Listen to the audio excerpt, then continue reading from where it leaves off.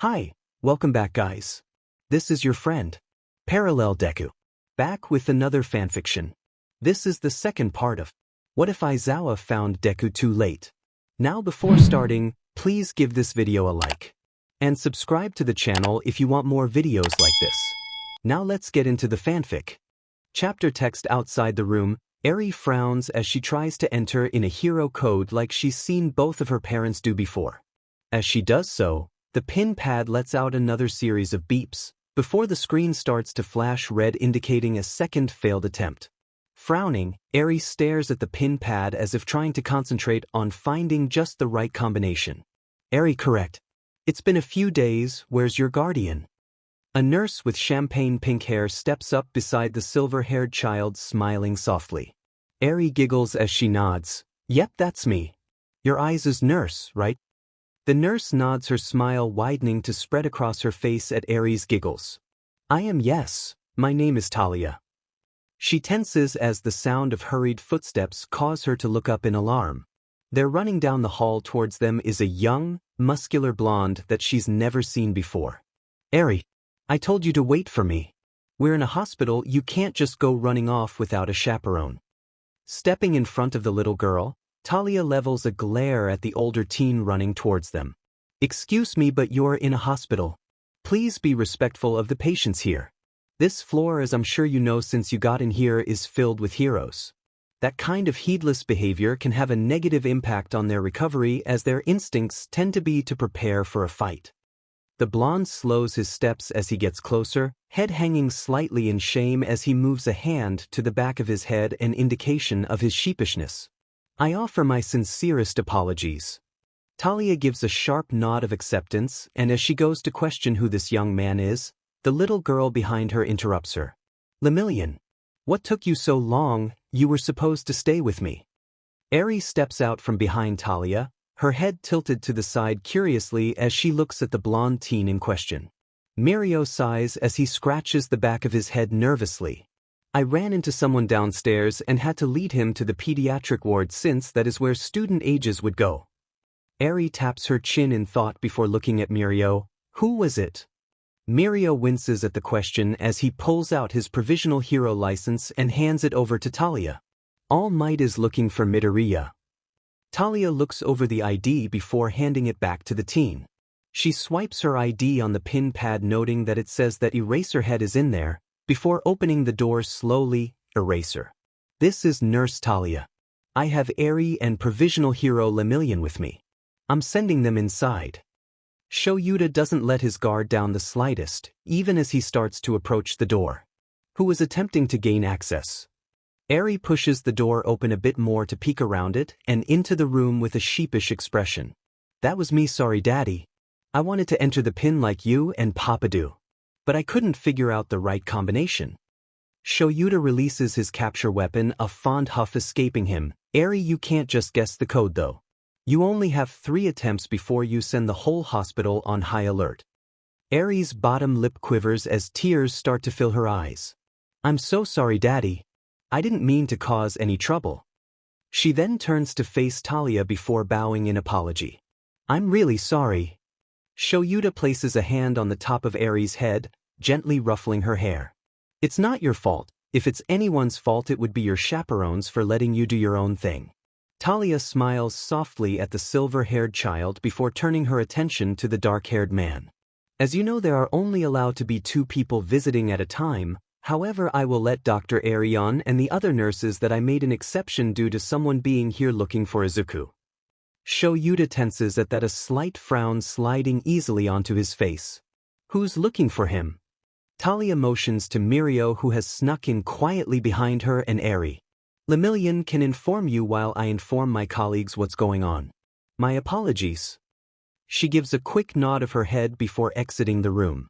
Shoyuta waits to hear the door lock engage before turning to Mirio. Explain.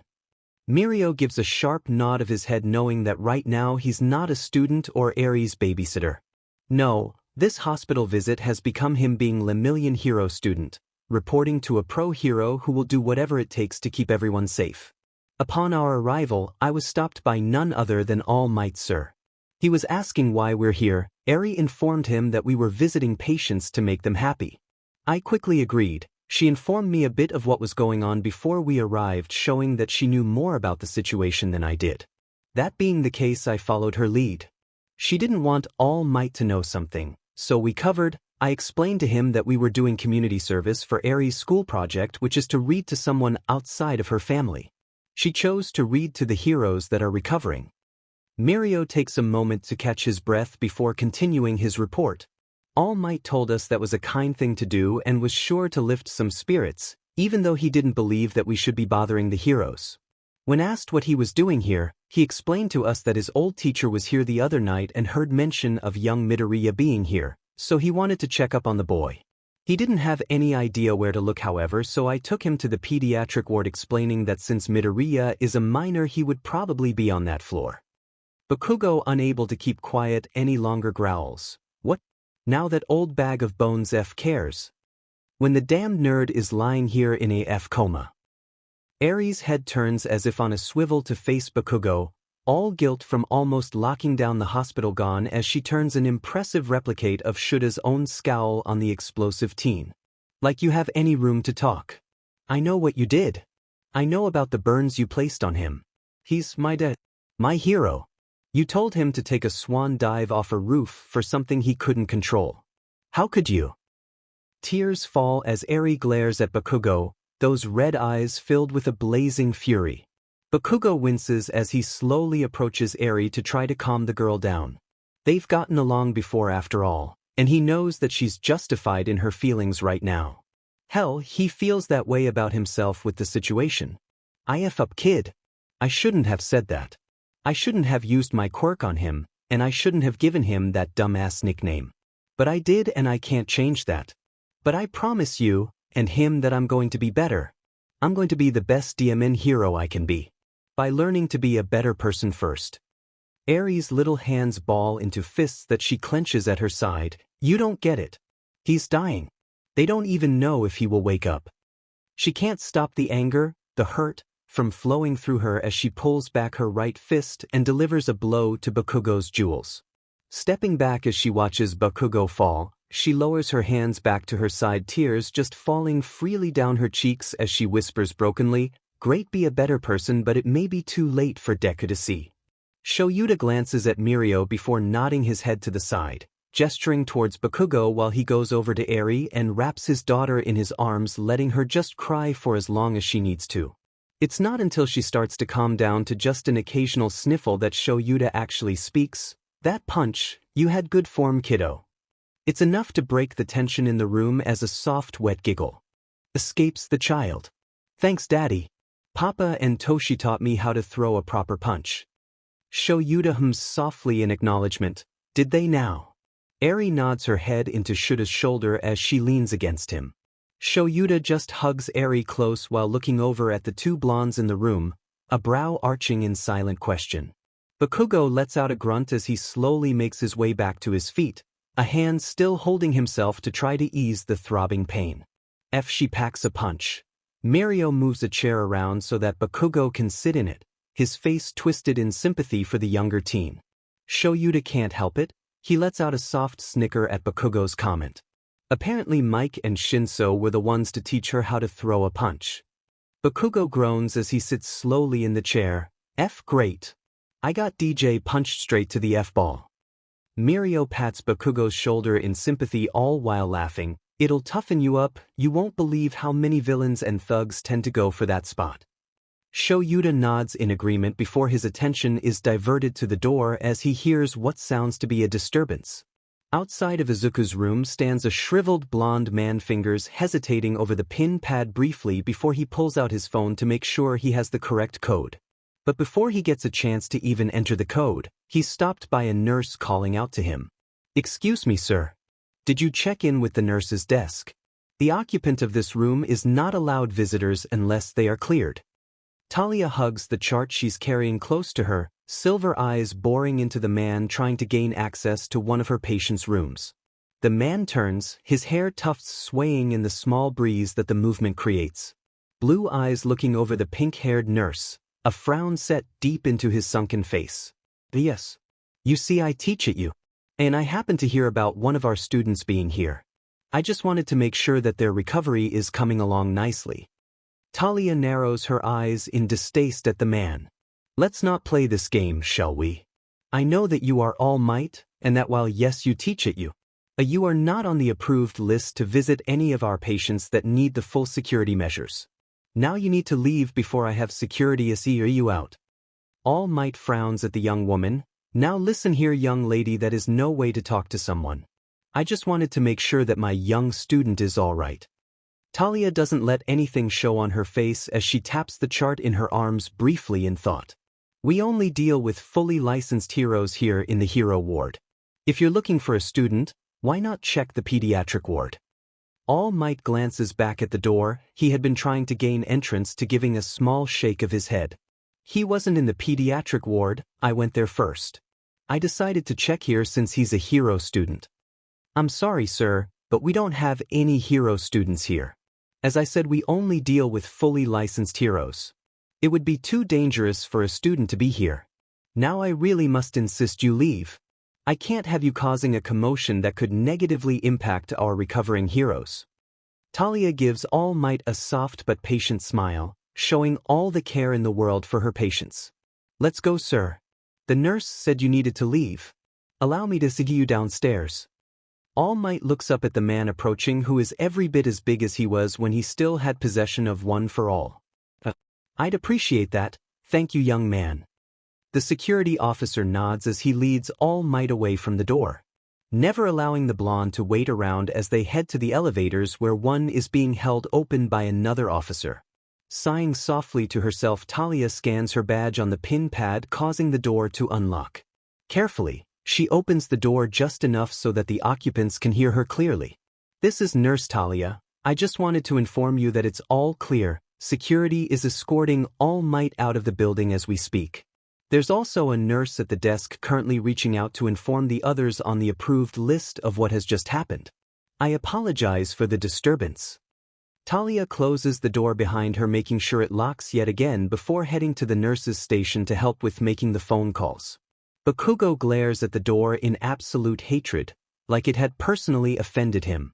How did he find out that this is where Midoria is? Shoyuta turns his attention to Mirio. You said All Might mentioned his old teacher, correct? Mirio nods. Yes, sir. Sir Knight I mentioned before that Gran Torino was All Might's teacher, if that helps. Shoyuta picks Aries up carefully and settles her on the bed beside Izuku before taking a step back to look at the other boys in the room. I'll have someone look into it. In the meantime, it looks like you're stuck here for a bit. So why don't you tell me what you know about the kid's quirk? Mirio's eyes widen as he looks towards the door, debating the odds of him managing to escape. Chapter text having finally stopped walking, Bakugo growls out in frustration upon seeing just where they are. Muzutafu General Hospital. What the hell? Shoyuta stares at his student for a moment before letting out a breath that he didn't even realize he had been holding. You asked where Midoriya was. This is where he is. Bakugo gives the building a scrutinizing look from top to bottom before turning his attention back to his teacher before rushing towards the entrance doors to the hospital. This better be some twisted F joke. If he was really here, the whole class would have visited. Raccoon eyes and round cheeks would have demanded it. Shoyuta follows behind the loud teen at a more resigned pace, knowing the kid can't get in without him anyways. It's illogical and rather insulting that you would think that I would participate in some kind of cruel joke that would result in someone being in the hospital. He doesn't stop to see the effect his words have on the boy, instead just walking into the entrance and heading directly to the elevators. Bakugo freezes just before they get to the elevators as the older man's words start to sink in. You're right. Shitty nerd is actually here. Where the F is he? Shoyuta barely manages to keep from rolling his eyes at his student's behavior. Watch your language. He continues, takes a few hurried steps towards the elevators as he sees one open from where they are. Stepping inside, he holds the doors open and levels Bakugo with an annoyed look. Get in the elevator, Bakugo. Hurrying to do as he's told, Bakugo runs the remaining distance so that he gets in the elevator before his teacher gets even more annoyed with him. The elevator ride itself is quiet, just the sound of the hospital elevator music floating around the small space. It's not until they exit the elevator that Bakugo realizes what floor they are on. He straightens his back as he walks down the hallway, briefly looking over at his teacher who is pulling out his hero license even as they approach the large double doors. After scanning his license, Shoyuta motions Bakugo through the now open doors before following through after him. Taking the time to listen for the clicks signaling the doors have shut and locked behind them. Nodding in slight satisfaction that they are in a secure location, Shoyuta turns to his student as he takes a deep breath. As you've seen, we are working on a case regarding Midoria, which means that his condition and his location are classified. So no running back and telling your classmates what you saw. Got it? Bakugo scowls at his teacher. I ain't no gossip. But yeah, I got it. He takes a moment to steel himself before slouching forward ever so slightly. What is his condition anyway? He wouldn't be here if it was some quirk mishap. Shoyuta waves his hand motioning Bakugo to follow him as he starts walking the all-too-familiar path to the room housing Izuku.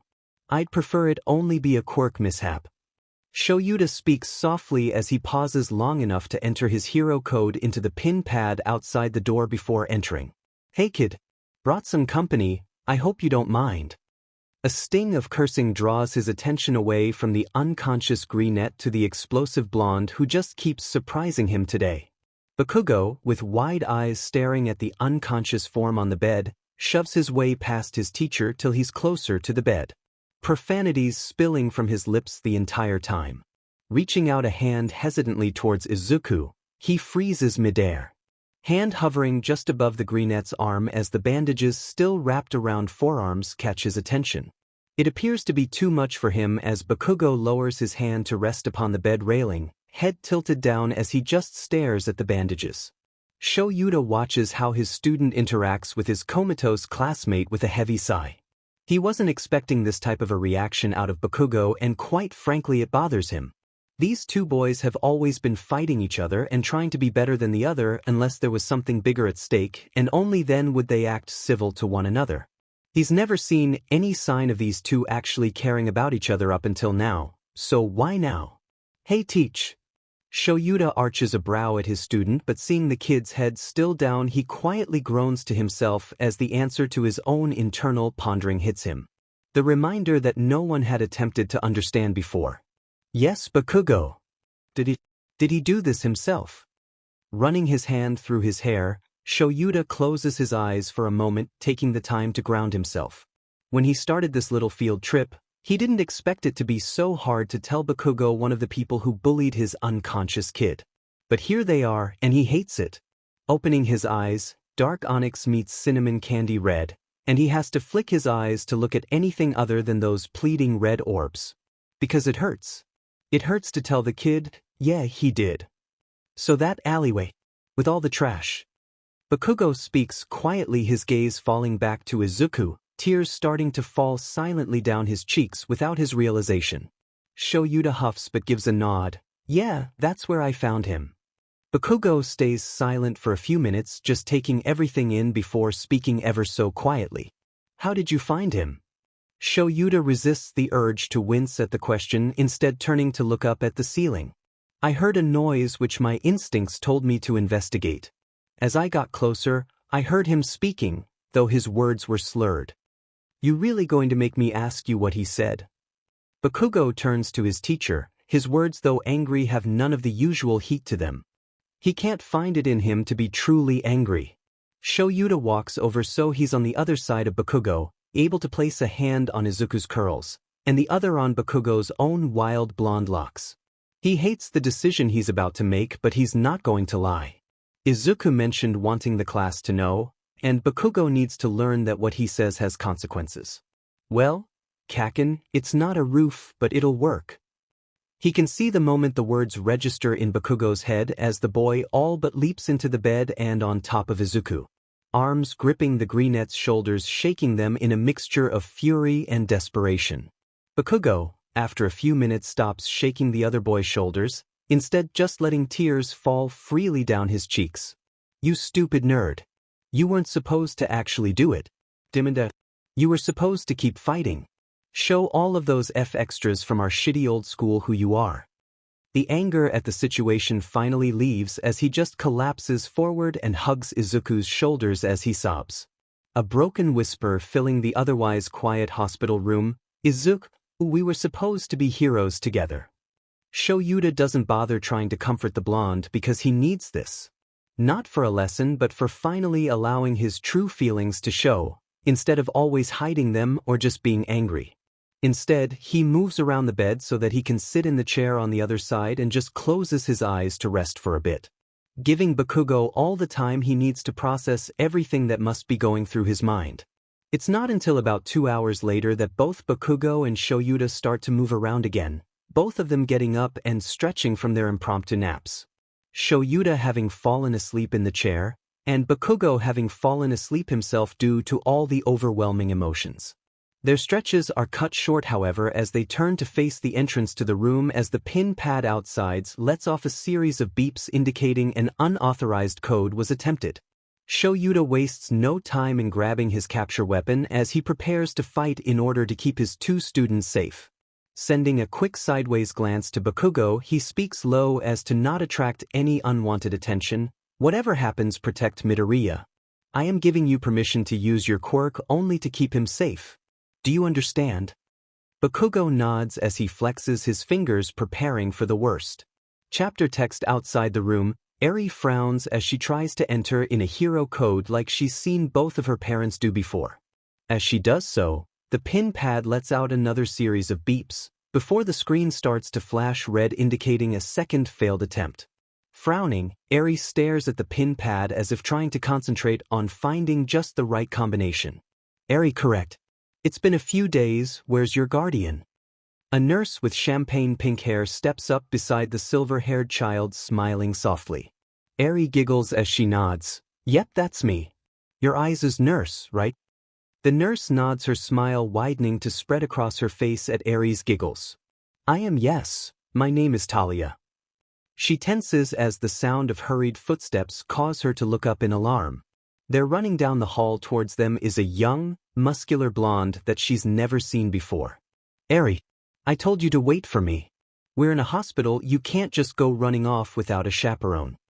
Stepping in front of the little girl, Talia levels a glare at the older teen running towards them. Excuse me, but you're in a hospital. Please be respectful of the patients here. This floor, as I'm sure you know since you got in here, is filled with heroes. That kind of heedless behavior can have a negative impact on their recovery as their instincts tend to be to prepare for a fight. The blonde slows his steps as he gets closer, head hanging slightly in shame as he moves a hand to the back of his head, an indication of his sheepishness. I offer my sincerest apologies. Talia gives a sharp nod of acceptance, and as she goes to question who this young man is, the little girl behind her interrupts her. Lemillion, what took you so long? You were supposed to stay with me. Aries steps out from behind Talia, her head tilted to the side curiously as she looks at the blonde teen in question. Mirio sighs as he scratches the back of his head nervously. I ran into someone downstairs and had to lead him to the pediatric ward since that is where student ages would go. Aries taps her chin in thought before looking at Mirio. Who was it? Mirio winces at the question as he pulls out his provisional hero license and hands it over to Talia. All Might is looking for Midoriya. Talia looks over the ID before handing it back to the teen. She swipes her ID on the pin pad, noting that it says that Eraserhead is in there, before opening the door slowly. Eraser. This is Nurse Talia. I have Aries and provisional hero Lemillion with me. I'm sending them inside. Shoyuta doesn't let his guard down the slightest, even as he starts to approach the door. Who is attempting to gain access? Aries pushes the door open a bit more to peek around it and into the room with a sheepish expression. That was me, sorry daddy. I wanted to enter the pin like you and Papa do. But I couldn't figure out the right combination. Shoyuta releases his capture weapon, a fond huff escaping him. Aries, you can't just guess the code though. You only have 3 attempts before you send the whole hospital on high alert. Aries' bottom lip quivers as tears start to fill her eyes. I'm so sorry, Daddy. I didn't mean to cause any trouble. She then turns to face Talia before bowing in apology. I'm really sorry. Shoyuta places a hand on the top of Aries' head, gently ruffling her hair. It's not your fault. If it's anyone's fault, it would be your chaperones for letting you do your own thing. Talia smiles softly at the silver-haired child before turning her attention to the dark-haired man. As you know, there are only allowed to be 2 people visiting at a time. However, I will let Dr. Arion and the other nurses that I made an exception due to someone being here looking for Izuku. Shoyuta tenses at that, a slight frown sliding easily onto his face. Who's looking for him? Talia motions to Mirio, who has snuck in quietly behind her, and Aries. Lemillion can inform you while I inform my colleagues what's going on. My apologies. She gives a quick nod of her head before exiting the room. Shoyuta waits to hear the door lock engage before turning to Mirio. Explain. Mirio gives a sharp nod of his head, knowing that right now he's not a student or Aries' babysitter. No, this hospital visit has become him being Lemillion hero student, reporting to a pro hero who will do whatever it takes to keep everyone safe. Upon our arrival, I was stopped by none other than All Might Sir. He was asking why we're here. Aries informed him that we were visiting patients to make them happy. I quickly agreed. She informed me a bit of what was going on before we arrived, showing that she knew more about the situation than I did. That being the case, I followed her lead. She didn't want All Might to know something, so we covered. I explained to him that we were doing community service for Aries' school project, which is to read to someone outside of her family. She chose to read to the heroes that are recovering. Mirio takes a moment to catch his breath before continuing his report. All Might told us that was a kind thing to do and was sure to lift some spirits, even though he didn't believe that we should be bothering the heroes. When asked what he was doing here, he explained to us that his old teacher was here the other night and heard mention of young Midoria being here, so he wanted to check up on the boy. He didn't have any idea where to look, however, so I took him to the pediatric ward, explaining that since Midoria is a minor, he would probably be on that floor. Bakugo, unable to keep quiet any longer, growls. What? Now that old bag of bones cares? When the damned nerd is lying here in a coma. Aries' head turns as if on a swivel to face Bakugo, all guilt from almost locking down the hospital gone, as she turns an impressive replicate of Shuda's own scowl on the explosive teen. Like you have any room to talk. I know what you did. I know about the burns you placed on him. He's my hero. You told him to take a swan dive off a roof for something he couldn't control. How could you? Tears fall as Aries glares at Bakugo, those red eyes filled with a blazing fury. Bakugo winces as he slowly approaches Aries to try to calm the girl down. They've gotten along before after all, and he knows that she's justified in her feelings right now. Hell, he feels that way about himself with the situation. I F up, kid. I shouldn't have said that. I shouldn't have used my quirk on him, and I shouldn't have given him that dumbass nickname. But I did, and I can't change that. But I promise you, and him, that I'm going to be better. I'm going to be the best DMN hero I can be. By learning to be a better person first. Aries' little hands ball into fists that she clenches at her side. You don't get it. He's dying.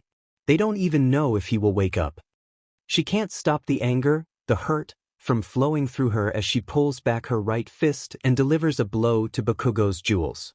Stepping back as she watches Bakugo fall, she lowers her hands back to her side, tears just falling freely down her cheeks as she whispers brokenly, "Great, be a better person, but it may be too late for Deku to see." Shoyuta glances at Mirio before nodding his head to the side, gesturing towards Bakugo while he goes over to Aries and wraps his daughter in his arms, letting her just cry for as long as she needs to. It's not until she starts to calm down to just an occasional sniffle that Shoyuta actually speaks. That punch, you had good form, kiddo. It's enough to break the tension in the room as a soft, wet giggle escapes the child. Thanks, Daddy. Papa and Toshi taught me how to throw a proper punch. Shoyuta hums softly in acknowledgement. Did they now? Aries nods her head into Shuda's shoulder as she leans against him. Shoyuta just hugs Aries close while looking over at the 2 blondes in the room, a brow arching in silent question. Bakugo lets out a grunt as he slowly makes his way back to his feet, a hand still holding himself to try to ease the throbbing pain. She packs a punch. Mirio moves a chair around so that Bakugo can sit in it, his face twisted in sympathy for the younger teen. Shoyuta can't help it. He lets out a soft snicker at Bakugo's comment. Apparently Mike and Shinso were the ones to teach her how to throw a punch. Bakugo groans as he sits slowly in the chair. F great. I got DJ punched straight to the F-ball. Mirio pats Bakugo's shoulder in sympathy all while laughing. It'll toughen you up, you won't believe how many villains and thugs tend to go for that spot. Shoyuta nods in agreement before his attention is diverted to the door as he hears what sounds to be a disturbance. Outside of Izuku's room stands a shriveled blonde man, fingers hesitating over the pin pad briefly before he pulls out his phone to make sure he has the correct code. But before he gets a chance to even enter the code, he's stopped by a nurse calling out to him. Excuse me, sir. Did you check in with the nurse's desk? The occupant of this room is not allowed visitors unless they are cleared. Talia hugs the chart she's carrying close to her, silver eyes boring into the man trying to gain access to one of her patient's rooms. The man turns, his hair tufts swaying in the small breeze that the movement creates. Blue eyes looking over the pink-haired nurse, a frown set deep into his sunken face. Yes. You see, I teach at you. And I happen to hear about one of our students being here. I just wanted to make sure that their recovery is coming along nicely. Talia narrows her eyes in distaste at the man. Let's not play this game, shall we? I know that you are All Might, and that while yes you teach at you are not on the approved list to visit any of our patients that need the full security measures. Now you need to leave before I have security escort you out. All Might frowns at the young woman. Now listen here, young lady, that is no way to talk to someone. I just wanted to make sure that my young student is all right. Talia doesn't let anything show on her face as she taps the chart in her arms briefly in thought. We only deal with fully licensed heroes here in the hero ward. If you're looking for a student, why not check the pediatric ward? All Might glances back at the door. He had been trying to gain entrance to giving a small shake of his head. He wasn't in the pediatric ward, I went there first. I decided to check here since he's a hero student. I'm sorry, sir, but we don't have any hero students here. As I said, we only deal with fully licensed heroes. It would be too dangerous for a student to be here. Now I really must insist you leave. I can't have you causing a commotion that could negatively impact our recovering heroes. Talia gives All Might a soft but patient smile, showing all the care in the world for her patients. Let's go, sir. The nurse said you needed to leave. Allow me to see you downstairs. All Might looks up at the man approaching, who is every bit as big as he was when he still had possession of One for All. I'd appreciate that, thank you, young man. The security officer nods as he leads All Might away from the door, never allowing the blonde to wait around as they head to the elevators where one is being held open by another officer. Sighing softly to herself, Talia scans her badge on the pin pad, causing the door to unlock. Carefully, she opens the door just enough so that the occupants can hear her clearly. This is Nurse Talia. I just wanted to inform you that it's all clear. Security is escorting All Might out of the building as we speak. There's also a nurse at the desk currently reaching out to inform the others on the approved list of what has just happened. I apologize for the disturbance. Talia closes the door behind her, making sure it locks yet again before heading to the nurse's station to help with making the phone calls. Bakugo glares at the door in absolute hatred, like it had personally offended him. How did he find out that this is where Midoria is? Shoyuta turns his attention to Mirio. You said All Might mentioned his old teacher, correct? Mirio nods. Yes, sir. Sir Knight I mentioned before that Gran Torino was All Might's teacher, if that helps. Shoyuta picks Aries up carefully and settles her on the bed beside Izuku before taking a step back to look at the other boys in the room. I'll have someone look into it. In the meantime, it looks like you're stuck here for a bit. So why don't you tell me what you know about the kid's quirk? Mirio's eyes widen as he looks towards the door, debating the odds of him managing to escape. Chapter text. Realizing the likelihood is very slim, Mirio takes a seat in the other chair. Sir wanted me to be the next successor of the quirk. Had taken me under his wing to help me with my quirk, but also to help me prepare to inherit the power of All Might. I didn't know that at first. I just knew that Sir was interested in me and was helping me train my quirk. It wasn't until close to second year of when we were supposed to have a meeting with All Might that he told me about this amazing quirk that could be passed down, and that he wanted me to be the successor of that power. Mirio leans forward, placing his head in his hands as the memories wash over him. All Might never made that meeting though. Sir was so upset. But I was so relieved. My quirk was already hard enough to control. I didn't want to have this other quirk to try to train along with it. Shoyuta holds up a hand to interrupt, his brows narrowing in suspicion. Do you know why he didn't show? Mirio gives a small nod of his head. Sir said that All Might found another person who he believed could be the next holder of One for All. He glances over at the unconscious teen with a sigh. That's the day he met Midoriya, isn't it? Closing his eyes for a moment, Shoyuta nods faintly. It appears that way, yes. Anything else you can tell me? Sir told me about All for One, some supervillain who has been after the quirk for centuries.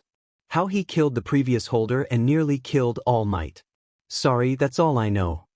Mirio takes a moment to fully take in the other occupants' forms. The guilt clinging to Bakugo, who sits with his hands clenched, the stress and exhaustion that's hanging off of Aizawa more than usual, and Aries, who even having fallen asleep curled up with Midoriya, shows all the signs of someone who's heartbroken, evident by the tears falling down her cheeks even in her sleep. Turning his attention back to the oldest in the room, he lowers his voice. Can I ask what all this is about? Aries only told me about Midoriya being hurt, but it looks like he did this to himself. But that doesn't explain Aries' outburst, nor does it explain why All Might can't know. As the predecessor to the quirk, if Midoriya did try to commit. Mirio frowns as his words get stuck in his throat. It takes him a few minutes to gather himself again before he tries to finish what he was saying. If he did try to commit suicide, then All Might has every right to know about that. Bakugo sneers over at the other blonde. Yeah, like that because you would even care. Just like you probably don't, you're only worried about the quirk, aren't you? You don't care about the Midoriya. Bakugo, that's enough. Shoyuta glares at the blonde teens, trying to hold in his exasperation at the fact that again he is having to deal with loud blondes. Mirio looks at Bakugo, his smile tight, but he knows better than to call the other teen out for what he heard during Aries' outburst. I do care about Midoriya. He's a good kid and he'll make a great hero. He already is because he saved Aries.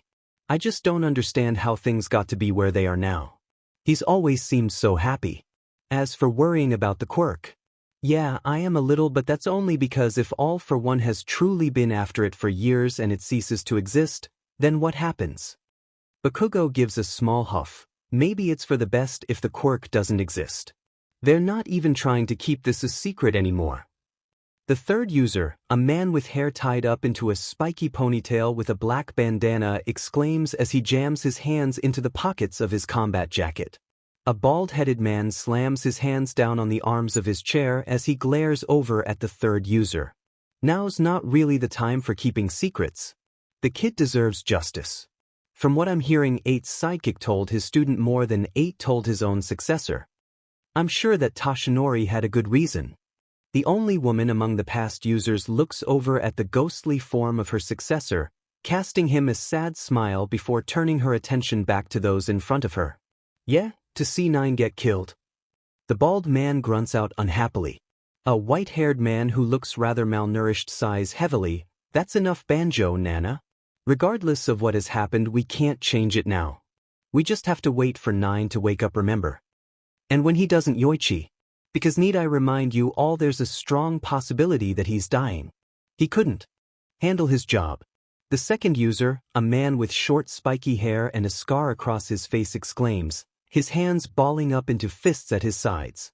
The fourth user, Hikage, runs a hand down the crack on the left side of his face, his hand coming to rest near his lower lip as he gets lost in thought for a moment.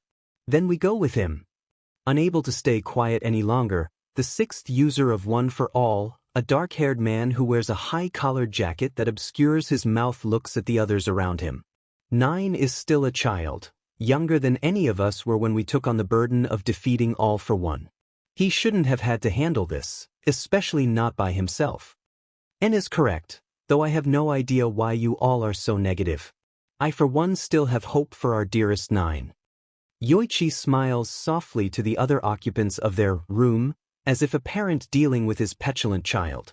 A knocking on the door draws the attention of the occupants that are currently awake. Shoyuta gives a faint nod of greeting to the doctor as he walks into the room.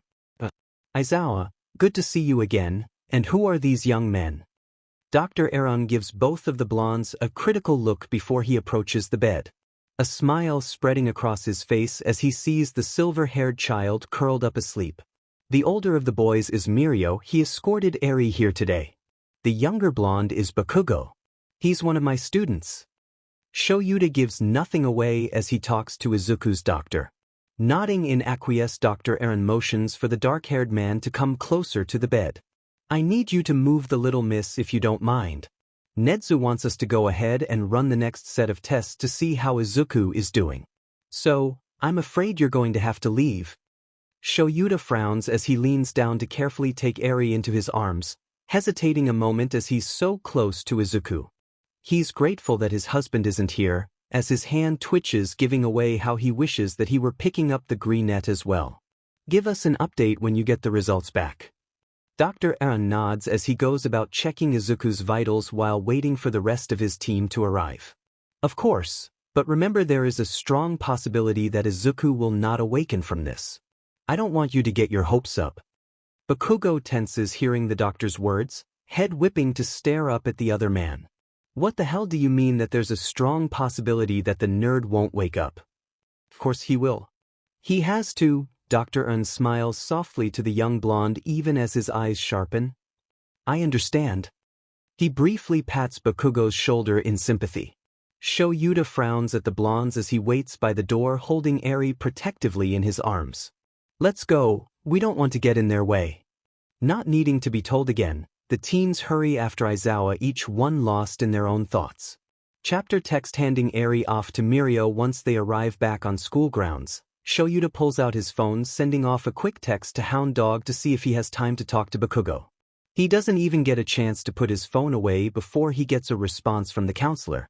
An automated response that gets sent in reply to any text the man receives when he's busy talking to someone. Nodding to himself, Shoyuta puts his phone away, knowing that once the other man is free, he'll find him.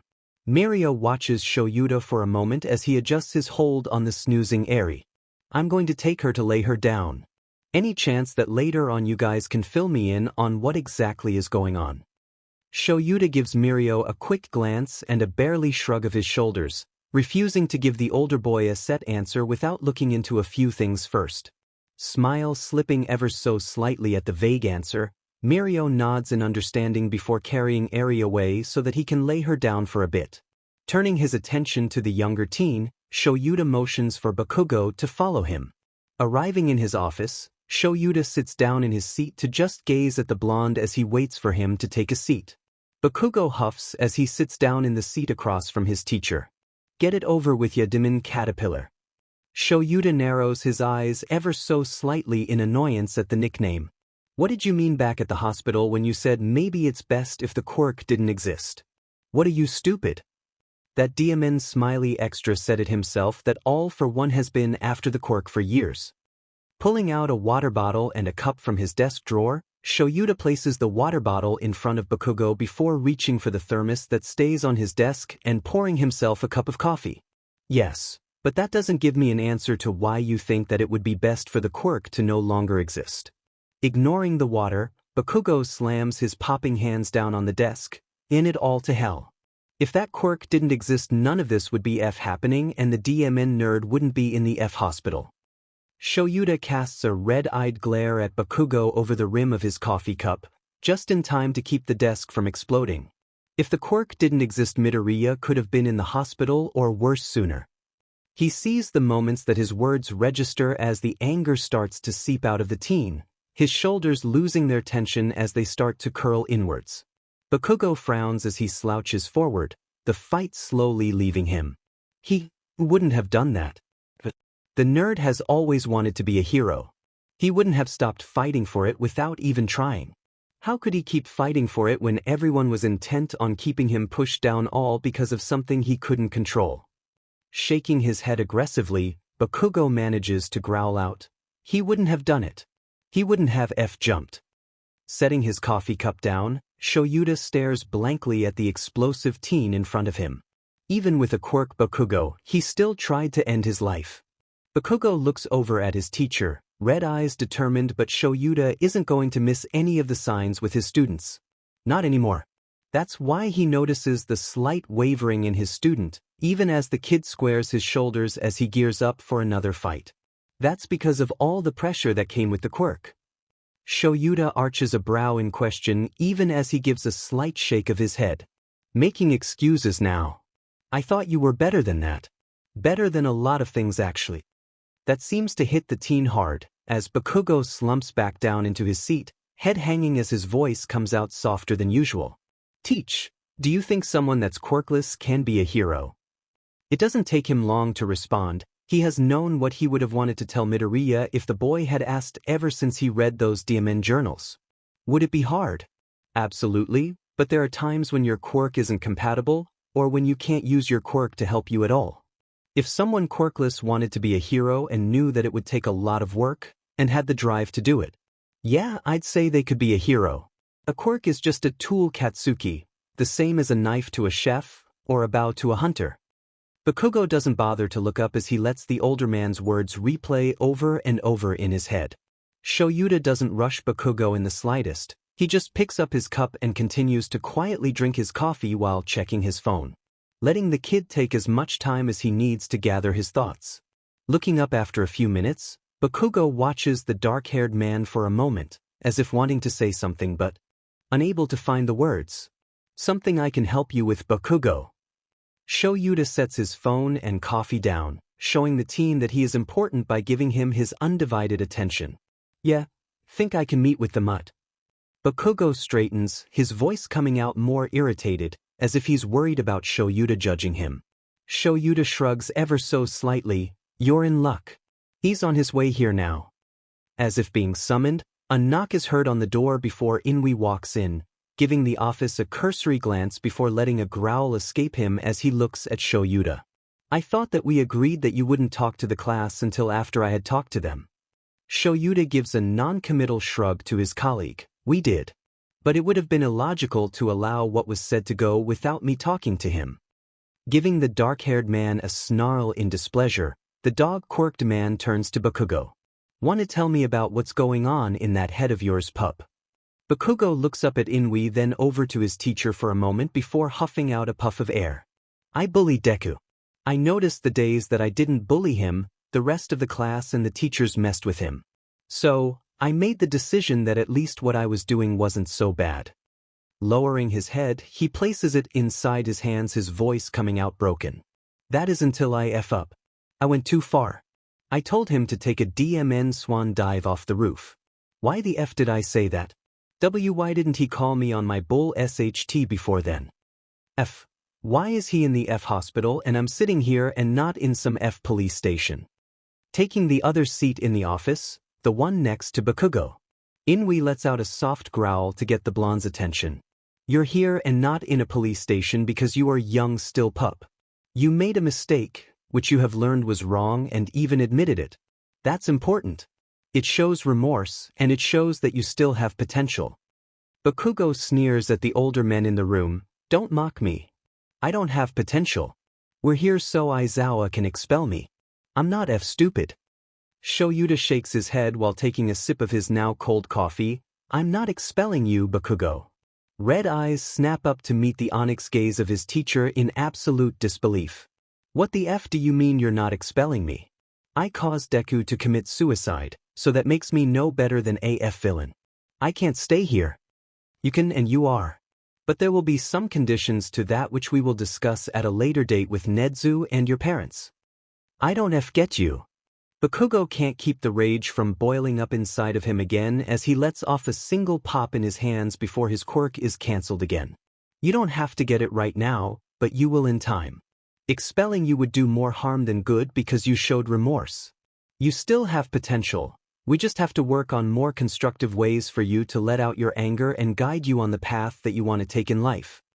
Inui pushes himself up out of his seat and looks over at the explosive teen with a sharp grin. Let's go, pup. You and I are going to go hash this stuff out, or at least make a schedule so that we can. Sound good?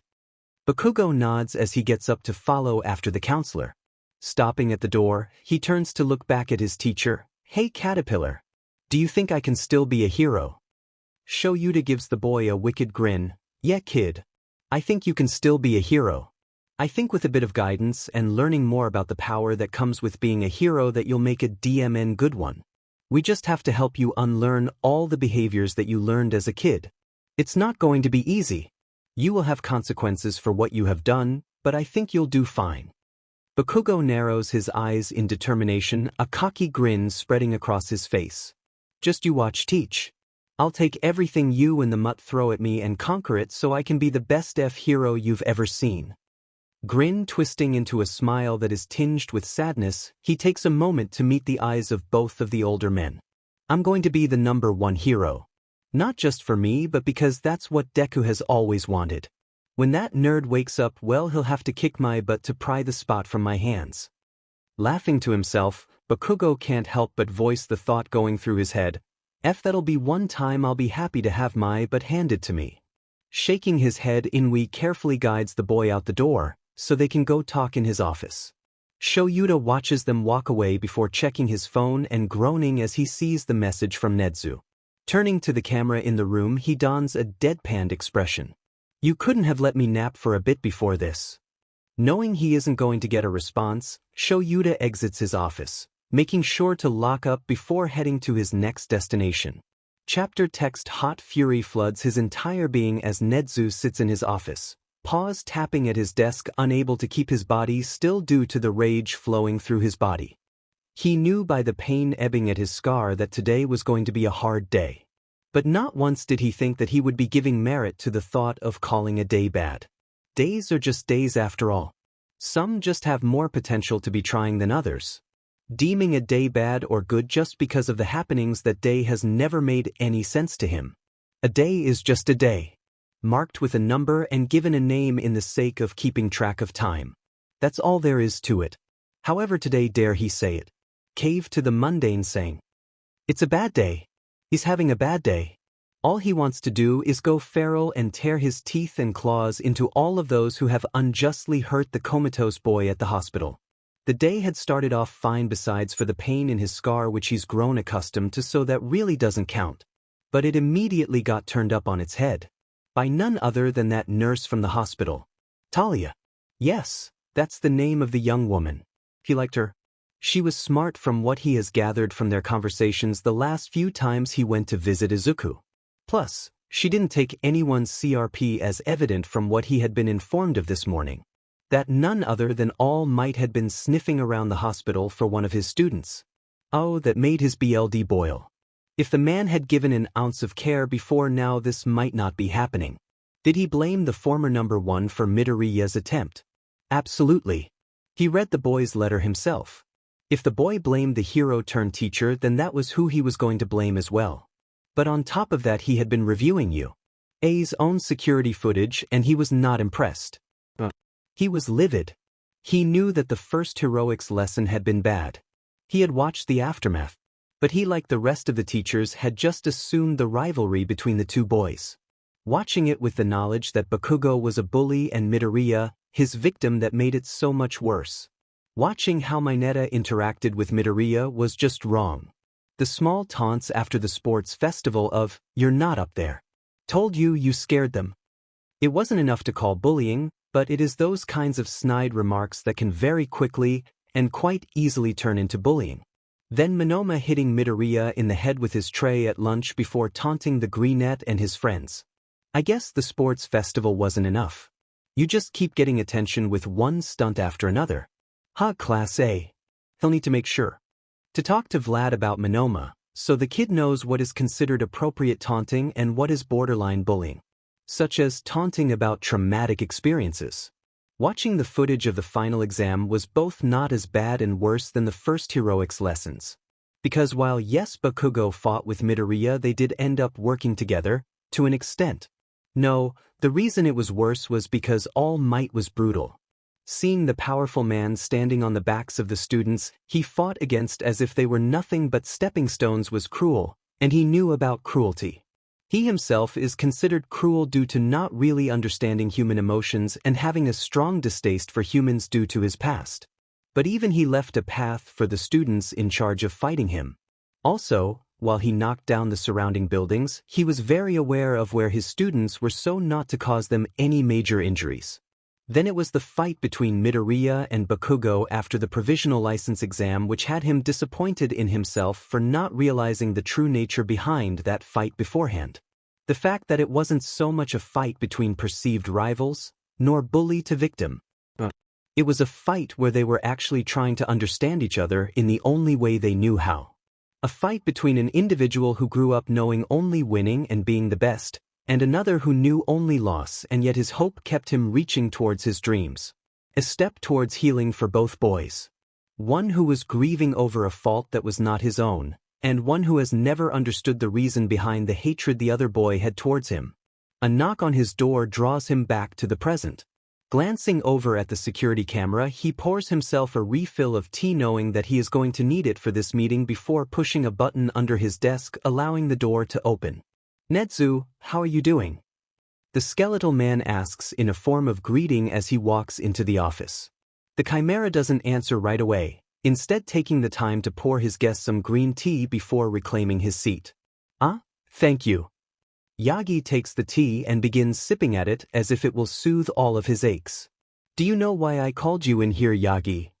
Setting his tea down, Yagi clasps his hands together while his relaxed look becomes more pensive.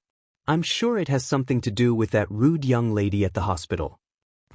I think she's quite lovely. Very dedicated to her work and her patients." Nedu takes a sip of his drink, just watching the man in front of him. "Yes, well, you have been fortunate enough not to meet her. I assure you, old friend, she's rude. I have in fact met with young nurse Talia. I've also had the pleasure of seeing her interact with some of the injured heroes that she tends to. I've even offered her a job here as a nurse." Nedu grins as he watches the emotions flash across Yagi's countenance. Shock, confusion, horror, and even anger. "What about Recovery Girl? Chio has been our nurse for ages. Surely she's more qualified than this other nurse." "You're right, Recovery Girl has been our nurse for ages, and due to the increase of injuries that she has to deal with both here and when other hospitals call her in, it's only fitting that you have more than just her. The burden of doing so much on her own has caused her to neglect one of our students, and I'm not happy about that. Which is why I chose Nurse Talia to work here. I believe that Nurse Talia has the comforting hand that the students need, while also being firm enough that if anyone, Recovery Girl, you, or even myself, threatens the well-being of her patient, that she won't hesitate to put her foot down." Taking a quick sip of his tea, Nedu continues, not bothering to give the blonde a chance to talk. "But yes, you are at least partially correct on the reasoning you're here. It is indeed because Nurse Talia called. However, that was a development from this morning. I had already planned to call you in to discuss your absence at the last staff meeting." Yagi coughs, and immediately pulls out a handkerchief to clean his mouth with. "Oh, that. I had appearances to make. Even though I'm not an active hero, I am still the symbol of peace. I chose to do what was more important. Those staff meetings are part of your job as a teacher." "Yes, but we both know the only reason I became a teacher was to find a successor, which I did." Yagi shrugs as if it's no big deal. Gripping his teacup with his paws, Nedu levels a disappointed gaze upon the symbol of peace. "In that case, you'll have no problem signing these papers." Setting his cup down gently, Nedu slides over some papers and a pen. Signing his name on the papers where an X indicates for him to sign, Yagi looks up briefly. "What are these?" Nedu shakes his head at the idiocy of the man, signing papers before even knowing what they are. "Resignation papers. Effective immediately. You, Toshinori Yagi, All Might, are no longer employed by you. And honestly, you're very lucky that's all that is happening, and you are not arrested." Sputtering BLD, Yagi stands up in outrage. "Arrested? For choosing what remains of my hero work over teaching? No. Choosing your hero work over your students is why you're fired. Everyone else on staff knows that their hero work, while important, cannot impede with their teaching. The students don't deserve that. They deserve having dedicated teachers who will help them grow." Nedu stands up in his chair, the fury burning in his veins so close to boiling over. "The reason for being arrested is because you told a quirkless child to be realistic, then proceeded to leave him on the top of the roof. He enjoys watching as the man's face turns almost as white as his fur, enjoys the haunted look that passes across his face, and he knows that his current line of thinking isn't suited to being a hero, but he can't bring himself to care. Because all he can think about is everyone who has hurt the sunshine boy of one. Yagi looks at the ground, his voice barely above a whisper, "How'd you find out?"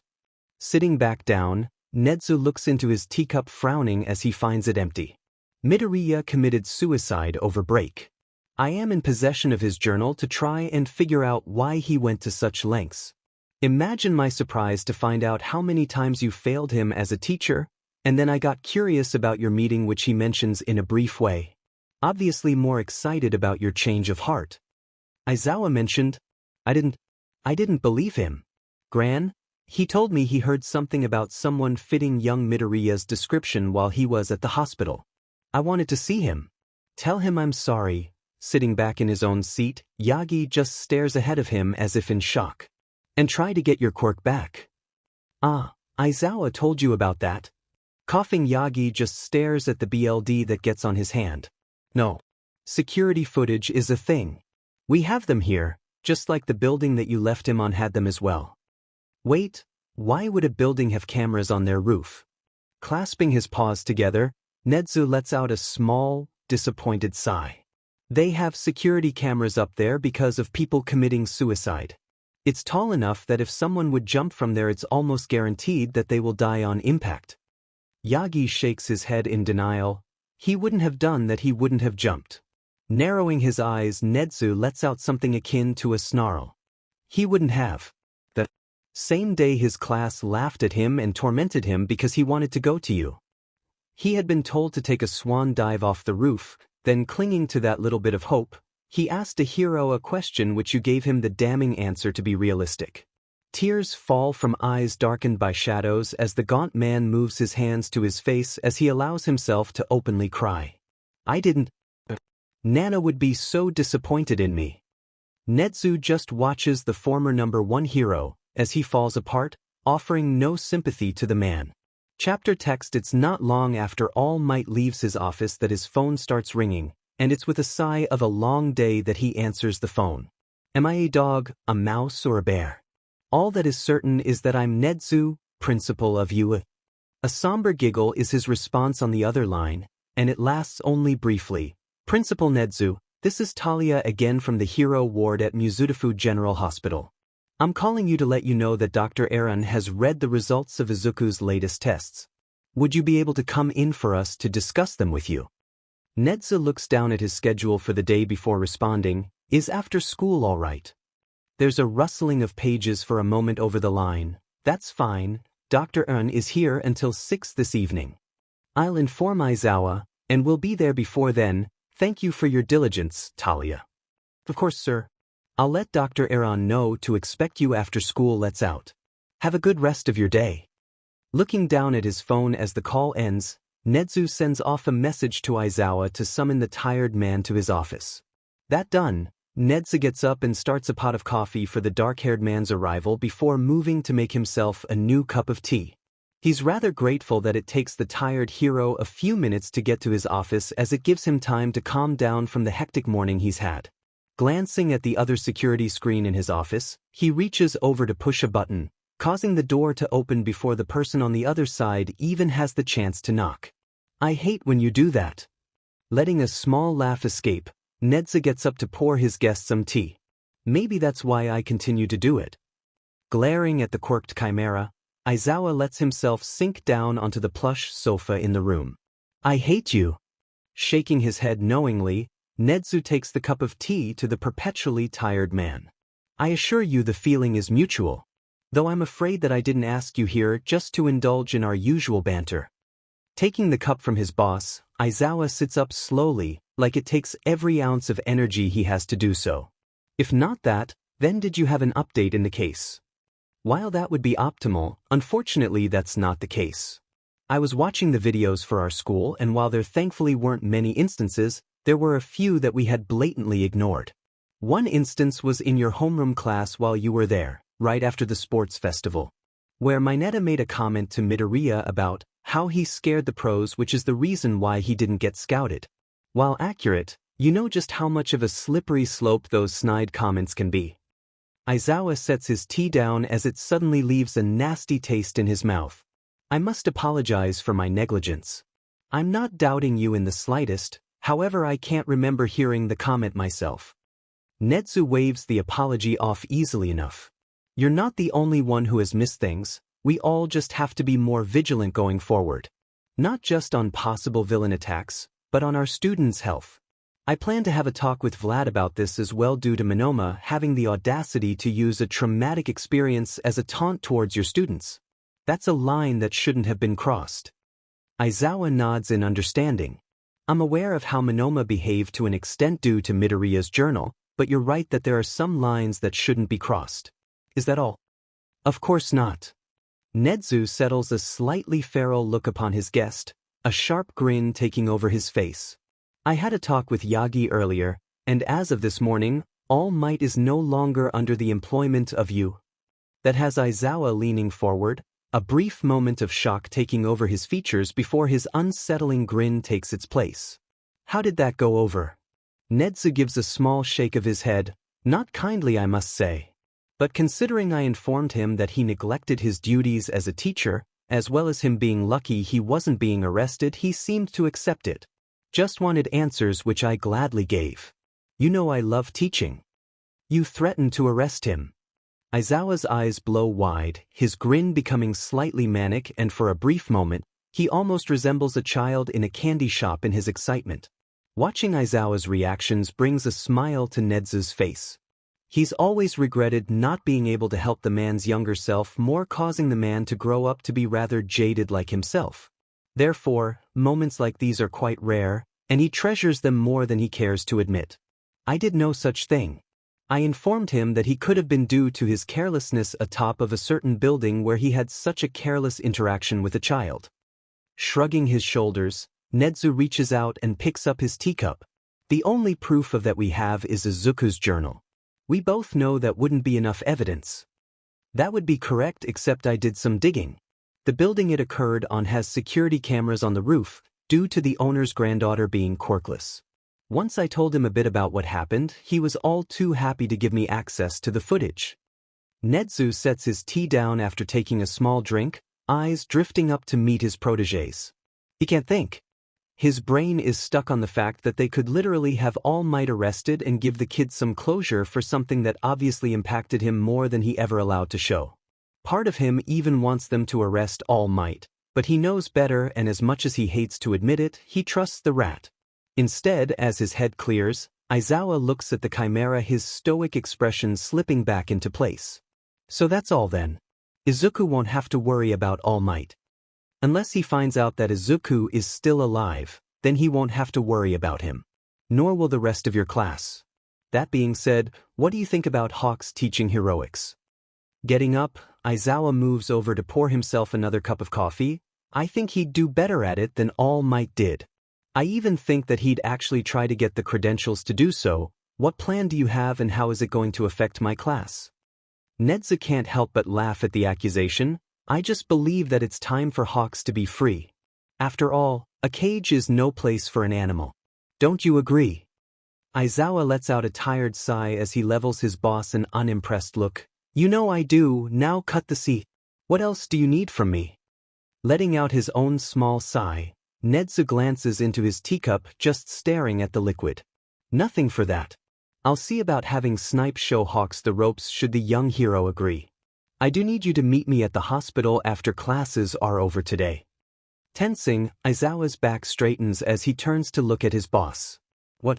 Is Izuku all right? Nedu gives the dark-haired man an appraising look, taking in the tension and the worry that seeps into those dark onyx eyes before turning away to glance at the clock. His nurse, Talia, called right before I messaged you earlier. They have the latest results for Izuku's tests. Nodding in understanding, Aizawa leans his back against the counter. That's fine. I was planning on taking Yaoyorozu and Todoroki there anyway. Would you rather I wait? Giving a small nod of affirmation, Nedu finishes off his cup of tea. Let's wait till we hear what the doctor has to say, shall we? Cliffhanger here. That evening in Izuku's room finds Nezu in the company of not only Aizawa but Mike as well, and really he should have expected that. Yamada, glad you could join us. He receives a rather lackluster finger gun from the excitable man, which he doesn't bother taking offense to. There's no reason to, not when they are here for the same reason, to check on a student. A student that they and society all failed. Sorry for not informing you ahead of time. Aizawa answers groggily, a telltale sign that he must have napped on the way over here. Not to worry. I really should have expected as much, but it's been a rather bad day. The words leave a horrible taste in his mouth, admitting out loud and not just in his head like earlier. Yamada glances from the chimera to his husband, eyes wide in slight panic as he leans closer to the tired man. What do we do? I don't know how to react. Should I inform the hospital to go on lockdown? Nezu said, bad day. He always tells us a day is just a day. It's just what we make of it. What do we do?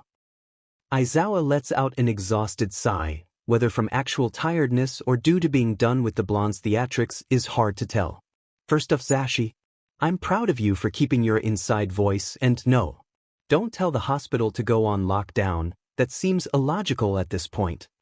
Nezu lets a grin spread across his face at the scene. He does enjoy causing people, even those that he works with and considers friends, to panic.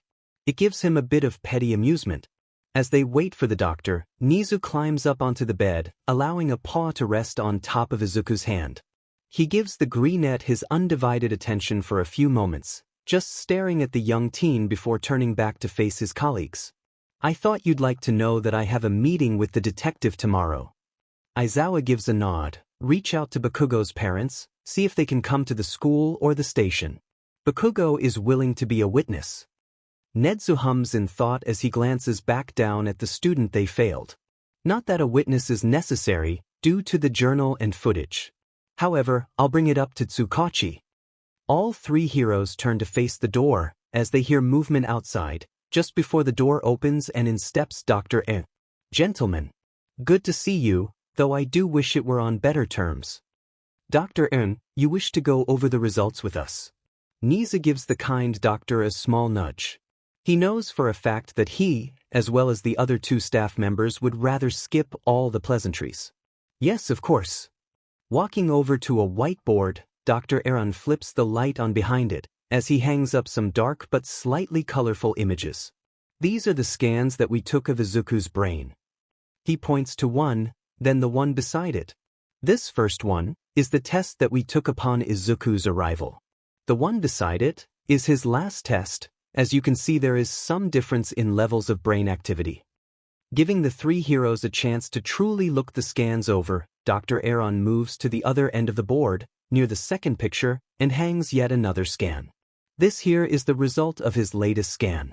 As you can see from the first one to this one, there is a vast amount of difference in the coloring. Aizawa looks like he's been hit by a bus as he sees the images, sees the decline. He knows what is coming next and he hates it. Hizashi wraps his arms around his husband in a comforting embrace. All the while, tears start to build up in his eyes. He's not stupid. He knows what those images mean, and it's already breaking his heart.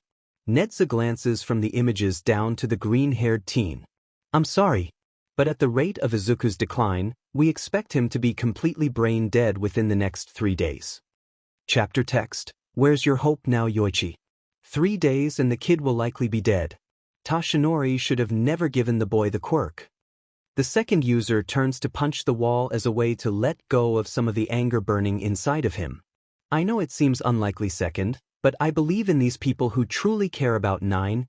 Yoichi carefully places his hand on his successor's shoulder, trying to calm the other man.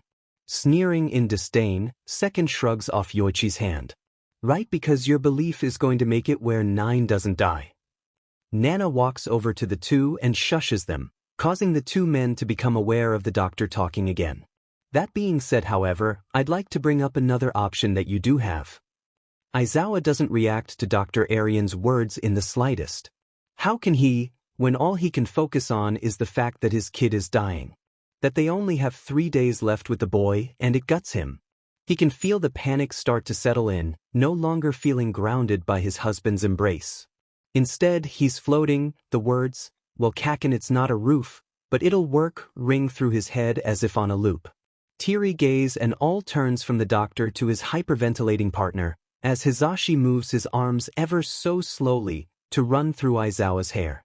A faint smile tugs at his lips after a moment, as the dark-haired man starts to breathe a bit easier. You're doing great, Panther. How did we get Dirtbag? It takes a moment to get a response, but soon, a voice just above a whisper breaks the quiet of the room. You carried him into the apartment in your takeout bag. Hizashi's smile widens as he gives a small nod of approval. Why was he in there? The answer comes faster this time. He ate some of my sashimi. Glancing down at his husband, Hizashi hums for a moment. What else did he eat? A small grin slides across Aizawa's face as he leans up to look at his loud blonde. He ate all of your fried chicken. Hizashi leans down to place a small kiss on the dark-haired man's nose. Good job, Panther. Want to talk about it? He knows the answer even before the underground hero shakes his head in the negative, so instead he turns his attention to the doctor. What kind of option? Dr. Eren gives Aizawa a calculating look, clearly making sure the other man is truly all right before turning his attention back to Izuku's file. The option is the use of a quirk that we have access to. What's the quirk? Aizawa narrows his eyes suspiciously at the doctor. More importantly, why were we not informed of it before now? Dr. Eren just smiles at the annoyance that the other man has. The reason it was not offered as an option before now is because certain criteria has to be met for the quirk to be compatible for activation. Nedu hums softly as he gets down off of Izuku's bed. I'm quite curious what kind of quirk is involved that can help here. The only one I can think of is currently unstable and none of your staff, yourself included, has your quirks listed in your personnel files. Hizashi mouths unstable to himself before dropping his head on top of wavy black hair. Because of course his little girl could help, and in the chaos of everything they hadn't even thought about it. Nedu is correct. While the quirk could help, it would have been illogical to mention it to its user. She has been practicing on plants, but even that isn't reliable yet. Dr. Eren nods in complete understanding. Understandable. Telling someone who has the power to help but isn't ready to utilize the power that way would do more harm than good. That being said, let me get Nurse Talia and she can explain her quirk so that we can decide where to go from here. He waits for a few to see if they have any other questions before leaving the room. When there are none immediately brought up, Yoichi glances over at his successor, a single white brow raised as if daring the man to have another outburst. Banjo lets out a loud and boisterous laugh as he smacks second on the back. You should know not to challenge Yoichi. The second user spins around to face Banjo, aiming to punch the fifth holder of One for All, only for the other man to dodge his attempt and immediately begin bouncing on his toes, clearly itching for a fight of his own. N watches the other men with an exasperated look before turning to look at the ones who came before him. The doctor said that he was fetching the nurse. Settle down before he gets back. Aizawa takes the chance to get up out of Hizashi's embrace, moving so he can sit in the chair next to the greenette's bed. Reaching out a hand, he carefully takes the teen's hand into his own, noting just how different they are. Not just in size but also all of the scars covering the kids. Hizashi doesn't even try to keep his husband in his arms, he just watches the other man with a sad expression. Nisa gives the two men a few moments to themselves as he pulls out his phone, sending an email to Tsukachi to give him an update as well as see if he wanted to reach out to the Bakugo family. He just gets the email completed and sent off before the door to the room opens again. Walking into the room, Talia takes in the expressions everyone has on their face, a sad smile tugging at her lips. Nizu, Aizawa, Yamada, I'm not going to bother with pleasantries if that's all right with you gentlemen. Dr. Eren told me that you all would like more information on my quirk. Yes, that's correct. He didn't give us much information, not even telling us what it is. Hizashi gives the young woman a small smile. It's all he can manage when his heart is hurting the way it is. Nodding in understanding, Talia moves further into the room after double-checking the door is secure. My quirk is called Second Chance.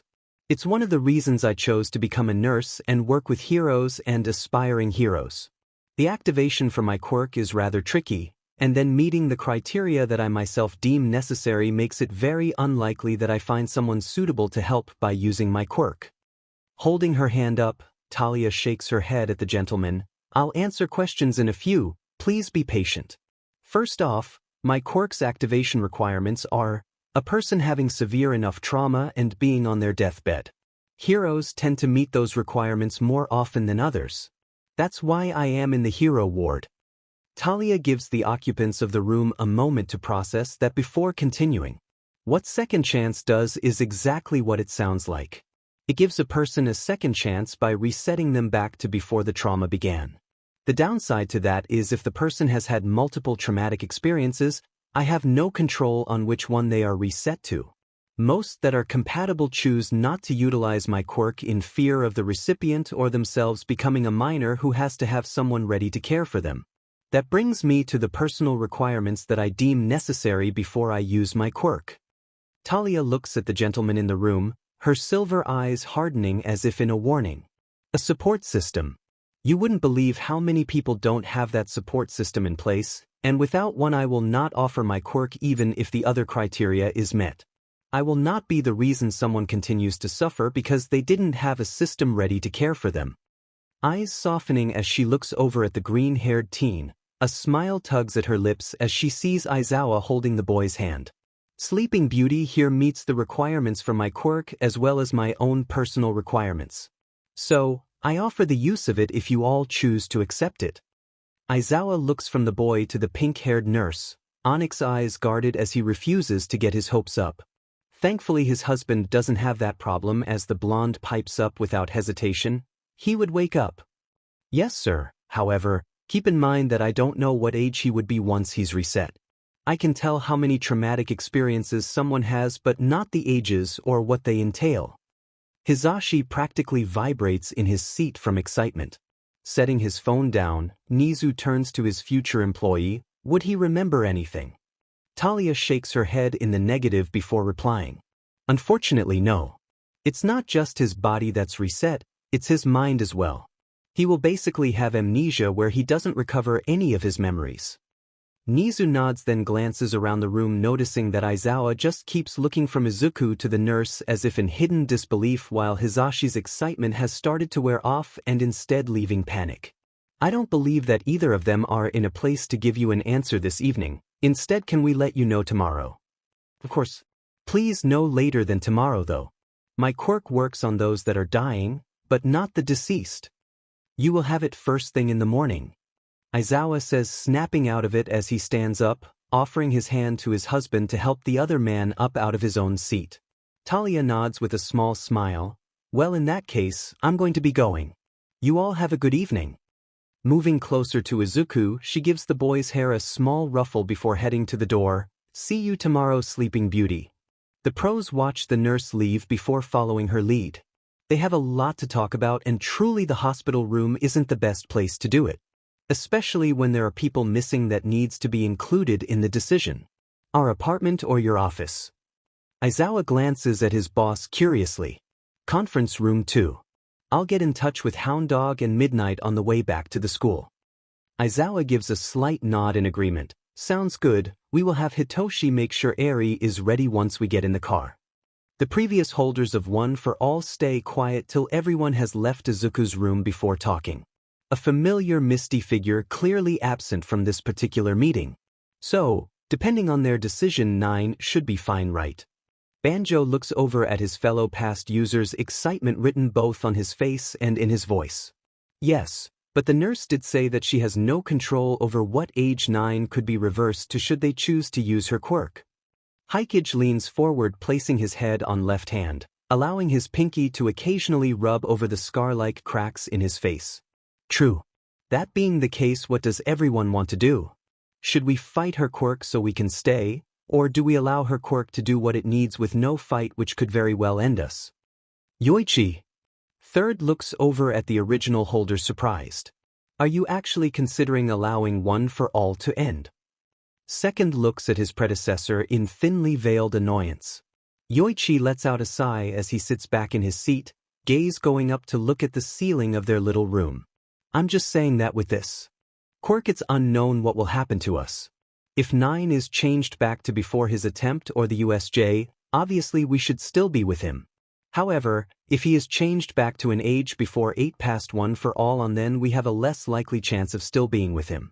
Therefore, I'm asking for votes. Do we fight to stay if it comes down to that or not? I for one am tired of fighting.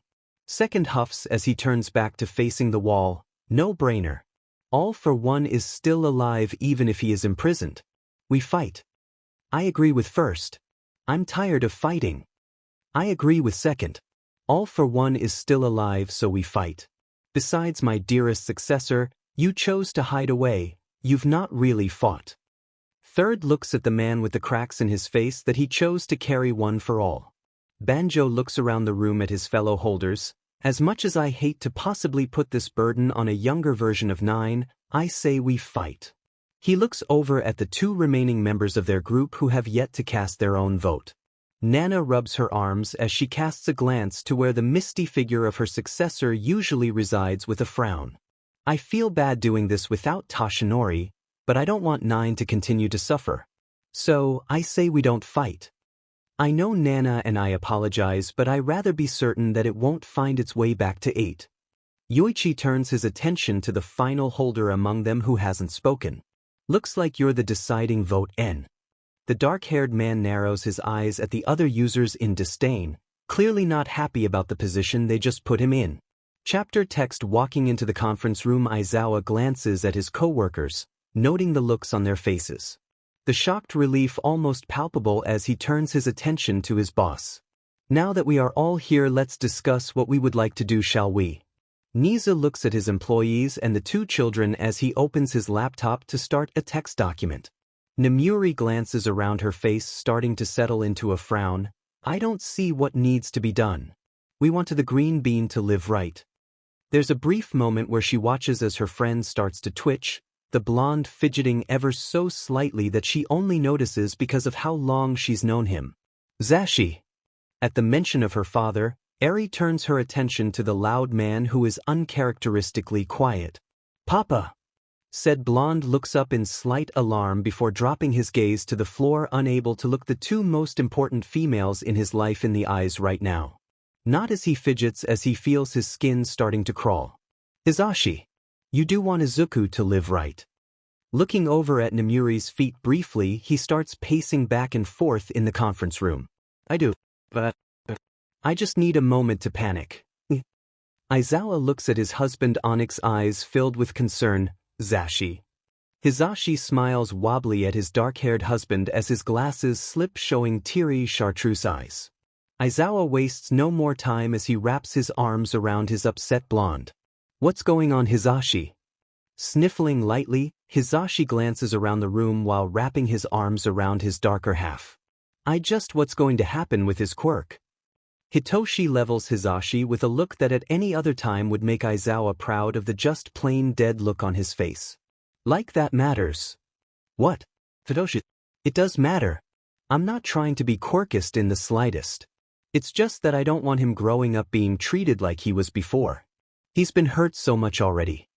Hitoshi rolls his eyes at his blonde father figure. He wouldn't be. We wouldn't let him be. Inui watches the other occupants of the room for a few moments before giving an understanding nod. I think that's a better place to start. What is everyone feeling right now with what we know so far? I'll start. The hunting dog hero stands from his seat as if planning to present a presentation, but instead just says, with what we know of Nurse Talia's quirk, realistically I would like Izuku to be alive and preferably with his quirk, simply because no matter how much work we do to change things, a quirkless child would still have a hard go at it. Understanding what the Inui is doing, Nizu gives the other man an appreciative nod of his head. I personally hope that Izuku wakes up as a middle school student. I don't care if he has a quirk or not. From what I've had the pleasure of seeing from his past work and his analysis notebooks, he's got a raw talent that I would love to nurture. Namuri watches her boss for a moment before giving a small sigh. I just want the green bean alive. Regardless of his age or quirk status. He deserves a chance to have a happy life. Hitoshi debates saying anything at all, but another look over at his pops shows that he needs this, and that's honestly enough to have him awkwardly clearing his throat. I don't want him to be de-aged. I want him to be back as just before the holidays, that way, he can't help but fiddle with the back of his neck as his nerves start to get to him. I can see if he'd still like to be friends. Aries turns wide apple-red eyes up at her brother, clearly surprised before her gaze hardens ever so slightly. The spark of determination filling them as her cheeks puff out for a moment as she gathers her thoughts. I want a little brother. Toshi is a great big brother, but I want a little brother too. Knowing that dash, she smiles brightly at the change in name that feels just right for her hero. Knowing Izuku went through so much, how he protected me because I was little, I want to do that for him. Toshi takes care of me when Daddy and Pop are busy, so I could take care of little Izuku like a big sister. Hisashi looks at his kids, a proud smile on his face even as his voice comes out ever so slightly wobbly. You all wouldn't care if he ends up quirkless. He's only mildly surprised at the varying head shakes he gets in the negative. Turning his attention to the dark-haired man still embracing him, he gives a soft hum of curiosity. Barely managing to keep from rolling his eyes, Aizawa gives his husband a soft glare. I just want him alive, Hisashi. Everything else, age, quirk, whatever. It's just details that can be worked around and adjusted to. A quirk is just a tool, you know that, Zashi. Hisashi nods before leaving his husband's arms as he lets out a breath he didn't realize he was holding. Yeah, you're right. Sorry about that, everyone. I just needed a moment to panic. Think about it this way, Yamada. Instead of worrying about all of the what-ifs that could happen, try only thinking about what can be helped. We can't control if Izuku gets de-aged or loses his quirk. What we can control is if Izuku gets another chance at living or not. Inui gives his blonde co-worker a once-over, double-checking that the man is actually doing better before turning his attention back to the front of the conference room. Hisashi flashes a bright smile at that thought. Then it's really no decision, is it?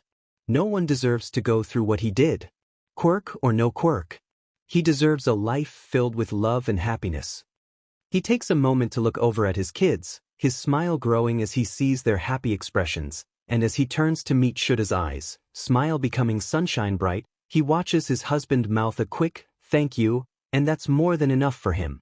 Clapping his paws together, Nezu grins. Now that we have that settled, I'll inform Nurse Talia of your decision first thing in the morning. Then let's discuss safety measures. Aries blinks curiously at the relatively odd statement. Safety measures. Of course, we don't want people knowing what happened to him, do we? Blinking at the quirked chimera, Aries gives a small frown as she struggles to understand. I guess not. Hisashi walks over to his daughter and kneels down in front of her, giving her an encouraging smile. Don't worry, baby bear. What Principal Nezu means is that he's going to make sure that Izuku is safe when he wakes up. Exactly right. Nezu gives the girl a brief nod of his head as he grins. I want to make sure that regardless of age, Izuku will be safe. If he becomes a teenager or child, we don't want him to be targeted by villains that already know of Deku's existence. Aries nods in understanding. That makes sense, but how do we do that? Nemuri leans forward, jotting down a note on her piece of paper. We could always change his appearance a bit. Fake documents. Nezu nods at Aizawa and Nemuri. Yes, those are both wonderful ideas. But the one that will realistically be the deciding factor for most is a press conference between Inui and myself stating that the upcoming hero Deku committed suicide due to losing his battle with mental health. Hitoshi looks over at his principal with wide purple eyes. You want to fake his death? Shaking his head, Nezu grins. Not at all. If Izuku wakes up as a student, he would simply have amnesia. However, if his age is regressed, then he would need new documents anyway stating proof of his new age. Meaning the student Izuku Midoriya would already be gone, and instead of just missing, I want to have the end date, so people don't come after him. That explains you being at the press conference, and you should include his doctor, but that doesn't explain why you want Inui there. Hisashi looks between his boss and his dog-quirked coworker. The aforementioned coworker looks up as a soft whine escapes him for a few as he tries to regain control of his vocal cords. We want to take the opportunity to state the importance of mental health in the hero community. How it is imperative for those suffering to get help, and that it's all right for them to do so. Aizawa watches his boss for a few before leveling the chimera with a look that clearly says he knows that's not all there is to it, and he doesn't appreciate being left out. Seeing the look, Nizu's grin widens as his beady black eyes gain a momentary sheen to them. Oh yes. I also believe that we will be having a guest once the press conference is released. Now that we have all of that settled, is it safe to assume that regardless of age Izuku will be taken in by your family Aizawa? Aizawa glances at his kids and his husband for a moment before giving a curt nod in response. Excellent. The only other thing that we can plan now is his schooling. I'll admit that I would hate to see such a talent be wasted, so would like to nurture the boy's mind regardless of his age. Nizu watches as a shudder runs through the bodies of his faculty members, his grin widening in delighted glee. Wouldn't it be safer if Aizu stayed here? Aries looks around uncertain as she asks her question, hands fidgeting nervously with the bottom hem of her dress. But if he ends up not being you, he can't stay here. Hitoshi gives an exasperated look to his younger sibling as if she should have known that. It was obvious after all. Aries turns to look up at Hitoshi, a frown tugging at her lips as tears start to fill her eyes. I just wanted to help too. Aizawa looks over at his son with a disapproving look while walking over and placing a hand on the top of Aries' head, giving her hair a quick ruffle. You are. What about homeschooling? Hizashi lets out a squawk at the suggestion, eyes wide as he turns to his husband in surprise. Oh, neither of are home enough to do that. Placing his paws together in thought, Nizu takes a moment before nodding. Splendid. I can set up coursework online for Izuku based on his age at a later date. As for not being home, that's not a problem, Yamada. Aries here is correct with you. Being the safest place for him, and to accommodate that we will just have Izuku sit in either the teacher's lounge or with me during his studies. Aries smiles brightly at the fact that she actually managed to help in some way. Namuri grins excitedly. Oh, I can't wait to help the green bean during my free PRD if that's the route we need to go. Inui nods his agreement. If that is the route we need to go, regardless of the age, I would love to become a confidant of sorts if the pup will let me. Nizu looks from his excited staff members to the remaining two. So, are we in agreement? Hizashi looks away from the white-furred being and down at his daughter. Are you sure you're all right with this? You just started your own schooling. Aries giggles as she nods. I'm sure, Papa. I like my school. I get to see Mirio all the time when he visits his parents. But Aizu, he will need to have his own thing that makes him happy and safe like I have mine. Hizashi presses a gentle kiss to the crown of his little girl's head. All right then, I just wanted to make sure that you were all right with it as well. Aizawa huffs ever so slightly, a fond look in his dark eyes. Then we agree. Nizu gives a cursory glance at his screen to make sure he has everything covered. That seems to cover it for now. Thank you, and I do hope that you all have a good evening. Jumping down from his seat, he walks to the door before turning his attention to Hizashi. Yamada, I'd like you to stay home for a few days if you don't mind. Am I in trouble? Hizashi looks at his boss baffled. Not at all, but I believe it to be a strategic move. Being gone a few days gives credibility to any cover story we may decide to use for Izuku. With those parting words, Nizu doesn't hesitate to leave the room. Chapter text. Walking into the familiar room the next morning after getting off the phone with Nizu just a bit earlier, has Talia only mildly surprised to see the two men already there waiting. Shaking her head, she walks close to Izuku's bed to run her hands gently through the curly green locks. Hey, sleeping beauty, let's try to get you back up and moving all right. You have so many people here waiting to see you healthy again all right. Leaning down, Talia places a gentle kiss to the center of his forehead much like a loved one may do to a young child. A small shimmering silver clock appears floating in mid-air directly above where she kissed the boy. The hands spinning around rapidly as it decides where to send him. Stepping back, she looks over at the dark-haired man and his blonde companion, a gentle expression on her face. Now's the hard part. Waiting. Aizawa shakes his head at the exasperated dramatic tone the nurse takes at having to wait. A glance over to his husband shows the blonde man stifling his laughter at the younger woman's antics while off-duty. Don't like waiting? Hizashi asks as he gets his laughter under control. Talia shakes her head. In the job I have, waiting is a must, so I'm not a very patient person when I'm not on the clock. Glancing back over at Izuku for a moment, she sighs, seeing the silver timer of her quirk still spinning rapidly. Would either of you like anything to drink or snack on? I'm going to head down to the second floor where the coffee shop is. Aizawa groans as he settles down into the couch, the exhaustion of everything going on seeping into his bones. Hizashi snickers at his husband for a moment before turning his attention back to the off-duty nurse. What he meant to say was black coffee, and I'll just take a bottle of water if you don't mind. Talia nods as she heads to the door. Got it. Black coffee and a bottle of water. I'll be back shortly. She gives a small wave as she leaves the room, the door letting out an audible click as it locks behind her. What the heck? See what you all chose. We're being erased and Yoichi can't even be bothered to be here with us. Second all but growls out as he activates his quirk in hopes that it causes one for all to work outside of the kid's body. Nana looks over at the second holder in panic. Second, what are you doing? That's not what we agreed upon.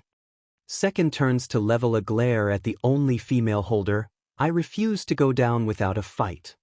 Hikage watches the other man, a worried look taking over his usually calm expression. You could kill 9.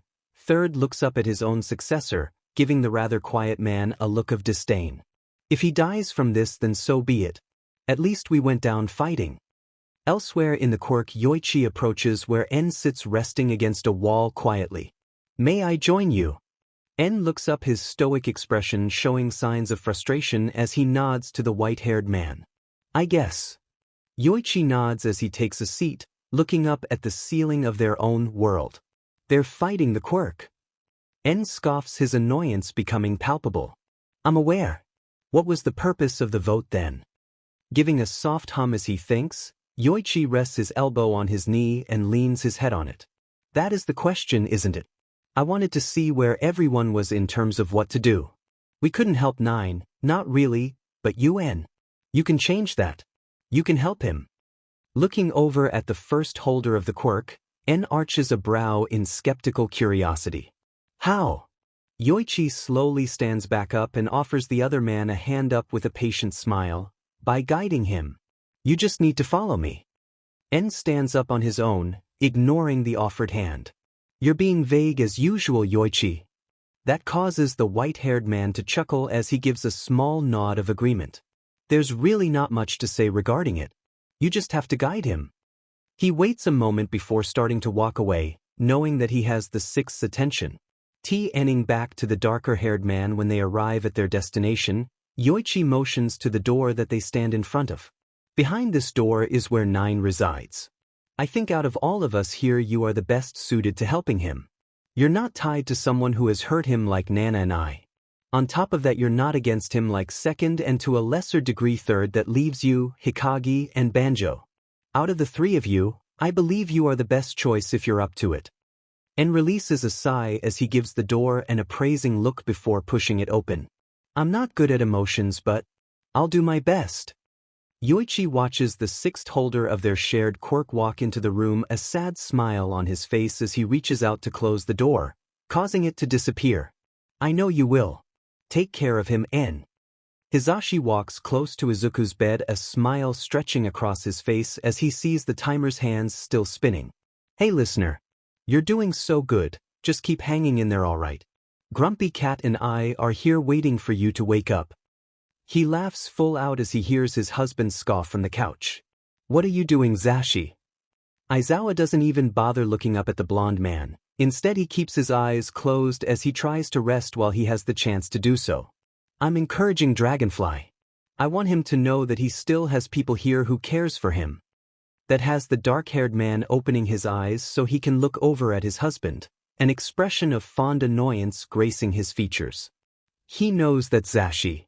Talia chooses that moment to come inside and immediately sets down a bakery box before walking closer to the husbands. Stopping first at Hizashi, she hands him his bottled water, then hands over the coffee cup to Aizawa before pulling out some packets of sugar from her pocket. I didn't know if you needed sugar or if you wanted it just black. I also have a small container of milk and cream that they use. It's inside the bakery box, along with 6 different types of muffins. Aizawa blinks at the sugar packets as if struggling to comprehend what the pink-haired woman just said to him. Instead of answering, he lifts the cup to his lips and takes a sip of the dark liquid. Eyes widening a bit in shock at how the tired man drinks his coffee, her nose scrunches up a bit in distaste as she turns away, not even going to try and address that as everyone has their own preferences. Hisashi laughs outright as he notes the look of distaste the younger woman has. But as he's about to say something to her, he notices how the air in the room starts to gain the feeling of being charged as if in a severe storm.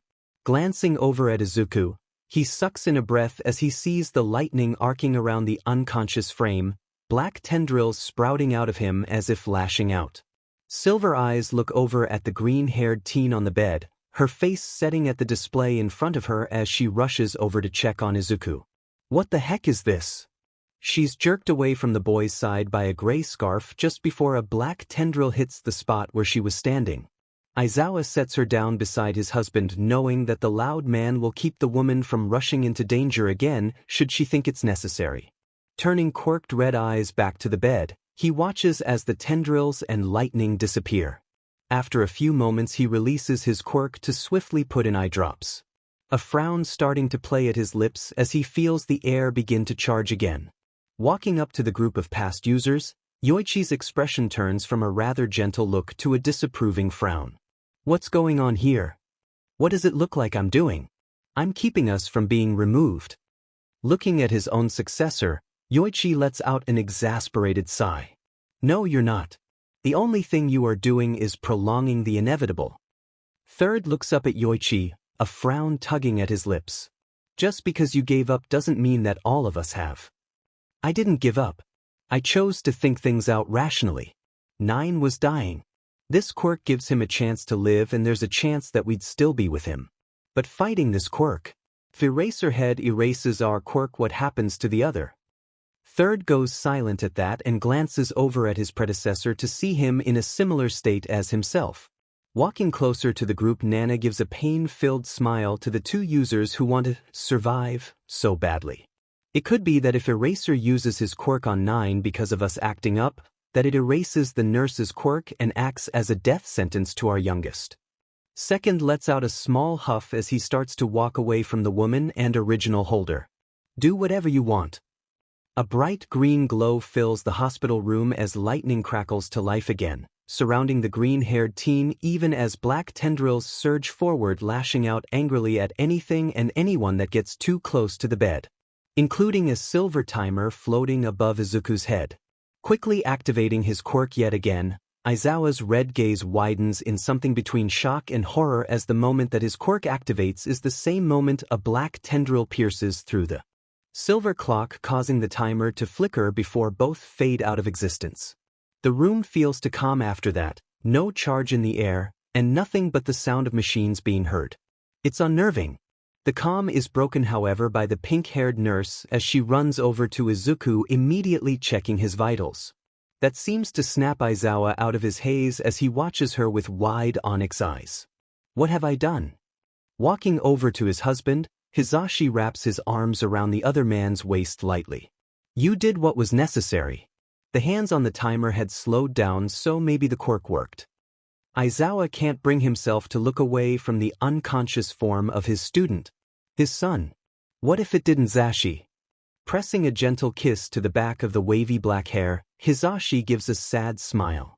If it didn't, then he got the choice he made, and we have to respect that, no matter how much we may be hurting. Chapter text. Aizawa. I'm sorry, visiting hours are over.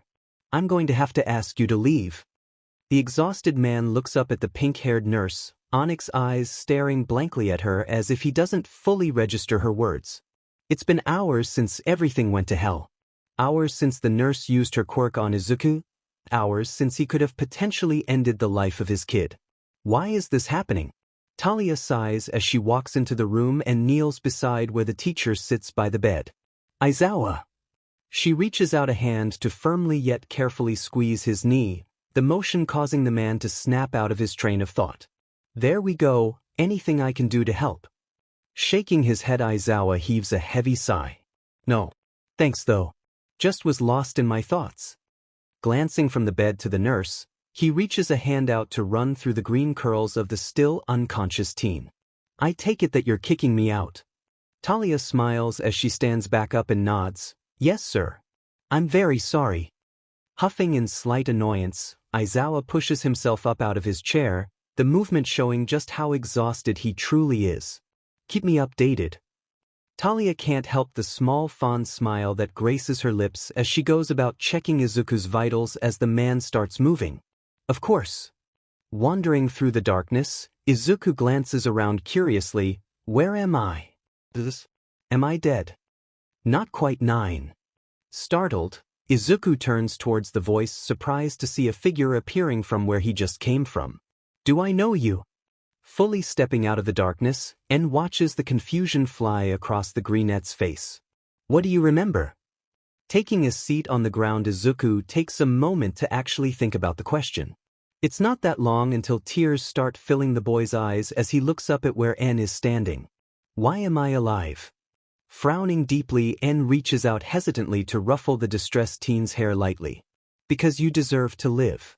You have people that care about you. Drawing his knees up to his chest, Izuku shakes his head as tears start falling more. No one cares about me. They were sending us home. The only home I have is you. Sighing softly, En squats down in front of the teen. They know that. They found your journal. Watching the man tiredly, Izuku's eyes widen as the fear starts to seep into his core. In my journal. Yeah. Your journal. They know you were abandoned. That you were bullied. Know that you were quirkless. Izuku freezes for a moment before solemnly nodding. Gotcha. That's why they care. Pity. I understand. As he loses focus, the darkness starts to get thicker until he's alone again, surrounded by nothing darkness. Oh. Did you guys see the news this morning? Kaminari looks at his classmates completely wide-eyed as he holds out his phone. Yeah. Apparently, the villain that All Might took down in Kamino was found dead in Tartarus. Ciro gave a sheepish smile to his electric user classmate at accidentally taking the blonde's thunder. What the hell are you DMN extras talking about? Bakugo growls as he swipes the other blonde's phone to read the article. No F-way. That BSTRD just F-croaked. Kirishima carefully takes the phone from his explosive friend and hands it back to the electric user with a smile. Yeah, apparently no one knows what happened. They're having to do an investigation and tighten up on security. Waste of time if you ask me, Bakugo says while leaning back in his seat and propping his feet up on his desk. Standing outside of his classroom, Aizawa felt an overwhelming sense of dread and unease as he listens to his students talk about the ongoing breaking news. The news that the villain known as All for One is dead. It was a bit much to think about this morning. That the villain that's targeted his comatose student's quirk is dead and with no knowledge as to why or how. He hated not knowing. It's not like he could just leave either. It's still early in the school day and he's been away from his hell class enough. But he just wants to make sure that the unconscious teen at the hospital is still alive. Sighing to himself, Aizawa walks into his classroom and levels the teens with a quirk-enhanced glare. Alright, time for class. So, sit down and shut up. Can we talk 9? No. I don't want to talk, I just want to be left alone. I shouldn't even be here. Izuku glares into the darkness as the fog in his mind starts to clear more. En sighs as he watches the darkness to see if he can catch any signs of the teen. I can't do that. You deserve to have people care. Hugging his knees tighter, Izuku lowers his head to rest on top of them. Please. Just go away. It's silent for a while after that, and Izuku's almost positive that the man has decided to actually leave him alone when he suddenly hears, All for One is dead and I'm the last of the vestiges. Pushing himself up to his feet, Izuku turns wide-eyed to look towards the voice as the darkness fades away. What? En nods at the teen. First did something, and now One for All is gone and All for One is dead. Confused, Izuku can't keep himself as the words start to tumble from his mouth. But you're still here. First didn't want you to have to go through everything you did before. Letting out a disbelieving laugh, Izuku shakes his head as he stares off into the darkness. I still will as soon as everyone finds out that I'm quirkless again. But you're not. You have my quirk now. I'll help you train while you sleep. But only once you've recovered enough. Izuku turns his attention back to the man, looking him over skeptically before giving a faint nod of agreement. It feels like class has been dragging on for hours when the bell finally rings signaling that it's time for lunch, and of course he can't get rid of his hell spawn so easily. Yes, Uraraka. The brunette nervously plays with her fingertips as she watches her teacher erase the board. I was just wondering if you have heard from Deku. He's still not back yet and I'm getting pretty worried. Setting the eraser down, Aizawa turns to face his student. Dark eyes studying the girl for a moment. I can't tell you anything regarding Midoriya. Sorry. Narrowing brown eyes ever so slightly to show her determination, she slams her hands down on the desk in front of her, though she's careful not to activate her quirk. Is he at least safe? We know nothing. He's my friend and our classmate. We deserve to know what's going on. Twitching ever so slightly, Aizawa's lips settle into a deep scowl. There are times in life, especially in hero work, where you will not have all of the information. That you are told what you need to know and that's it. While other times you won't be told a thing and just expected to do what is necessary. Is it deserved? No, but that's a fact of life. This is like that. If you can't handle it, then maybe you need to reconsider becoming a hero. Because like it or not, it happens a lot out in the field. Uraraka looks at her dark-haired teacher, eyes wide in surprise before she looks away. I want to be a hero. I get that we have to be in the dark in the field, but he's my friend. I want to know he's okay. Aizawa glares up at the ceiling for a moment before reaching out a hand to pat the top of the brunette's head. I know, kid. But I really can't tell you and I'm sorry. Nodding solemnly, Uraraka gathers her things and walks out of the classroom, arriving at the hospital a bit later than he would have liked.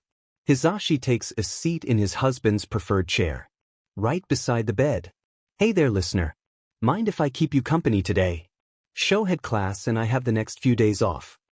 Hisashi smiles as he carefully moves his hand to hold his student's smaller one, allowing his thumb to carefully slide the back of the brunette's hand. What's he doing here? Fusho. Wait, does he mean Mr. Aizawa? We're really hoping that you wake up soon, kiddo. You have us all worried. Sho found you and we're ready for you to come home. To our home, I mean. If you'd like that, of course. Hisashi can't help but ramble as he starts to get himself settled. He loves that he's getting to spend time with the teen, though he does wish that it was under better circumstances. Mr. Aizawa found me. They still want me to come home with them even after that. I don't understand. What does he mean, wake up? I am awake. The darkness is just too thick. Hisashi is pulled out of his thoughts as the hand that he's holding twitches, causing his eyes to snap down to their joined hands. Chartreuse-colored eyes filling with tears as they widen in shock as he watches the small movements the boy makes. Great job, Izuku.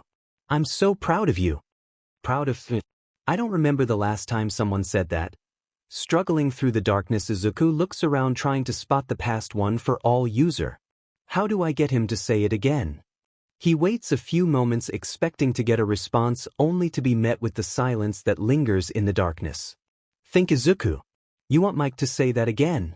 He wants you to wake up, so maybe just ask him. Scrunching up his nose in irritation, Izuku sighs, because it can't really be that easy, can it? The movements of Izuku's hand stills, causing a small frown to settle on Hisashi's lips. Taking the moment to finish texting his husband to give him the update, he's startled when he hears a small rough whisper come from the boy in front of him. Hisashi's brain completely blue screens at the words, and all he can do is focus on holding the teen's hands as tears start to fall rapidly down his cheeks. Chapter text: Mr. and Mrs. Bakugo, thank you for meeting with us. Would you like some tea? Mitsuki frowns as she pushes her son firmly into a seat in the conference room. No thanks. I'd like to get this over with if possible. What did the brat do this time? Ned's eyes flicker just briefly before he motions to the others in the room to take a seat. Ignoring her question as he gives a small smile, as you know, I am Principal Nizu, this here is Detective Tsukachi. He gives a momentary gesture towards the man sitting at his right before waving a paw towards Aizawa. And I believe you have met Aizawa. Masaru nods while motioning to himself before motioning towards his wife and child. It's a pleasure to meet you all. I am Masaru Bakugo, this is my wife Mitsuki, and you all seem to know our son Katsuki. Please feel free to use our first names, as I'm sure it could get quite confusing referring to all of us by our last name. Narrowing her eyes, Mitsuki levels Nezu with an impatient glare. Now will you answer my question? What did Katsuki do this time? Sighing as he watches the polar opposites in the parents, Aizawa leans forward to rest his elbows on the table, allowing him to rest his head in his hands comfortably. Katsuki did not do anything at this time. We would like his assistance with a case if possible. Mitsuki grins, and it's obvious where her son gets his own from. Hell yeah, he'll help. Right, kiddo? The case. What's the case about? Masaru looks stunned by the fact that they want his kid to help with a case even though he's just a first year. Katsuki, who has been silent up till this point, looks up at his teacher, his principal, and then the detective before hanging his head. They're working on shutting down Aldera Junior High.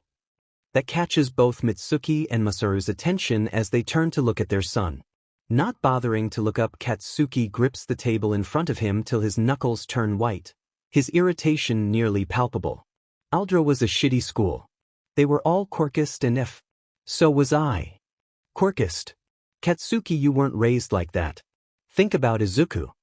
Flinching slightly at Mitsuki's words and the reminder that this happened to Izuku, Katsuki lets his hands fall from the edge of the table and into his lap almost like he's defeated. Katsuki, you didn't. Masaru looks down at his son in growing horror as he watches his kid flinch ever so slightly. Tsukachi places a file in front of the Bakugo couple carefully. This is what we have on the case so far minus the physical evidence. However, we would like it if Katsuki was there as a witness should the need arrive. Mitsuki opens the file, flipping through it quietly, the reality of what has happened to Izuku making her stomach churn. These people in this file, you've got them. Tsukachi nods. Yes, those we have currently. Including his former teacher who was picked up this morning, so he's not in the file yet. Reading through the file himself, Masaru takes a moment to glance up at the others in the room. What does this mean for Katsuki though? If he goes on stand as a witness, what if they ask why he himself is not being charged? Nezu grins at the question before taking a sip of his tea. That brings us to the second reason that you're here, and why we have his homeroom teacher here. While usually such acts would call for immediate expulsion from you, we decided as a whole that the best course of action for Katsuki would be a series of other punishments, especially due to him having been taken by the League of Villains previously. Expelling him now would be the same thing as just handing him over to them, and we never want to intentionally endanger a student. Looking up as Nezu finishes speaking, Aizawa slowly sits up to look over at his student and his parents. I have personally seen the growth that Katsuki has made even just from the start of this year till now, and in doing so I came with a few alternatives should you agree to them. Sitting straighter, red eyes blazing with determination, Katsuki looks up at his ever-tired teacher. Bring it on. Aizawa can't help but let a slightly manic grin spread across his face. Katsuki will be sitting out of all heroic classes until further notice. In their place he will alternate mandatory anger management classes with Hound Dog and sensitivity training with 13. He will also be gaining a new class after school with Nezu himself presiding over it. Finally, on Sundays, members of the Big Three have graciously volunteered their time to take him out for community service. Once the overseers of his extra classes have deemed him ready, he can rejoin his heroics classes. Should he fail, however, he will be moved down to the general education department. I ain't going to fail. Mitsuki seems rather sobered by what is going on, and she presses her son's head down in a bow. Thank you.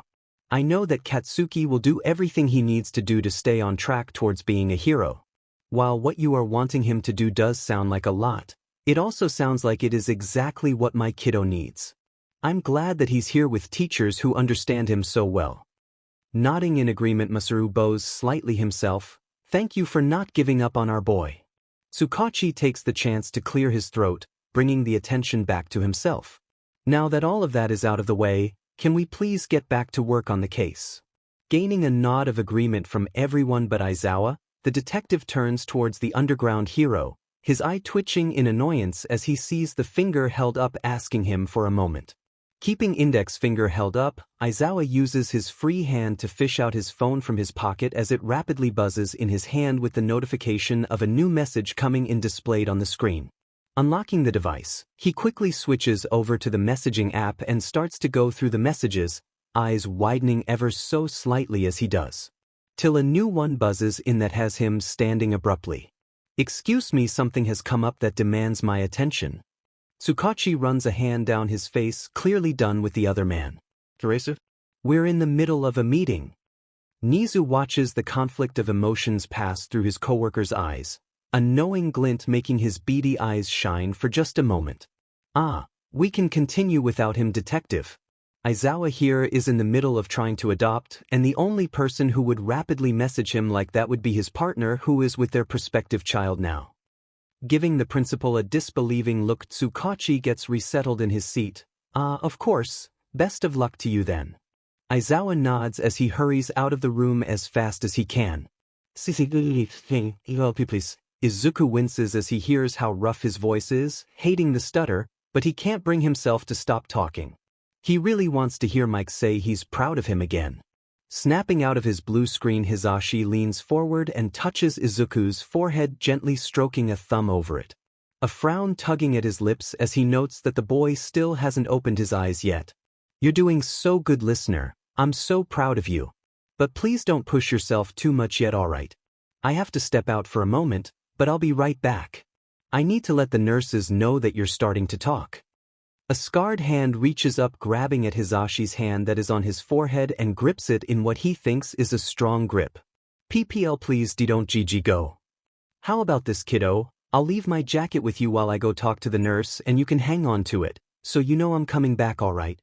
He shrugs out of his leather jacket and lays it down on the kid's chest, watching as the hand gripping his hand moves to feel the material. Stepping away slowly, Hisashi smiles as he watches the green-haired teen. "Good job, kiddo. I'll be right back." Wasting no more time, he quickly moves towards the door and out into the hall, making his way to the nurse's desk. Approaching the nurse's desk, he's startled to see his husband running down the hall, only for that surprise to turn into a momentary wince as he hears one of the nurses on the floor yell out a firm, "No running in the halls. Didn't you learn better in grade school?" Shaking his head, Hisashi turns back to the nurse's station with a bright smile. "Is there any way I can get a small water for Izuku to sip at?" He started talking a little and his voice sounds rough. The nurse on duty goes wide-eyed and quickly pages the doctor before looking back at Hisashi. "I'm sorry, I can't do anything about the drink right now until Dr. Aaron checks on him first. It's just a precaution." Hisashi nods in understanding. "Of course, thank you anyway." "Hisashi, what are you doing out here? Why did you leave him alone?"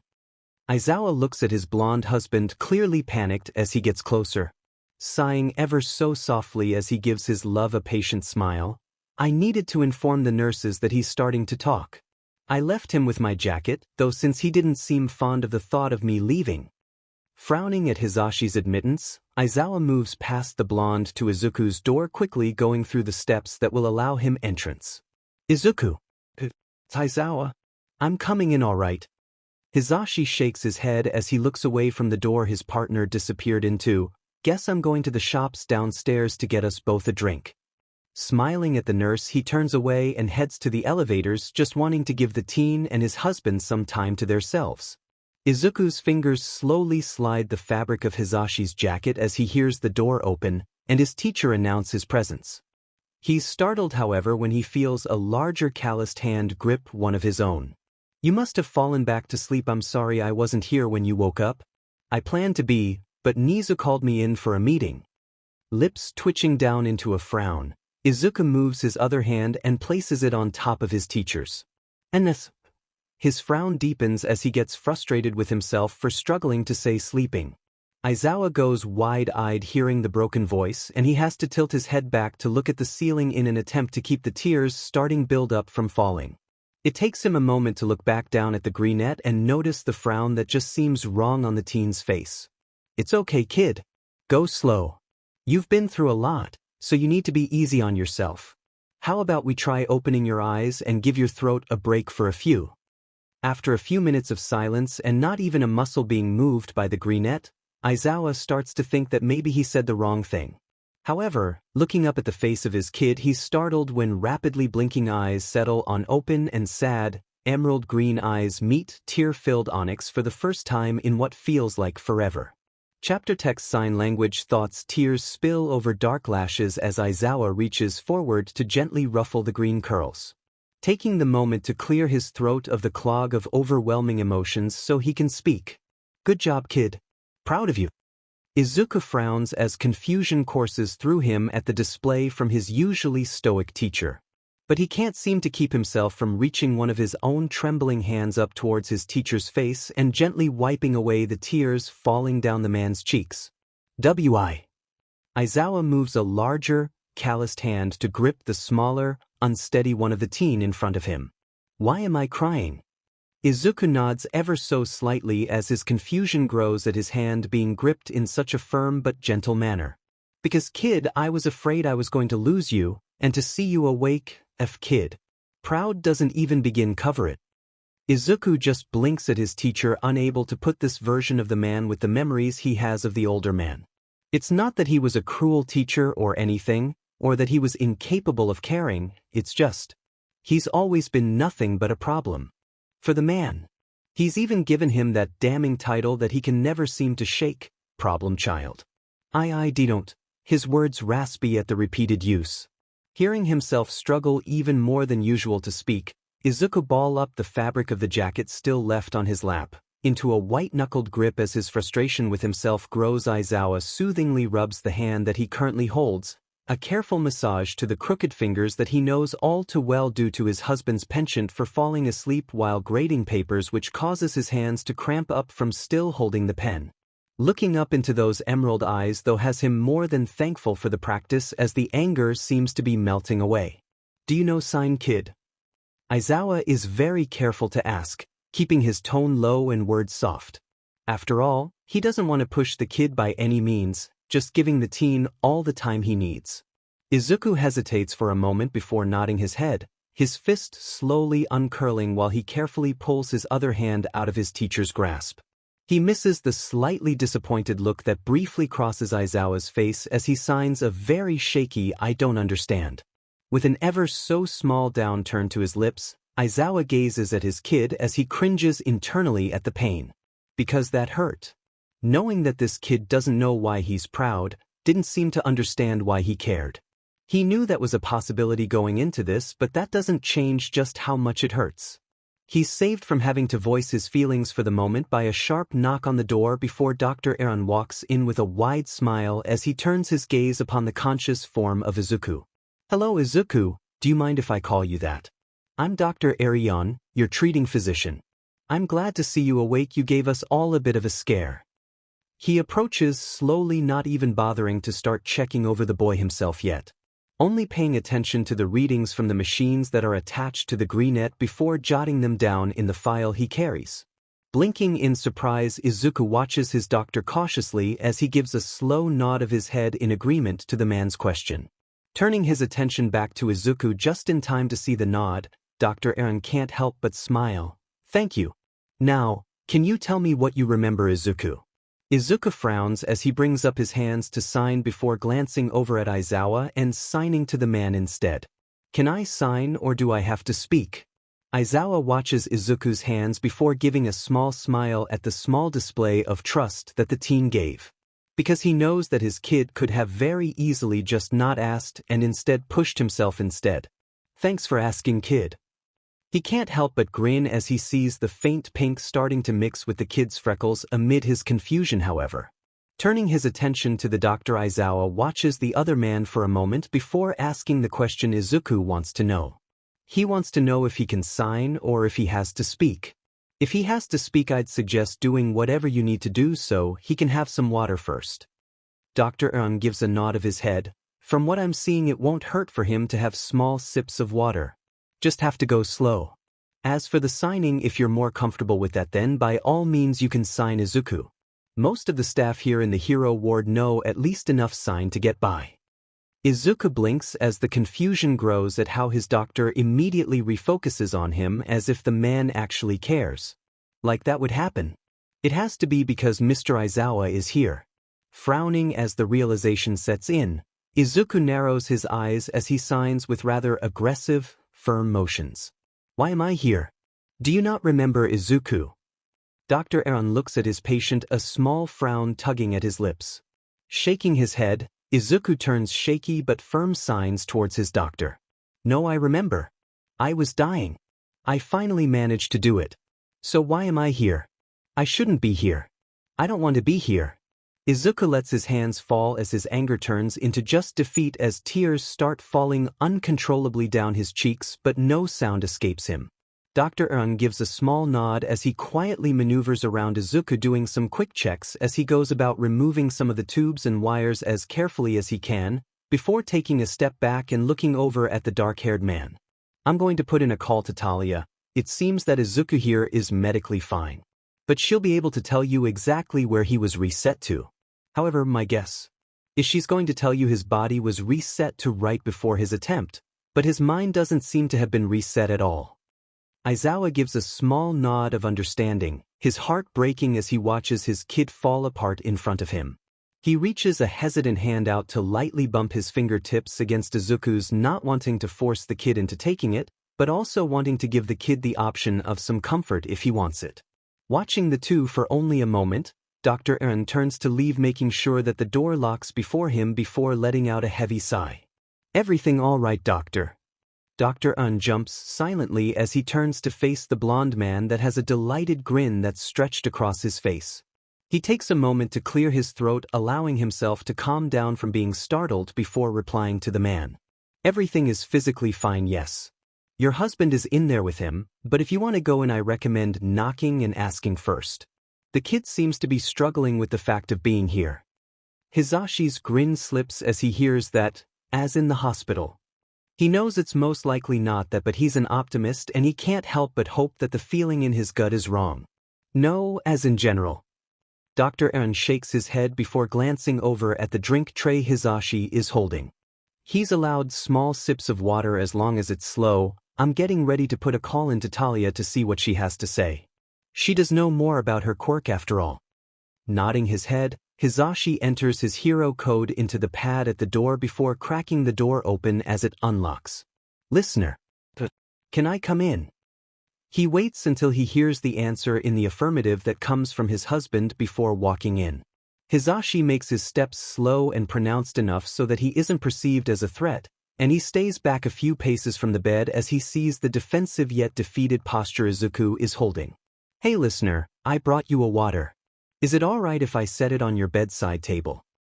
Hizashi closes his eyes as he hears the oh-so-quiet sniffle that goes along with the small head bob he gets in response. Thanks, kiddo. Moving slowly so not to accidentally overwhelm the teen more than he already seems to be, Hizashi sets the water down on Izuku's table before opening a straw and placing it in it. Would you like a drink before I set it down? I seen the doc outside. He said you should be good for some small sips at a time. Aizawa watches his husband carefully before reaching up to the blonde's hand holding the drink tray and plucks the only-to-go coffee cup from it before downing almost a third of it in a single drink. Izuku watches Aizawa's actions for a moment with eyes hidden behind his curly green hair that's fallen into his face, allowing him the sense of being able to hide. Before he knows what he's doing, he's lifted his hands to sign a hesitant "doesn't that burn?" A small laugh escapes him as Hizashi nods at Izuku's question. Yeah, it burns a lot. Listener, but well, show here is built differently from us. He gives the teen a bright smile as he sets the drink tray that only holds his smoothie down on the table before offering the teen his water. Izuku is thankful as he holds his own cup of water that he's allowed to do that. But at the same time, he's more thankful that both of his teachers are there watching him, a hand at the ready just in case he needs help. He knows it can't be easy for them to let him have this little bit of independence, all things considered, but he appreciates it. Not that he'd be telling them that though. Chapter text sign language, feel up to talking kiddo, or do you want to listen to some things we have to say? Aizawa watches the greenette closely as Izuku drinks his water. Watching for any tells that he's uncomfortable or needs assistance, and it's killing him inside that he's not able to do anything at the moment, but from what he knows about his kid. He knows that he's independent since he's never known anything else, and so no matter how much the nagging in his head says to do things for the teen, he'll do nothing but sit and watch for now. Izuku tenses, biting down on the straw as he eyes his teachers wearily. Don't worry, listener, you're not in trouble. Hisashi smiles brightly at the teen before casting his husband a disbelieving look at the words the dark-haired man chose to use. Frowning, Izuku gives a non-committal shrug before gesturing for them to continue, clearly in no rush to have to explain himself by any means. First and foremost, I apologize. Aizawa reaches a hand out to gently touch one of Izuku's knees, trying to draw the teen's attention solely to himself, so he can hopefully see the sincerity in his onyx eyes. More than that though, as your teacher, I missed the red flags, and regardless how hectic things were after the villain attacks you and your class is gone through, I should have taken the time to make sure you all were doing alright. You all went through something traumatic a few times, and I admit I failed, and I'm sorry. I know it doesn't change anything and I don't want it to. I just want to let you know I'm working on is being better and fixing things. Starting with the fact that each member of 1A and 1B are having mandatory counseling with Hound Dog. Izuku absent-mindedly hands his cup of water over to Hisashi while staring at Aizawa, emerald green eyes wide in surprise. It takes a moment for his mind to process the words fully, never mind the fact that his teacher of all people is genuine in his apology. Raising his hands ever so slowly to sign, Izuku suddenly freezes as he realizes he doesn't know how to respond to them. This has never happened to him before. He's always been the one to have to apologize, never the other way around. Shaking his head, he lets his hands fall back into his lap as he turns his attention away from his teacher and into his lap. Hisashi offers the greenette a small reassuring smile while mentally shoving his hero persona out of the way even more, allowing a soft, soothing tone to come out as he asks gently, "Are you okay with seeing Hound Dog? Or would you prefer to see someone else? What if I don't want to be a hero anymore? Do I still have to go?" Izuku doesn't bother to lift his head as he signs slowly. He doesn't want to see their faces at his questions, doesn't want to see the knowing looks on their faces telling him that they knew he couldn't do it. A rough hand settles on top of his own, which causes him to look over, following the arm it's attached to see the other hand holding a coffee cup. He flinches slightly at the realization that it's Aizawa trying to get his attention. "I'm going to be upfront with you, kid. As your homeroom teacher and as the hero who found you, I was given your notebook. Meaning, I know that you weren't treated correctly, whether that be in the physical sense or the emotional sense. So yes, even if you no longer want to be a hero, you do still have to see a counselor." Izuku's head snaps up, eyes locking on the dark ones of his teacher. "But if you found me and read my notebook, then you know how useless I am." Teary chartreuse eyes turn to meet dull emerald. "You're not worthless, listener." Aizawa gives a firm nod of agreement as he crosses his arms. "You just got dealt a bad hand and no one tried to help you." Izuku rolls his eyes, a small snort of sarcastic amusement leaving him. "Right, and now that I have a quirk you both supposedly care." Arms twitching at his side as he fights back the urge to wrap the teen in a bear hug, Hisashi's voice takes on notes of desperation as his eyes plead with the boy to understand. "You having a quirk doesn't mean anything. We care because you're you, Izuku. What Zashi is trying to say, kid, is that we would care whether you had a quirk or not." Izuku scoffs in utter disbelief. "Easy to say when you only know me with a quirk. If it wasn't for this quirk you both wouldn't even know me." Sighing tiredly to himself, Aizawa leans forward on his hands, moving so his elbows are propped on his knees to help keep his head up as he levels the stubborn greenette with a look. "Kid, I know potential and what you showed me at the assessment test where you channeled your power into your finger. It showed smarts and ingenuity. You showed you had guts and were willing to fight for your dreams when you grinned at me through your pain.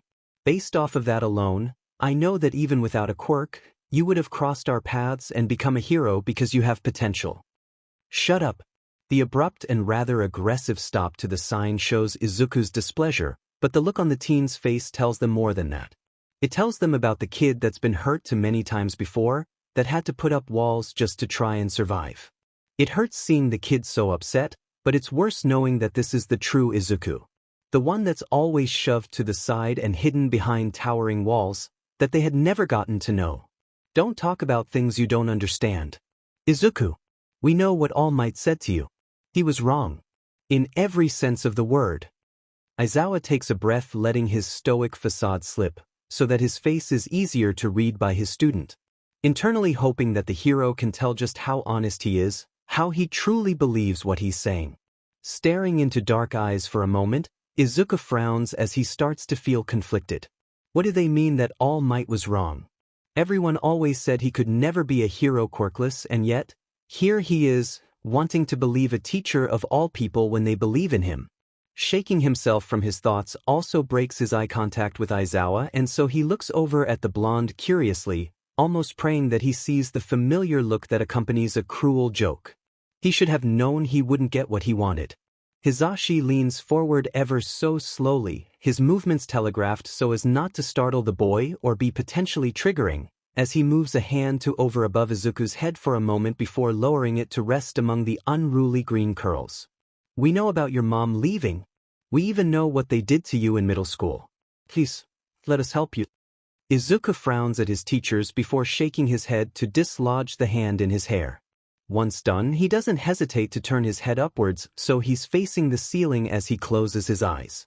Knowing that Izuku can't see him do so, Aizawa runs his hands down his face, a sign of exasperation because honestly, he didn't expect to have to work so hard to get the kid to see reason, but maybe in hindsight he should have. Hizashi shakes his head, a small frown of his own playing at his lips as he stands up and motions for his husband to do the same. We'll leave for a bit so you can get some rest, okay, listener? We'll be back in a little while. If you need anything, hit the nurse's call button and they can get in touch with us, alright? Izuku doesn't bother to respond to either of the older men, just shifting slightly in his bed so he's more comfortable. Taking that as a sign of them being dismissed, Hizashi grabs his husband's hand and starts to literally pull the tired man out of the hospital room. Chapter text. Once out of the room, Aizawa stares at his husband, his jaw set in a way to convey his feelings of disdain on his otherwise blank face. Don't give me that look, grumpy cat. He's been through a lot and we couldn't continue to push him, you know that. Zashi reaches out a hand to gently caress over the other man's cheek. Rolling his eyes at being called out, Aizawa ever so slightly leans into his husband's touch. Doesn't mean I like it. Zashi grins, a wide thing that stretches across his face as he watches how his love reacts.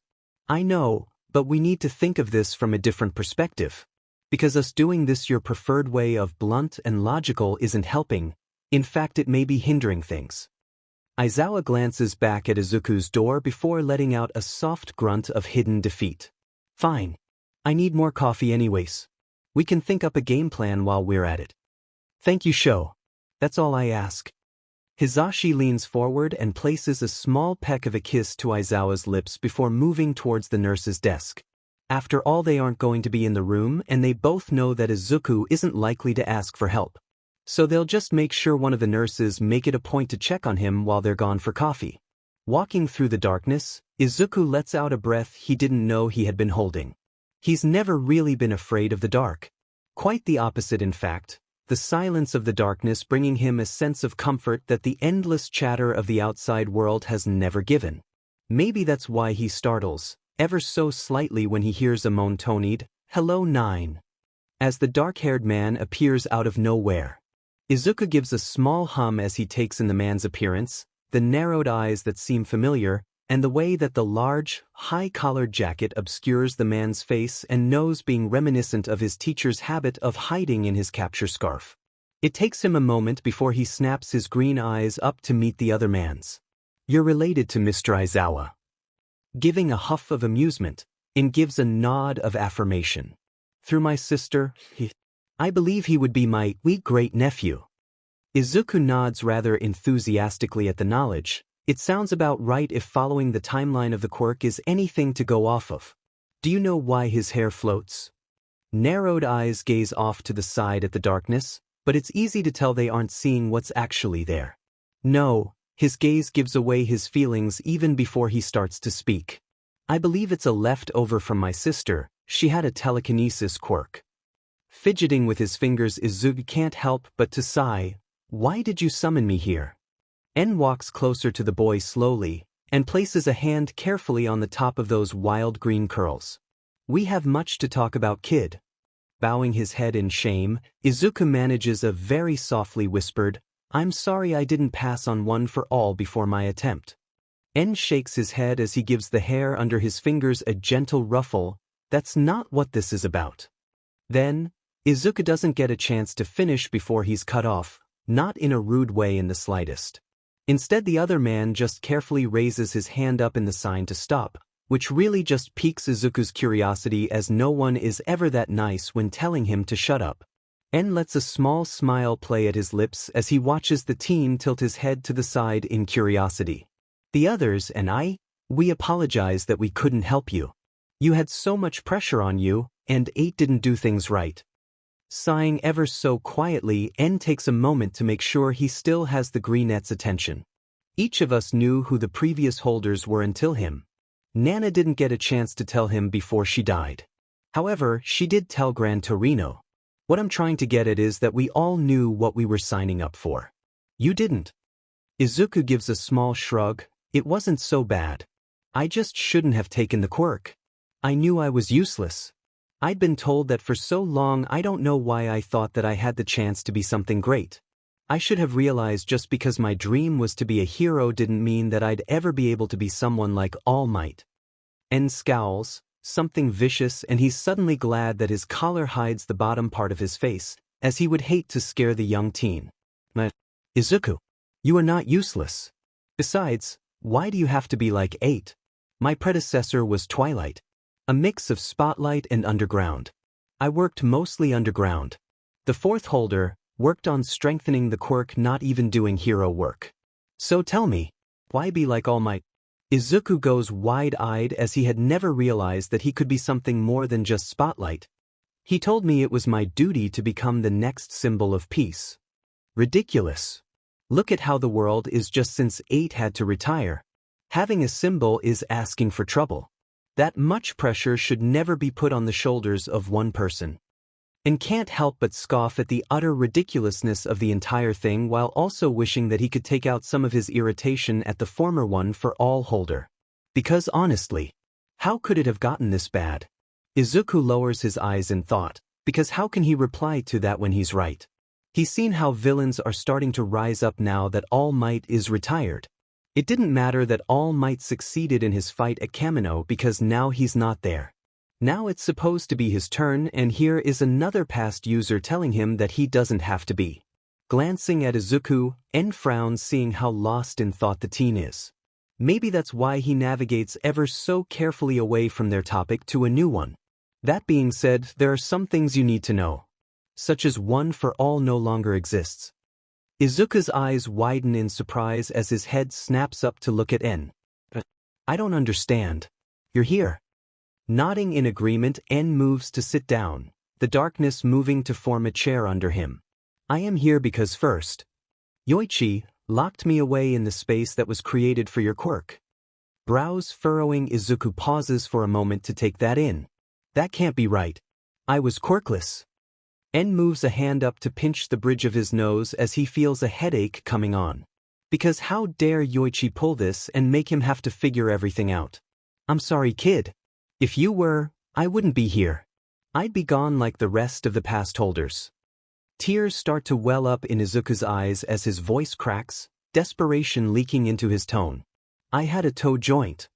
Looking away, En tries to keep himself focused on the task at hand and not on the fact that he knows that he is hurting the teen. Some quirks keep the toe joint. My sister, the one with the telekinesis, she had the toe joint. Izuku can't breathe, the pressure seems to be almost crushing him. But somehow he is able to barely gasp out, then pout. Flinching at the sound, En keeps his eyes diverted because he knows that he can't take seeing this kid cry, and that's what this teen is. A kid. One who has been hurt so many times before, and here he is hurting him again.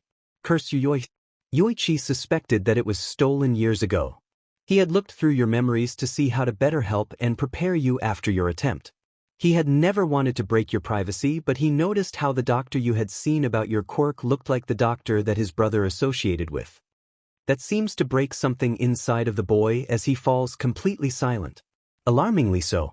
Which is why N can't help but to look back at the greenette only to see those emerald green eyes dull to the point of almost being lifeless. Oh 9. You mean everything I went through was because some doctor thought my quirk was interesting? Would be good for a collection. Izuku's voice is ever so soft. Just barely above a whisper as he struggles to understand what's happening. And gives a slight nod in answer. Because what else can he do to this kid? He refuses to lie to him because he deserves better, even if he is watching the truth break the boy. Numb and not knowing how to respond, Izuku changes the topic. His voice never going above a whisper. You said that one for all no longer exists? So, I'm quirkless again. There's the slightest hint of bitterness leaking into the teen's tone that has N straightening his back as he replies, careful to school his face as well as his tone so the boy doesn't realize that they've had this conversation already. It's fine after all, having to repeat himself. Especially in cases like this. You have what used to be my quirk. Izuku, while still not looking up, seems to get the smallest of embers to glow as he tilts his head to the side. Used to be. N nods, a hand coming out to pat the top of Izuku's head to show his pride in the boy for continuing to fight even when it's obvious that he's hurting. Yes, used to be. The quirk has been passed to you, so it is your quirk now. And doesn't that throw Izuku for a loop? Enough so that he raises his head to look up at N with teary, confused green eyes. But All Might. It was always his secret, his quirk. N sighs before giving Izuku's hair a gentle ruffle. You know what, kid? You've learned and been through a lot today, so I think it's time for a small break. Why don't you get some rest, or call those teachers of yours back? Izuku nods slowly because honestly he needs a break because everything is just too much right now. So he just lets himself fade back into the darkness, allowing him to end back into the depths of a restless slumber. Chapter text memories mind space realizing that he's not being followed, and whips around towards the door and curses, Yoichi. UBST or D, what am I supposed to do in here? I thought I already made that clear. Guide 9. Be there for him like the rest of us weren't. N looks into the darkness, a frown being revealed on his face as he moves the collar of his jacket for the briefest of moments. I'm not good with people like you are. I don't even know what's going on. A small, resigned sigh is heard ever so softly from somewhere in the dark. As we all know, One for All was created due to my brother forcing the stockpiling quirk on me. Doing so caused both his quirk as well as our quirk to become linked. It seems that as All for One increased in power and we repeatedly failed our mission, One for All wasn't just growing in power as it was passed down. It was growing in power by also draining our own energies. That's why Hikage died young. We all would have even if we hadn't been killed. Because One for All at some point in time developed a fail-safe. Meaning that if we had failed to kill All for One, and we had died without passing on One for One would die as well. Because one cannot exist without the other. N goes wide-eyed, the most shock that he knows how to actually display because what the actual F? Alright, that's a lot. But you want me to guide Izuku? How can I do that if he's dead? Because he has to die for All for One to die, right? No, N. Izuku will live. I have full faith in the capabilities of those that care about him. You're in this room, because this is where Izuku's own quirk used to lie before it was taken years ago. You being here, if all goes well, will keep you and your quirk safe while my idiot successor continues to fight the nurse's quirk. N looks down at his feet as he shakes his head in slight disbelief. That's what the vote was about. You wanted to see exactly who was going to fight. You know how this is going to end, don't you? The voice takes on a fond but amused tone as it gives a small chuckle. Not hardly. I know our quirk, and trust that Izuku's homeroom teacher will do his part to cancel ours out. Hopefully doing so at the same time the nurse's is active. Taking a seat in the darkness and gives a soft hum of thought before nodding. If what we know about her quirk is to go by. If the quirk is stopped in the middle of a reset, it could be possible that only part of Izuku will be affected. Meaning he could escape this with his memories intact. Exactly right. Although part of me believes it would be better for him to have a chance at a true childhood and not what he has been forced to go through. But I think that going that far back if possible should be his decision. Izuku frowns as he looks around sighing as all he sees is the darkness again. What was that? My memories, kid. En steps out of the shadows somberly. I figured it would be easier to show you rather than try to explain everything. Nodding his head in agreement, Izuku takes a moment to gather himself before speaking. So All for One is really dead? En gives a sharp nod. Yeah, and I'll admit, I feel kind of cheated by that. Don't get me wrong, I'm glad we met you, kid, and I'm happy with how things have turned out, especially now that you're awake again and not with a villain looming over you. He gives Izuku a pointed look at that before shrugging. But the thought that this could have been over years ago if someone had just not passed on the quirk. I get it. It's probably similar to how I felt before, I mean the last time we talked. Finding out that I had a quirk and that everything that I went through was literally for nothing. Izuku hangs his head, curly green bangs hiding his eyes. I hate this. Kid. En looks over at the hunched form of the teen, worry taking over him. I don't get why in all this I couldn't have just died. I don't want to be here. I didn't pass on One for All. There should be no reason that I couldn't have died with it and had the same outcome of All for One being dead as well. Izuku's voice raises as he gets close to hysterics because he hates this. He just wanted to rest, to not have to deal with any of this anymore. Was that selfish? Yes, but damn it, he didn't care anymore. En watches as the boy falls apart, unsure how to help. May I? He motions ever so carefully to the spot beside Izuku, wanting to at least attempt to give the kid some comfort, but only if he wants it. Izuku doesn't bother to lift his head in response, instead sticking to just shaking it as the tears fall. No. Sorry. Giving a short nod, En turns away from the greenette. It's fine. I'll give you some space for now, and with that, the older man is gone. Walking into Izuku's room, Talia frowns ever so slightly.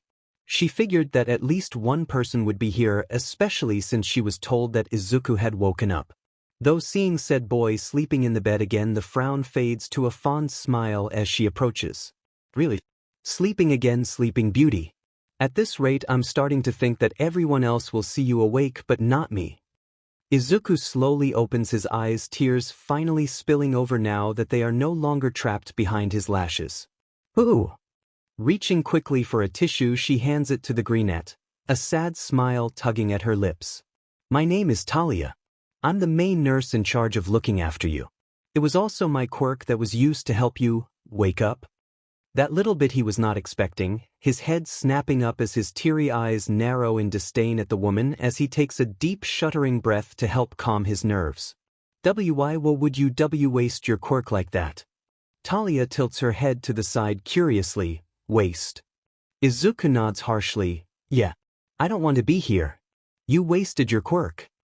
I'm very sorry you feel that way, and while those feelings are valid, even understandable really, I don't believe that using my quirk on you was a waste at all.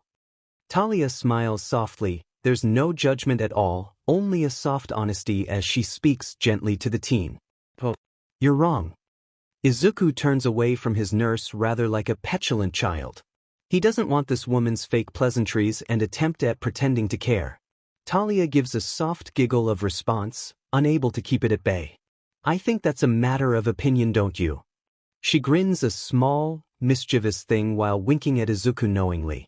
Guess that means since it's my quirk, my opinion is what matters. He hates this. He hates how nice this woman is. How she seems to be genuine in her care. Hates how she won't just go away and is just playing along like this is some game. Now what do you think about us getting your two guardians in here so we can make sure you're all good alright?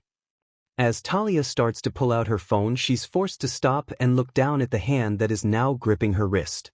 No. Alright then, we can do it without them. Where would you like to start first? Shall we get those bandages off of you?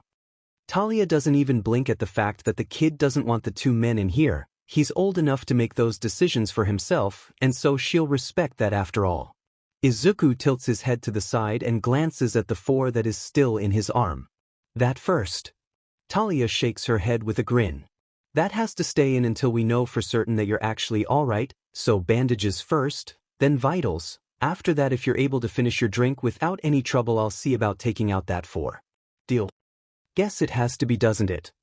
Izuku sighs but lets go of her wrist and just lets his arm hang there to give her better access to the bandages on that arm. You've got a good head on your shoulders. A lot of the other patients argue a lot longer about the order of things. Talia quickly gets to work on removing that bandage, making sure to check the skin thoroughly once it's unwrapped, giving a nod of approval as she sees the marks from his attempt no longer there. Good. Your arms are fully healed up, meaning your body was at least reset to before the attempt. Izuku blinks at that, his curiosity getting the best of him as his mouth opens without his permission. Reset? Like being able to reset someone to a specific time, or is it more like Aries rewind? Realizing what he's doing, Izuku snaps his mouth shut and turns his head away. Talia can't help but grin as she sees that small spark of life, even if it was just a glimpse. It's not something I can control. I say reset because that is usually what happens. Body and mind are usually reset to a time that I have no control over. Usually, when someone is reset, it's both their body and mind. They typically wake up as if they have amnesia.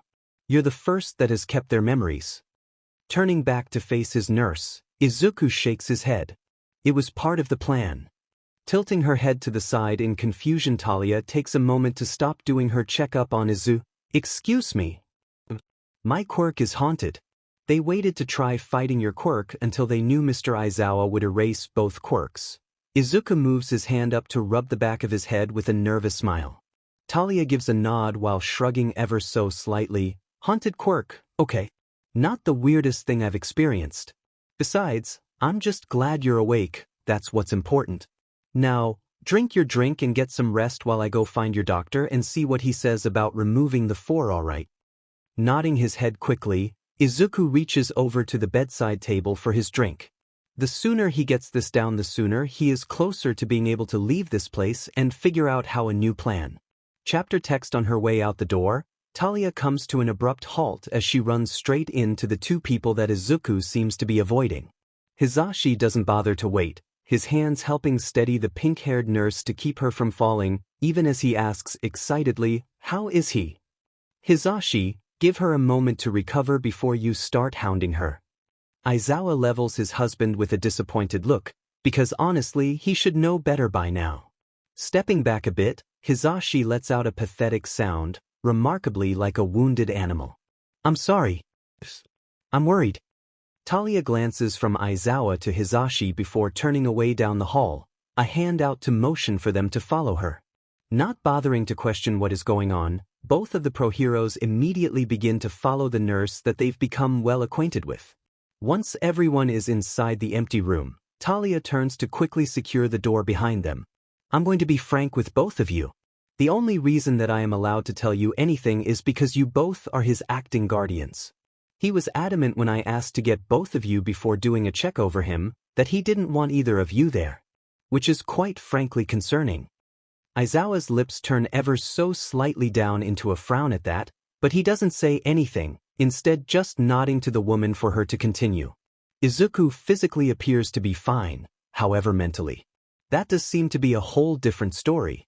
He believes that I wasted my quirk on him since he doesn't want to be here. I'm going to talk with Dr. Arion about having a psych exam done to see if we should keep him longer or if it's safe for Izuku to be discharged.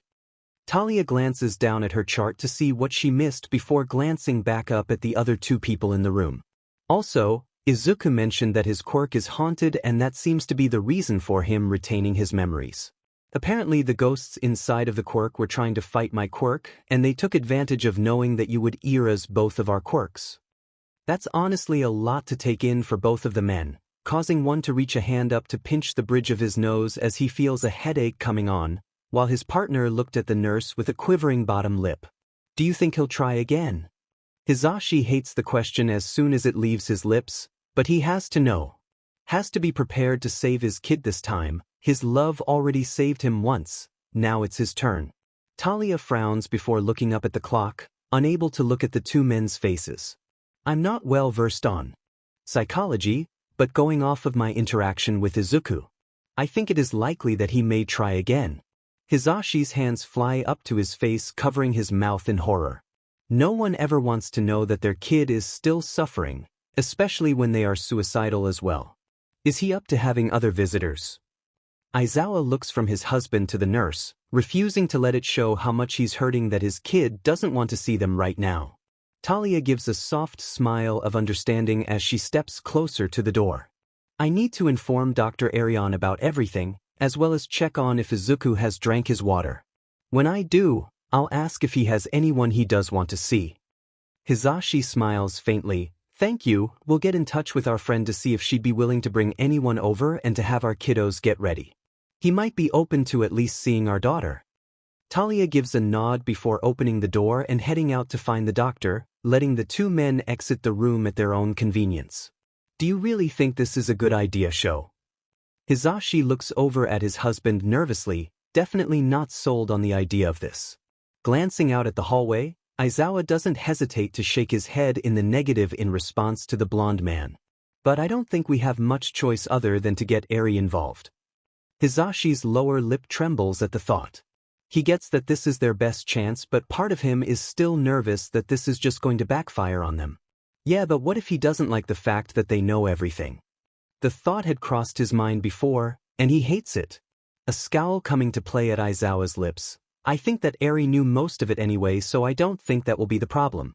I think the problem will come with Hitoshi knowing. Biting his lower lip nervously, Zashi starts to shift his weight from foot to foot as his anxiousness starts to become more prominent. Right, so what if Izuku gets mad? I know it's a lot, but I'm scared, Sho. I just want him to come home.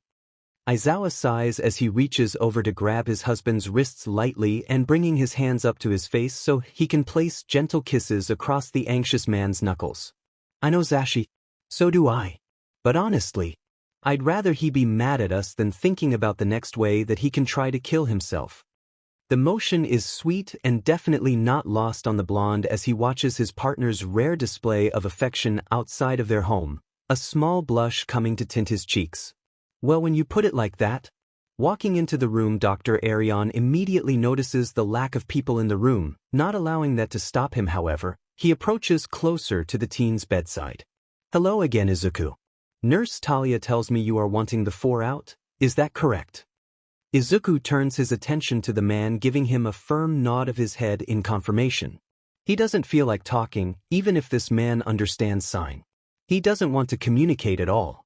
Dr. Aaron gives a small smile as he reaches a hand out to do some gentle pressing on Izuku's chest and stomach.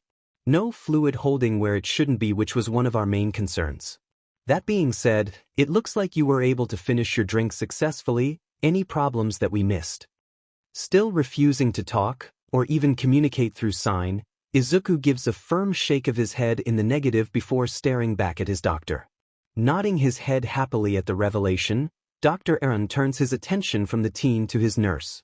Very good, if that's the case I don't see why we can't get that 4 removed then.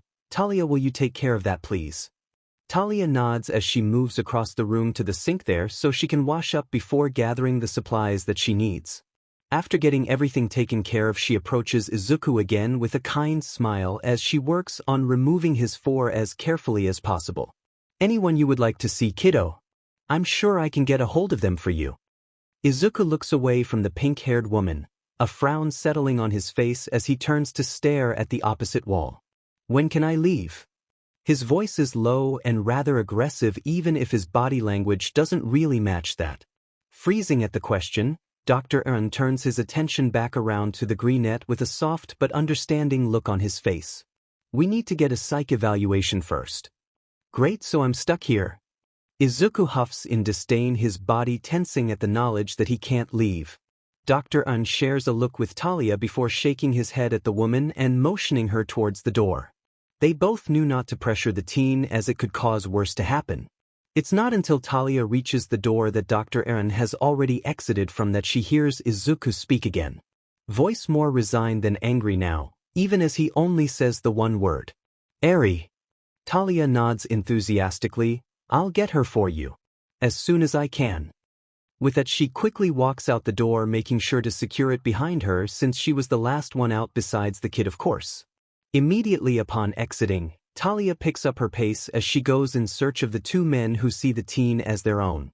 Chapter text almost literally running into the pair of husbands, Talia turns a bright shade of pink. a sigh escaping her because of course this would happen to her again. Definitely not as bad as the first time she actually ran into them, but close enough. Snickering meets her ears, causing her to look up at the blonde man wearing a wide, flirtatious grin. The sight causing her to take a step away, so there is more distance between them, which allows her to harden her eyes. Sorry, I was in a bit of a rush trying to find both of you. Izuku has requested being allowed to see Aries. Hisashi looks at Talia, Chartreuse eyes widening considerably as he reaches a hand into his pocket and pulls out his phone, sending a quick message over to Nemuri asking her to bring his kids to the hospital as soon as possible. And us. Talia turns to the darker-haired male of the duo and shakes her head with a sad smile. I'm sorry, he hasn't requested anyone else. Just Aries. The tired man gives a small nod of understanding before turning away and heading down the hallway. Talia watches after Aizawa, uncertain what else she can do to help. She's so lost in her thoughts that she easily startles as a hand is placed on her shoulder. Grumpy Cat just needs some time to himself. Don't worry about it. Thanks for keeping us up to date. Hisashi smiles reassuringly to the young nurse before walking back to the waiting area to take a seat. It's not much later when Aries finds herself standing just inside the doorway of Izuku's room. Candy apple, red eyes filling to the brim with tears as she stares at the greenette. You're awake. Izuku smiles fondly at the silver-haired child, moving around so he's in a better position before opening his arms wide in an invitation. One that is immediately accepted as Aries launches herself at the teen, her arms wrapping around his stomach as she breaks down into sobs. Wrapping arms around the much smaller form of the girl, Izuku lowers his head to nuzzle into the top of Aries' hair gently. I'm right here. I promise. Aries moves a hand to Izuku's hospital gown, hands clenching tightly to the fabric as her voice wavers as she continues to cry. Please. Please don't go. The words hit all at once. Circling in his mind as they replay over and over again, his grip on Aries tightening while still being mindful not to hurt her. Emerald green eyes that have been so dull suddenly sharpen, the spark that's been missing returning as he pulls away ever so gently and lifts Aries' face to look at him. I won't. Never again. I'll stay with you. Aries sits back, eyes staring into the eyes of the teen in front of her, searching for any hint that he's not telling the truth before finally giving a nod. I trust you. Leaning forward to place a small kiss on both of Aries' eyelids, Izuku finds himself smiling a small but genuine smile at that. Thank you for that, Aries. Your trust means a lot to me. It takes a few minutes for them both to settle back down, but when they do, Aries goes wide-eyed as she reaches into her pocket and pulling out a somewhat beat-up phone. I almost forgot. Lemillion gave me this. Whenever he visits, he uploads new videos on it for me to watch. Izuku looks at the phone and shakes his head at seeing the familiar colors of the other hero in training. What kind of videos? He almost regrets asking as he sees the grin on Aries' face rivaling that of his teachers. Mischievous grin in place, Aries turns the phone on happily. It's videos of Lemillion, Nijire, and Sun Eater all doing community service. But you know how shy Sun Eater is, right? Thinking of the upperclassman in question, Izuku nods. Yes, he tends to stare at walls instead of interacting with people. Why? Aries giggles, the sound so bright that it visibly brings a sense of relief to Izuku as the tension in his shoulders ease. He's so not during this. Like he's super passionate about this. Hang on, let me show you.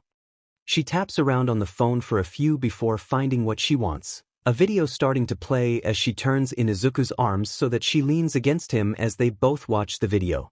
Scowling as he follows after his chaperones for this little outing, Bakugo glares at the small fleet of semis as they stand in front of them. Why are we here? Nijire giggles as she motions to the waiting trucks before giving a twirl, arms spread wide in her excitement. We're here because this is your community service. Looking from the trucks back to the older teens in front of him, Bakugo can't keep himself from growling out his annoyance. How the hell am I supposed to help people like this? Mirio rubs the back of his head sheepishly as he realizes just how much work they have to do with the younger hero course student. This helps people a ton. We're going to be giving out food, blankets, and other necessities to people that are in need of help. But since we're pretty well-known students and we don't want any publicity, we're going to help behind the scenes. What do you mean no publicity? I'm here, so the rest of the world should know that too. I'm going to be the best DMN hero, even better than All Might. Bakugo yells his outrage, not even pausing to think about it, and while it takes a moment for it to hit, it still does as he slumps forward, giving off an air of defeat. Yeah, I heard it. Now what? Glancing from his more outgoing classmates, Tamaki sighs as he approaches the younger classmen, his hands fiddling with something in his pockets. Listen, a lot of these people have just gone through the worst day of their life. Drawing attention to them so you can get recognition and make them feel worse is the opposite of what we are trying to do. Nijire floats over to where the other teens are currently at to try and get them both to focus on the task ahead. Right. Besides, Mirio said we can't have you directly taking to people yet because you could make things totally worse. So, we have to work our way up. Bakugo sneers at the camera for a moment before the screen goes silent as a new video begins to load up. Community service. Is that a hero course thing? Izuku looks from the phone towards the door as he tilts his head to the side curiously. Aries shakes her head as she hits the play button on the phone. Just a Bakugo thing. Daddy, Papa and Toshi can probably explain it better than I can. Izuku frowns, hearing Aries, a pit starting to fall in his stomach. No Aizawa or Yamada. Blinking red eyes up at Izuku, Aries gives a small shrug. Toshi can explain it then. Izuku gives a small nod of agreement as the video starting to play on the phone quickly catches his attention. A gruff older man stares down at Bakugo as he carries 2 boxes at a time versus the single box that the angry teen carries. Hurry up, kid. We ain't got time for you to be taking a nice stroll through the park. Bakugo growls up at the old man as he adjusts the box he's carrying. Shut up, old man. I'm trying to be respectful to these items because people need them and they ain't mine. Rubbing the back of his head sheepishly, Mirio can't help but give the older man a nervous smile. Sorry about our new recruit. He's never done anything like this before. The older man scoffs at hearing the older teen speak, because doesn't that figure? Just another kid with a powerful quirk and not a shred of human decency in him. And he wants to be a hero. Nijire gives a happy giggle as she approaches carrying her own boxes of supplies. Yup. Explodey here has a bad temper, but that's why he's hanging out with us. Eyes narrowing in distaste, the older man sets down his load of boxes on a table in the facility for the other volunteers to start sorting through. We don't need another endeavor.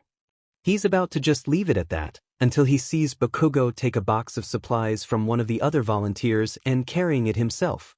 Seeing that seems to act as a SWH of some sort as the older man scowls for a moment before looking at the members of A's Big Three. Alright, let's get him whipped into shape. A cheer is heard from both Mirio and Nijire before the video ends. Aries tucks the phone back into a dress pocket with a grin. See, Sun Eater is so passionate about this stuff. Izuku gives a nod of his head before losing himself back to the thoughts of what is going on. Why is Bakugo suddenly doing community service and making sure to respect other people's belongings? It just doesn't make any sense whatsoever. Deku. Aries looks back at the greenette, confused as to why he's so quiet and tense. Tensing more at the name, Izuku snaps his attention back down to Aries and forces a grin as it registers who he's with. Sorry, Aries. Just thinking. Clearly not convinced, Aries chews on her bottom lip for a moment before climbing out of Izuku's bed. I'm gonna go get Toshi, is that okay? He can explain what's going on to you. Izuku nods hesitantly to the girl but keeps the smile forced onto his face for her sake. Thanks, Aries. Giggling, Aries leans forward, giving Izuku another hug before skipping over to the door. Be right back. Chapter text. Waiting until Aries is fully out of the room, Izuku runs his hands down his face, allowing the smile to fade and show his pain, even if only for a moment. Why did I promise her that? Why did I tell Aries that I would stay with her? Hands reach up to grip at the longer green curls in desperation. Tears filling his eyes as his emotions get the best of him. I don't want to be here. I don't want any of this. But I want to be selfish and keep her. I don't understand. Hands tugging at the strands of hair as his breathing picks up ever so slightly, not a panic attack yet, but close. He seems to notice this too as he tries to think about something else to try and regulate his breathing into a healthier pattern. Kaken is doing better, he seems to be actually trying to care about people and help them now. Izuku freezes for just a moment before his frown deepens because doesn't that SCK?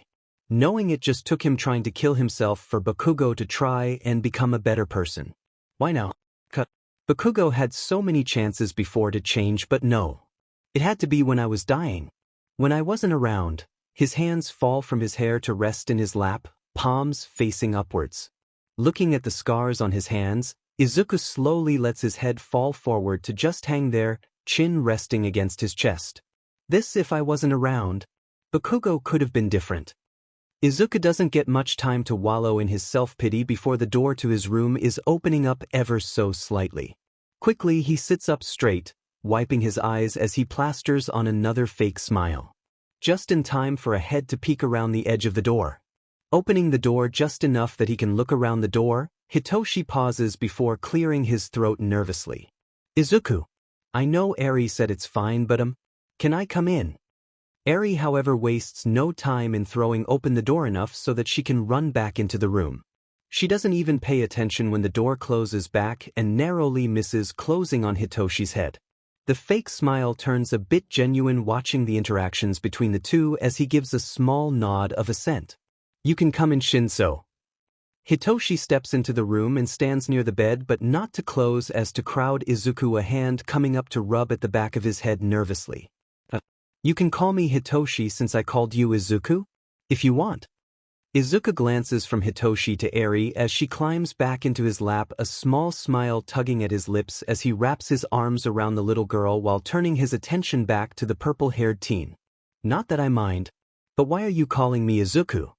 The question causes Hitoshi's brain to blue screen for a moment because honestly how is he supposed to explain that he knows that Izuku was abandoned, and he figured that he wouldn't like the reminder of those that neglected him. Shaking his head after a moment, he takes a deep breath as he turns his gaze to stare at a wall. I wanted to come here so that I could apologize for what I said during the sports festival. I've been meaning to do it for a while, that and I'd like for us to be friends. Coughing, he gives a side glance to the greenette, if you want. Izuku narrows his eyes in suspicion. He knows he's not being friendly but at this point he doesn't really care. The one choice that he had made for himself has been yanked from him, so sue him for being snarky. How about you tell me why now first? Then I'll decide if I want to be friends. 'Cause from where I'm sitting, you only want to apologize and be friends because I tried to kill myself. That's not it at all.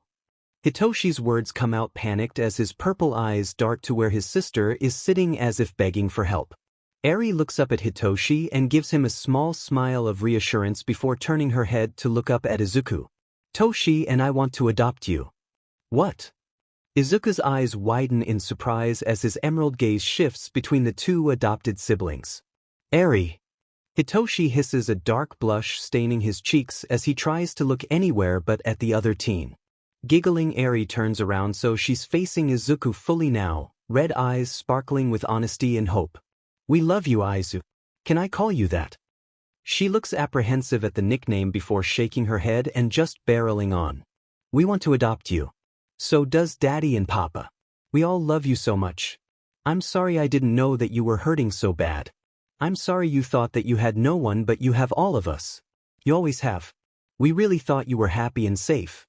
I'm so sorry that I couldn't save you like you did me.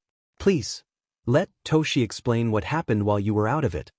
Words catching in Izuku's throat, he settles his gaze on the purple-haired teen and gives a nod as he pulls the silver-haired child to his chest. It's all he can do to try and maintain his composure. Clearing his throat, Hitoshi nods at Aries before directing his attention solely to Izuku. First and foremost, are you comfortable talking to me? Or would you prefer Dad or Pops? You. He doesn't like how the greenette doesn't even hesitate before answering, but he knows better to question it, so instead he takes the opportunity to reach into his jacket and pull out a small notebook. This is my journal. You're welcome to read it. Aries reaches out her hand since she's wrapped up in Izuku's arms so that he doesn't have to let go of her.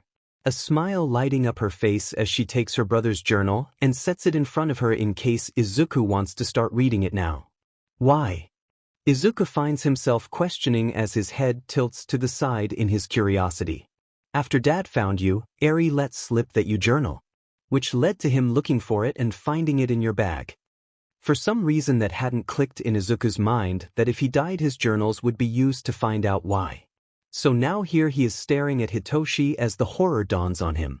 You read my journal? Hitoshi nods solemnly. Yeah, I did, we did. Which is why I brought mine for you to read. It's only fair. Izuku carefully moves Aries off of his lap as his hands move to aggressively tussle at his hair as the panic starts to set in. But that means that you know, moving over to the bed slowly and telegraphing his moves like he's seen both of his dads do, Hitoshi makes sure to catch Izuku's eyes without touching him. You're alright, just breathe, but yeah, I know everything. I know what they did to you. What was said? Everything, and I'm sorry. Ducking his head as best as he can, Izuku barely manages to get out a soft, why you know I was quirkless. Yeah. I really shouldn't have judged you without even knowing you. I had that happen so much in my life because of my quirk and I hated it. I'm sorry I did the same thing to you.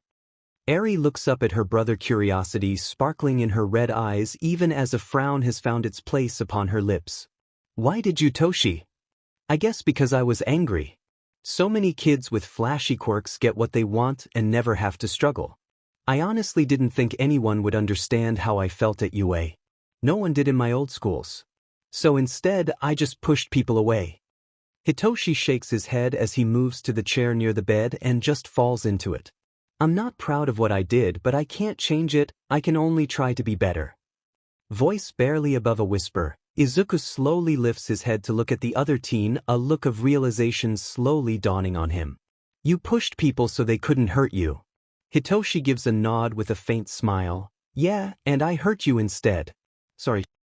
Giving a small shake of his head, Izuku looks at Hitoshi for a brief moment before looking away with a huff. Fine. Tell me what's going on. Hitoshi shrugs. I told you we all read your journal as a family. Dad and Pops have been making changes with help of some other trusted people. Bakugo. Barely concealing his snort of amusement, Hitoshi leans back in the chair to get comfortable. Should have known you would ask about Hothead first. He's doing community service. It's only one of a few things that he has to do to maintain his spot in the hero course. I don't know the specifics. Just that he's being supervised by the big three for community service. Leaning back in his bed, Izuku shakes his head at the knowledge that it's true.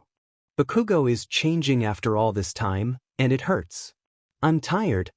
Aries gets up slowly, placing a kiss to Izuku's forehead before hopping out of his bed. Get some rest, Deku. I'll be back soon. I promise to save you like you did me. Just give me a chance. Hitoshi frowns at the greenette before reaching out and grabbing his little sister's hand as they head out the door. Pausing for a moment as they hear the broken voice of the other teen. Aries, no more Deku. I'm no hero. The door closes and locks behind them, causing the siblings to look up at each other in concern from what Izuku had just said.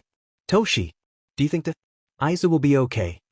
Aries looks up at her older brother, tears starting to fill her eyes in her concern. I think that there's a lot of people that's going to help him be okay, but it still may take time.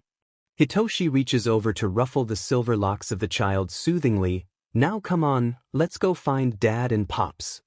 Chapter text, Mind Speak, journal. Allowing himself to fall into the dark recesses of his mind, Izuku storms through the never-ending black fog. Tears filling his eyes as he tries desperately to keep them at bay. I don't get it. Why do they care now? Why after I almost die? It's not fair. And watches the young teen with an ever-growing frown. Wishing that he could approach, but also wanting to give the boy some privacy in his own mind. Stupid, useless, thinks he can be a hero. You're right. He couldn't even die properly. Now people are pretending to care. Why are they even bothering with that anyway? No one did before. Besides, Kachin Dash, Izuku stops, the name burning his tongue like acid. Besides, Katsuki is changing. Of course he is, he always said I was in his way. Golden child. Pacing back and forth on an imaginary path, Izuku reaches his hands up to his hair, tugging at the curls. Nose twitching up into something akin to disgust, he finds himself mocking, Oh, he's bettering himself. He's going to be such a great hero. Blah blah blah. Stain was right. Fakes calling themselves heroes. Finding himself unable to stop, and approaches the green net as the boy breaks down in front of him. He's careful in his approach not to startle the kid, even as he reaches out large hands to take the small trembling ones out of green curls, and into his own steady grasp. Green eyes so filled with pain and confusion dart upwards to look into the eyes of the last remaining vestige of one for all. Why now? Stroking his thumbs over the back of Izuku's hands, En gives him a tense smile. I wish I could answer that, but I don't know why now. It could be as simple as they always cared and didn't know how to tell you, or that they truly didn't know that you needed help, or it could be that it took losing, or almost losing you rather to see how important you are to them. Pulling his hands out of the larger grasp, Izuku wipes his eyes angrily. That's such CRP. If I knew someone cared, I wouldn't have tried it. But no. Up until my attempt, I was only good for a laugh. Everyone taking a chunk out of the quirkless kid. Then laughing about how uncontrolled his quirk is when it came in. How he had the control of a toddler. Because I will never be more than a useless Deku. Even now that I have a quirk. You're not useless or a Deku, though I do agree it is CRP. But sometimes that's how things work.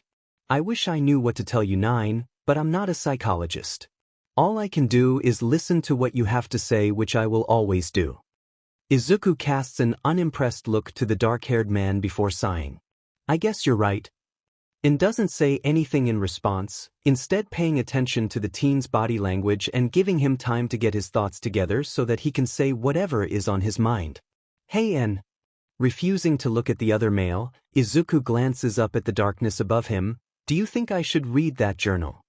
Giving the question some serious thought, En takes his time before answering. I think that you may learn more about Shinso or even what's been going on during this whole thing if you do choose to read it.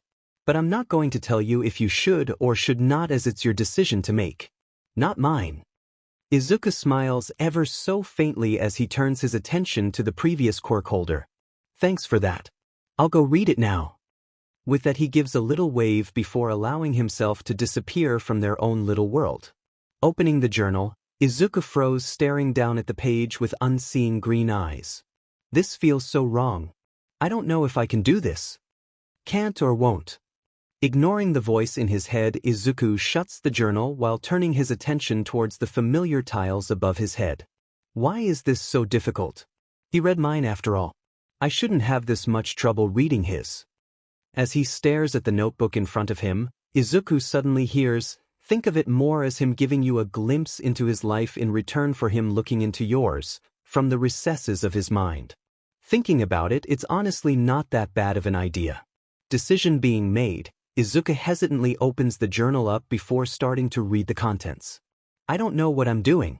I just recently started therapy since my new foster parents set it up. Why, I don't know. No one else ever bothered. Anyway, my therapist said I should try to write a letter even if it just stays in the journal. Apparently, it can bring closure while also allowing me to open up more. So here it goes, I guess. Dad, I miss you. I don't understand why all of this is happening. I'm being fostered by my favorite hero, which is honestly the only reason I'm in therapy.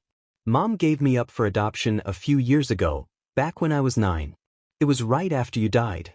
I woke up in the hospital after the attack to a caseworker and haven't seen Mom since.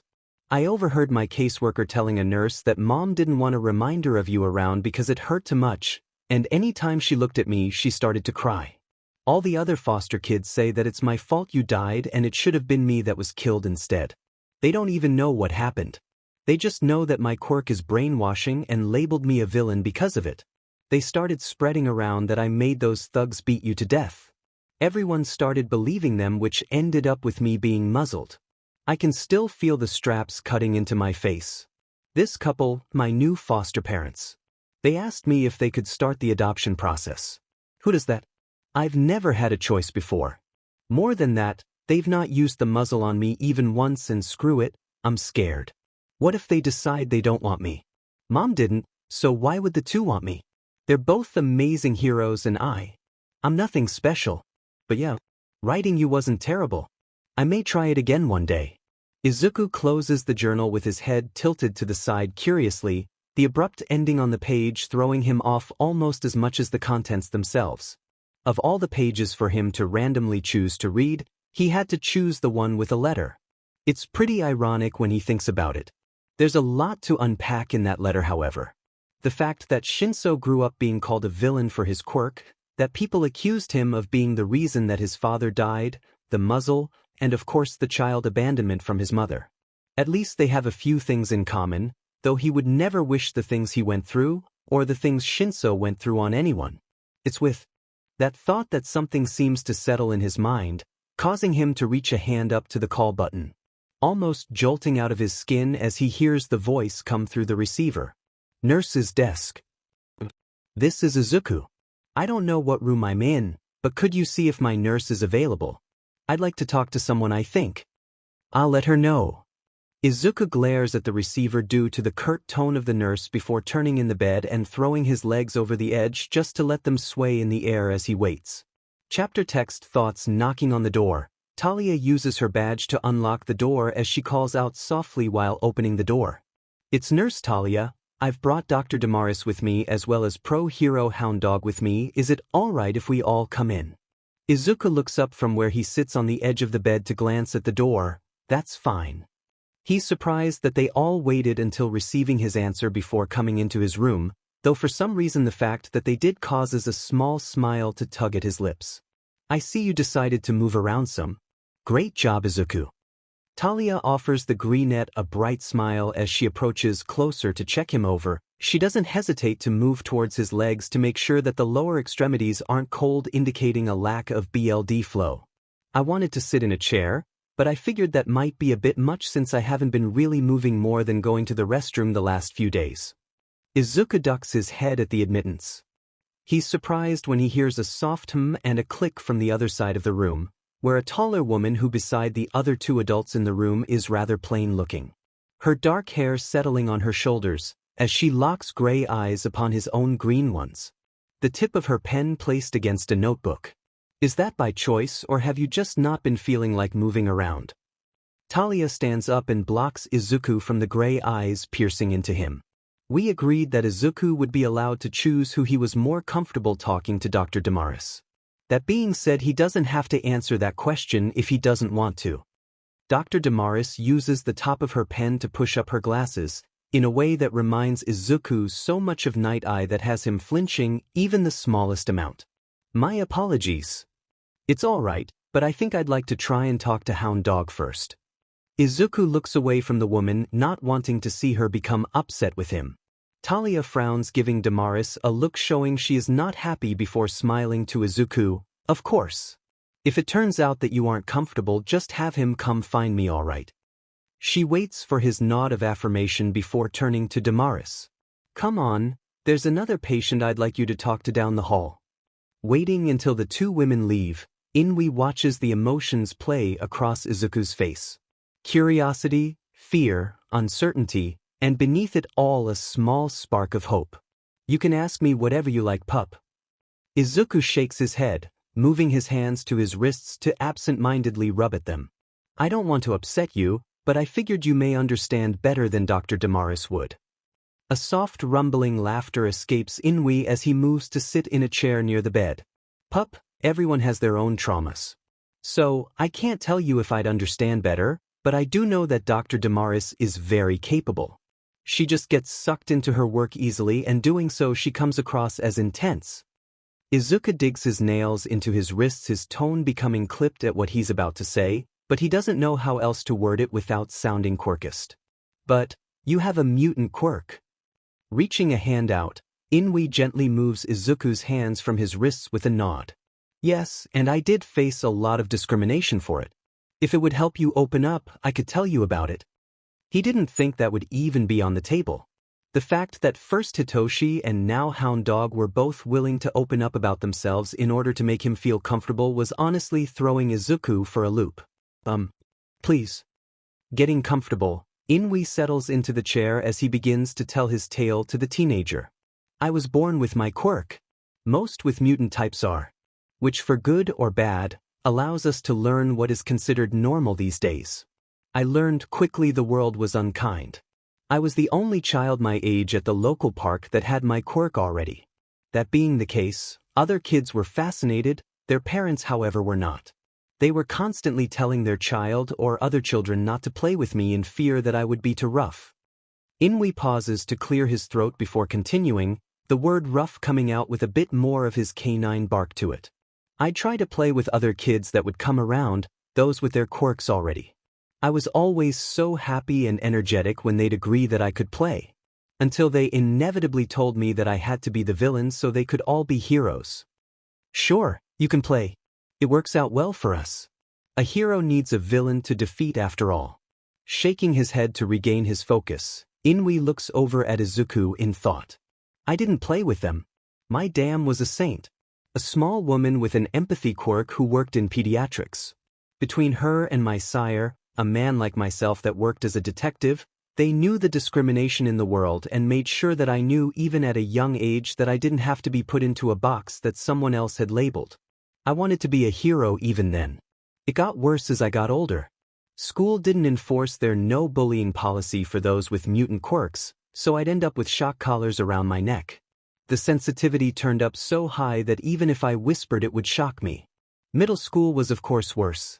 From the shock collar becoming an everyday occurrence, to not being allowed to sit in my chair at my desk, to other students going so far as to use my senses against me. Fidgeting on the bed, Izuku raises a hand shyly because he really doesn't want to interrupt, but he does want to make sure he understands what Inui meant. Using your senses against you. Yeah, but they would all wear strong scents some days just to mess with my nose, or they'd make a discreet noise so that I'd think I was hearing things, but when I went to focus on the sound they would all make the loudest racket that they could. Inui gives a firm snuff out his nose in annoyance at how his younger self was treated. But that's not right. Izuku's green eyes are blown wide at the thought of someone hurting the man in front of him who he has only seen do good things. You're right. It's not, and I'm glad that you are able to recognize that. Inui watches as his words startle Izuku into looking down at the floor, his face hidden from view. Would you like me to continue? He can't stop the fond look that crosses his features at the nod he gets in response from the greenette. When applying for high schools, the school's guidance counselor tried desperately to get me to go to a normal school or to just drop out. Told me to stop wasting resources when I was just going to become a villain. I refused to become what they wanted me to become. So I applied to Shiketsu and Ketsubutsu. They both had high mutant quirk acceptance rates, while also not being you. Where all of the other kids were applying. The fact that I wasn't applying to you. A itself seemed to be a relief to the counselor, so she signed off on my applications without any other word. It was during my time at Ketsubutsu that I learned that my anger problems are a direct result of a spike in my adrenaline. I was sent to talk to the counselor there and they helped me start learning the basics on psychology to keep myself level-headed. When our lessons started to come to an end, I wasn't happy. I still wanted to be a hero, but I wanted to help others that were like me, who needed someone to confide in. Which led me to only doing the minimum amount of hero work to start with because I was taking courses to get my degree in psychology. Izuku looks up at Inui in surprise. Wait, you chose to help people through not only being a hero but also a counselor.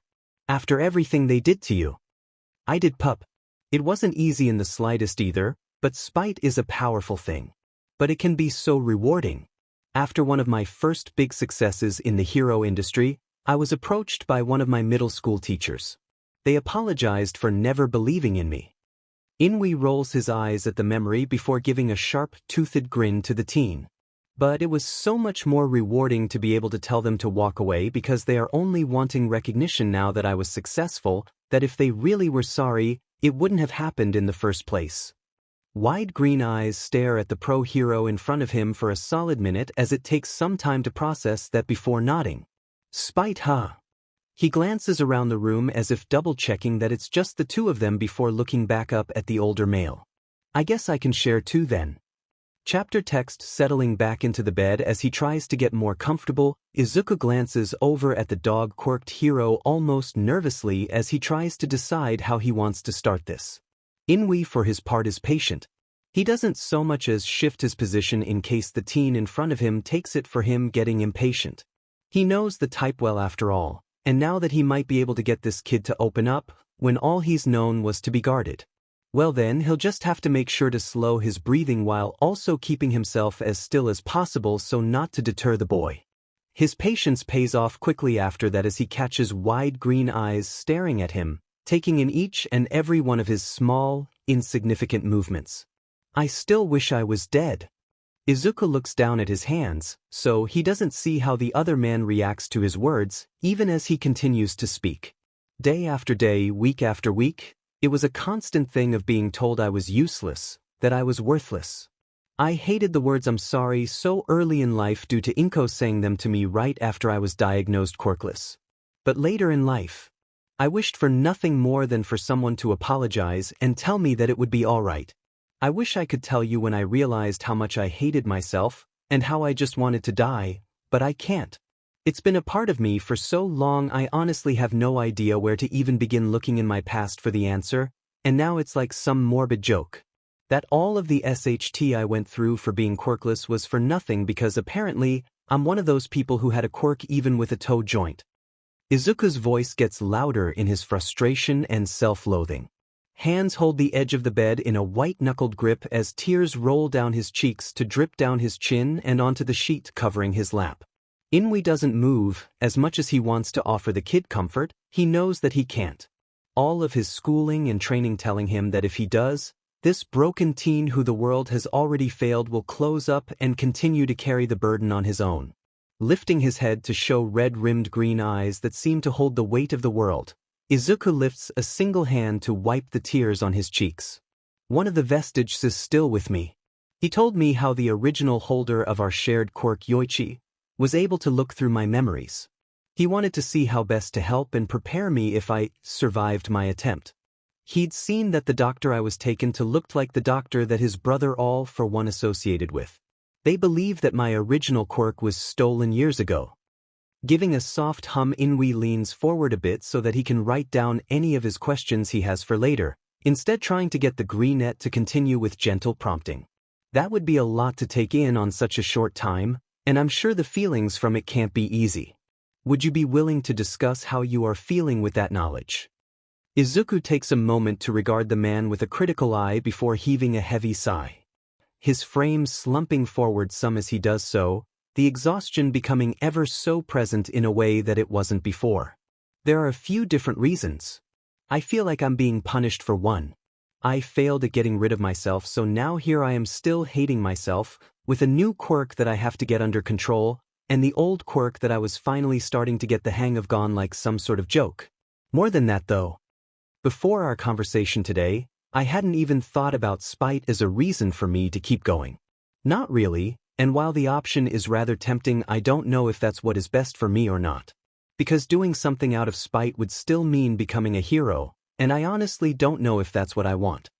Izuku takes the moment to look over at the man, taking in his reactions as he fidgets in his bed. Nodding his head in understanding, Inui reaches up slowly to scratch at the side of his face in thought, which is completely up to you. Unless something is directly harming you, or will do you harm, I won't tell you what to do. Even then, it's ultimately your choice.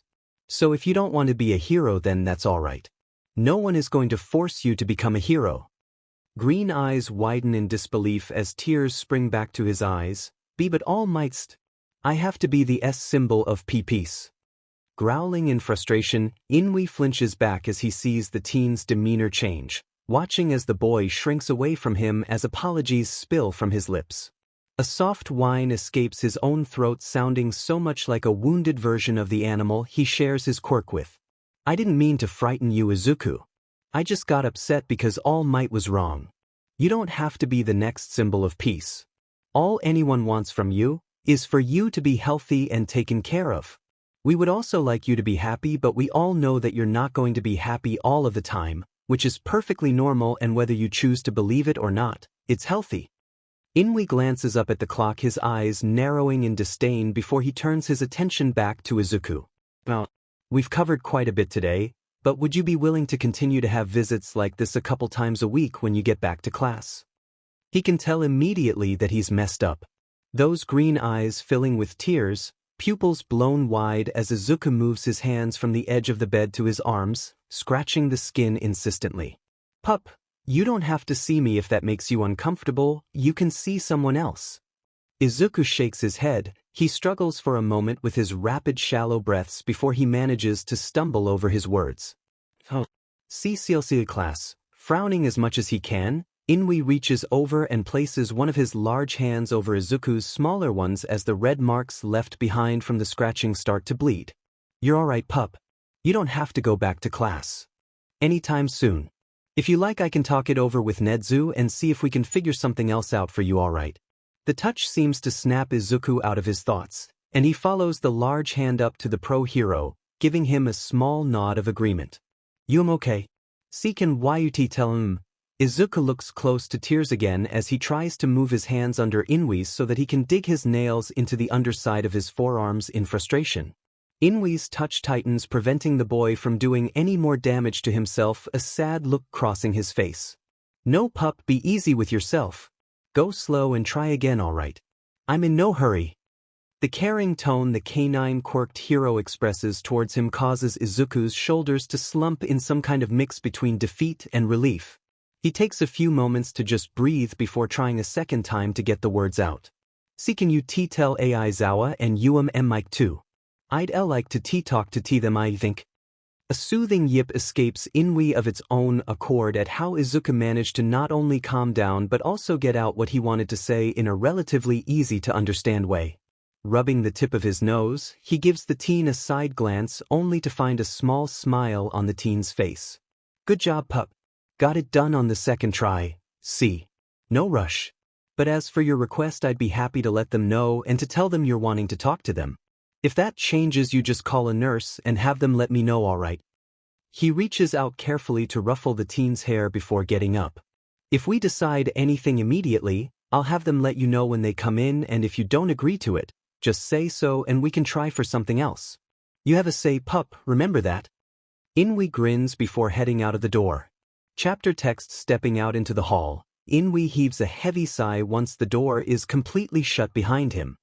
He's not surprised by any means to see Midnight waiting outside the door. I figured you would have left after dropping off the kids. Nemuri gives a dismissive wave of her hand as she grins. That was originally the plan, but someone decided to accompany me in my task. Nedu is here then. The canine hero lifts his nose to give a quick sniff to check, since one can never be too careful when it comes to their boss. You know it. He's holed up with Hizashi and Shoyuta in a secure meeting room here on the hero floor. Nemuri flashes her coworker a bright grin as she turns on a heel to lead him to the meeting room. Inui rolls his eyes at the heroine's antics but follows her nevertheless. Where are Hitoshi and Aries? A couple of the nurses who are off duty are taking them around to cheer up some of the patients in the hospital. If the meeting goes over too long, then Hitoshi offered to take Aries down to the pediatric ward to see the guest visitor as well as to play in the recreational room. Nemuri doesn't turn to look at the man as she talks. She knows he can hear her just fine due to his quirk. But she can't help but smile at the concern that he's showing for the kids that are basically family to most of the staff at this point. Don't worry so much, Inui. They're safe, and if they need to talk to someone they know to come to you. Their conversation is abruptly cut off as they walk into the meeting room just before the door shuts with a firm thud behind them and the sound of a lock engaging reaches their ears. Good. We're all here. Nedu claps his paws together from his place in the chair at the head of the table. Rio, would you be so kind as to give us your thoughts on our young student? Inui takes a moment to look around the room, taking in those that are there. A deep rumbling hum escaping him. From a professional point of view, Izuku seems to be mentally stable, which I will bring up to his nurses and doctor that I think he can be released as long as he agrees to counseling a few times a week. Although admitting that he still wishes he was dead, I don't see any signs of him intentionally trying again. Intentionally? Hizashi can't stop himself from asking, concern leaking into his entire being as he glances over at his husband as he places his hand on the other man's, giving it a gentle squeeze of reassurance. Giving a small nod of his head, Inui takes a moment to watch Aizawa's reaction before replying. It wouldn't do for any of them in this room to not be in their best headspace for this. I believe he is likely suffering from at least anxiety, if not more. But without him filling out the intake assessment, I'm not comfortable giving a diagnosis, especially off of just a single conversation. However, during our talk, he pauses for a moment, debating how to go about what he wants to say as his eyes catch Nemuri momentarily. When he would start to get worked up, he moved his hands to scratch and claw at his forearms. Catching the look that Inui gives his friend, Aizawa narrows his dark eyes. Do you have problem with Nemuri all of a sudden? Inui shakes his head as he growls softly in discontent. Not at all. He turns apologetic eyes to the only woman in the room. But to continue this conversation, I apologize, but I'm going to have to ask you to leave. Arching a brow, Nemuri drums her nails on the table, having just sat down to get comfortable. I'll go, but I'd like to know why I am suddenly being excluded. Leaning forward on clasped paws, Nezu gives the counselor a curious look. I too would like to know the reason for her exclusion, seeing as Kayama has been in the loop since you were brought in as well. Taking a moment to look around at his colleagues, Inui notes the body language of Mike and Aizawa being a strange mix of defensive for their friend and the need to check on their student, as evident by them both sending occasional glances between Nemuri and the door. Turning his attention back to the annoyed woman, Inui gives a soft whine, unintentionally showing his dislike for the situation himself. Izuku agreed to me talking to Nezu, even going so far as to ask if I would include Yamada and Aizawa as well. After this meeting, he was open to talking to them both as well, to which I told him if he changed his mind, he could let a nurse know and they'd inform me. With everything that has gone on in his life, as we all are aware from his journal, he never really had the option of having a choice. I want to make sure he has those now, and I refuse to break his trust on something that isn't something that is a danger to himself or someone else.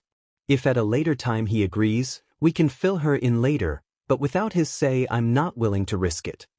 Inui's voice is firm, jaw set, showing he's not moving from his stance on this, even as his hands tighten into fists and another whine escapes.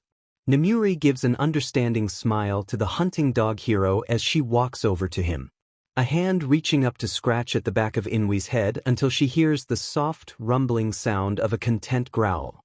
You could have just said the green bean hadn't agreed and I would have accepted it. But I appreciate you being thorough so not to hurt my feelings while also keeping his feelings in mind.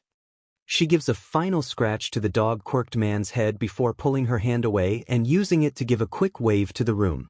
All right, I'm going to go check on your other two rascals. Let me know if I can help in any way. Waiting until Nemuri leaves and the locks re-engage on the door, Aizawa turns his attention back to his colleague. Aries, she's gone. Now talk. Taking a moment to see where he wants to start, Inui finally takes a seat at the table. In doing so, he lets himself drop into the waiting chair with a solid thud, the tension in his form starting to melt away just the slightest bit. There are a few things that concern me. The fact that he struggles so much with his self-image is a big one. On top of admitting that he wishes he was still dead, he also admitted to me that he hates himself. That he has hated himself long enough that he doesn't remember when his self-loathing even started. I believe that his self-hatred has actually increased upon recently finding out from one of the vestiges in the quirk that he was never actually quirkless. Instead, most likely having had his quirk stolen by the same doctor that diagnosed him, who apparently resembled the doctor who was known to associate with All for One. Inui gives them some time to process that, because honestly, if it wasn't for the fact that he's trained not to react to things said during sessions, he would have needed a moment as well. That is interesting. If that is the case, then it leads me to believe that our young Izuku had his quirk before that appointment. From my understanding of All for One, he can only take a quirk that he has seen before. There's not been any record of someone's quirk being taken before it's manifested. Nedu leans forward in his seat, an almost dangerous gleam entering his beady black eyes. Hizashi frowns as he shifts in his seat, uncomfortable at the thought. The poor little listener. I couldn't imagine going through everything he did, then finding out it wasn't something that was even supposed to happen. Noticing the discomfort in his husband, Aizawa slowly stands up and walks behind the blonde to pull his hair down out of the bun he has it pinned in. He gives a tired sigh as he starts to card his fingers through the long locks, knowing that it will help keep the loud hero calm. How do we help him with his self-image? Inui looks down at his notepad before meeting Aizawa's gaze, We need to basically reverse the damage that has been done. He's had so many people tell him he was useless, so we need to tell him how helpful he is, help instill a positive mindset by giving him small praises and thanking him for when he helps with things. Once he starts actual counseling, we can see what he would like to work on in regard to it. Depending on how deeply his self-loathing runs, I may suggest a type of roleplay to him where instead of seeing it as Izuku doing it, having him think of himself as someone else. Aizawa gives an understanding nod, something similar to what happens with someone in the witness protection then correct. A soft yip of excitement leaves the dog hero, causing him to roll his eyes in annoyance. Exactly. Next concern isn't as problematic as his take on his self-image but is still the fact that Izuku is under the assumption that he has to be a hero, which he's not certain he wants to do anymore. I'll go so far as to admit that I am more concerned by the fact that for him, he is under the belief that to be a hero he has to become the next symbol of peace, which we all know isn't the case. Nedu gives a disappointed sigh at that. Yes, that would be the convincing of our former number one, as well as today's society. Frowning as much as he can, Inui doesn't let them stay on that topic long so that they can address the one he's most worried about before trying to problem-solve the others. I think the most immediate concern, however, is that Izuku had a small panic attack when we were talking. I say small only due to his ability to pull himself out of it with minimal interference from myself. But the trigger to that was when I mentioned continuing counseling when he resumed classes. At first I believed that he didn't feel comfortable with me, so I told him that he could see someone else, that was no problem. But he assured me upon calming down enough to speak, that it was the idea of returning to class that was the problem. I did assure him that I would talk to Nedu to work on an alternative of some sort before leaving. Aizawa finally stops playing with his husband's hair to lean forward as he places a quick kiss on top of Hizashi's head before moving back to his spot and reclaiming his seat. Bakugo! Giving a small smile at the tenderness that his partner displayed, especially with the others around, Hizashi tilts his head to the side in thought. I don't know. If I remember right, the listener mentioned being made fun of for his lack of control. What if it's not just Bakugo? Slumping down in his seat, Aizawa heaves an exhausted sigh. If it's more than just him, I'm expelling them. Bakugo has at least tried to change. If someone is still actively bullying or was bullying the kid, then they don't deserve their spot. Nedu gives a small nod, more of understanding than agreement, however. I understand the sentiment, Aizawa, but would that do more harm than good? I believe we should see who is responsible and what is being done before we go about deciding repercussions. But enough of that, we need to find a way to make young Izuku comfortable upon his release first and foremost, so if you all would be so kind as to grab a pen and a notepad from the stack in the center of the table, I'd be grateful. Only waiting until the others in the room have the aforementioned items, Nedu gives them a look that promises to be nothing but chaos.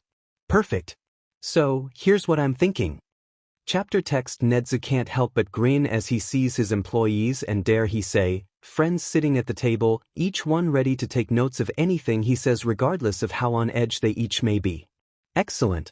Based off of what Ryo was able to tell us, it seems that we really only have two main issues to address. Those being Izuku's self-image as well as his anxiety, both of which should be able to be repaired given time. The more immediate concern is his fact of not wanting to return to class, which I don't blame the boy in the slightest for.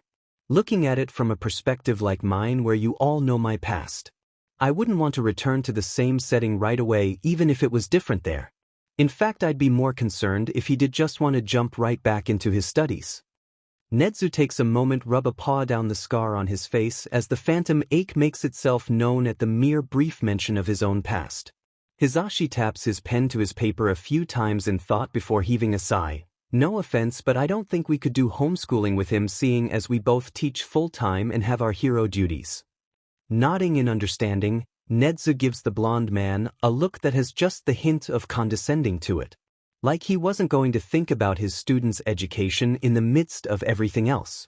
I believe that if he is agreeable, we can do classes online and he can sit in either the teacher's lounge or the common room in the teacher's dorms.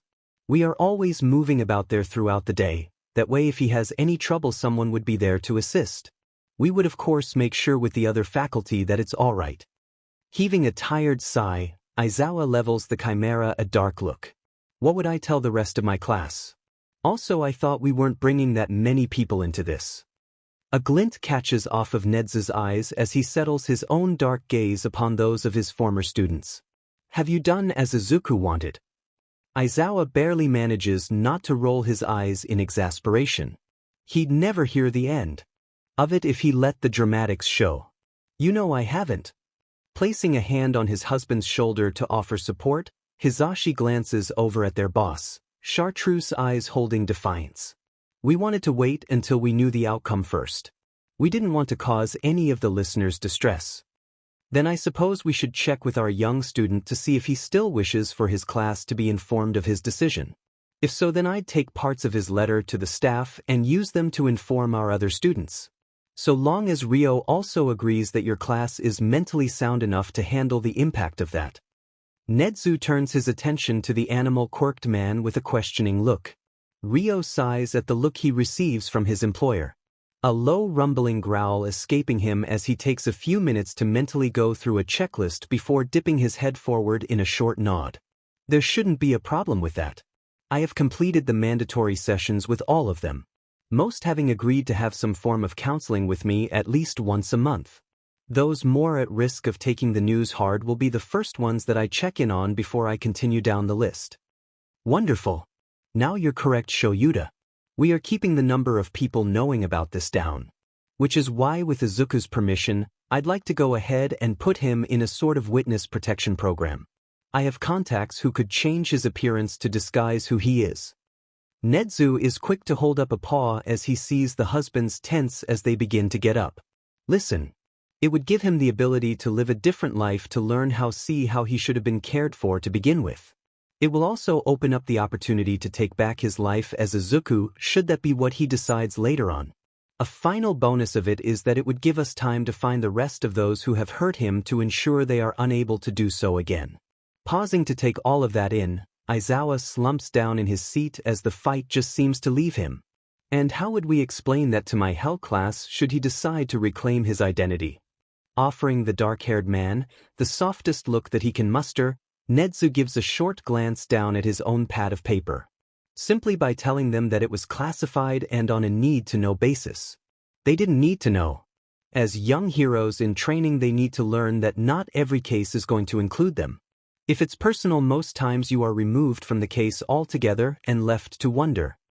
And with cases like this, where we are trying to not only protect him but to flush out those that have done wrong by him, the more realistic reactions there are, the less likely those who may try to come after him will do so. Inui gives the husbands an assessing look. He knows both of them know all of this, of course. But he is also very aware of how easy it can be for people to lose sight of that knowledge in the face of it being someone they care about. Hizashi looks torn. He doesn't like the idea of hurting their other little listeners, but he does see the appeal in it, in making sure that those who had been targeting your students were all taken care of.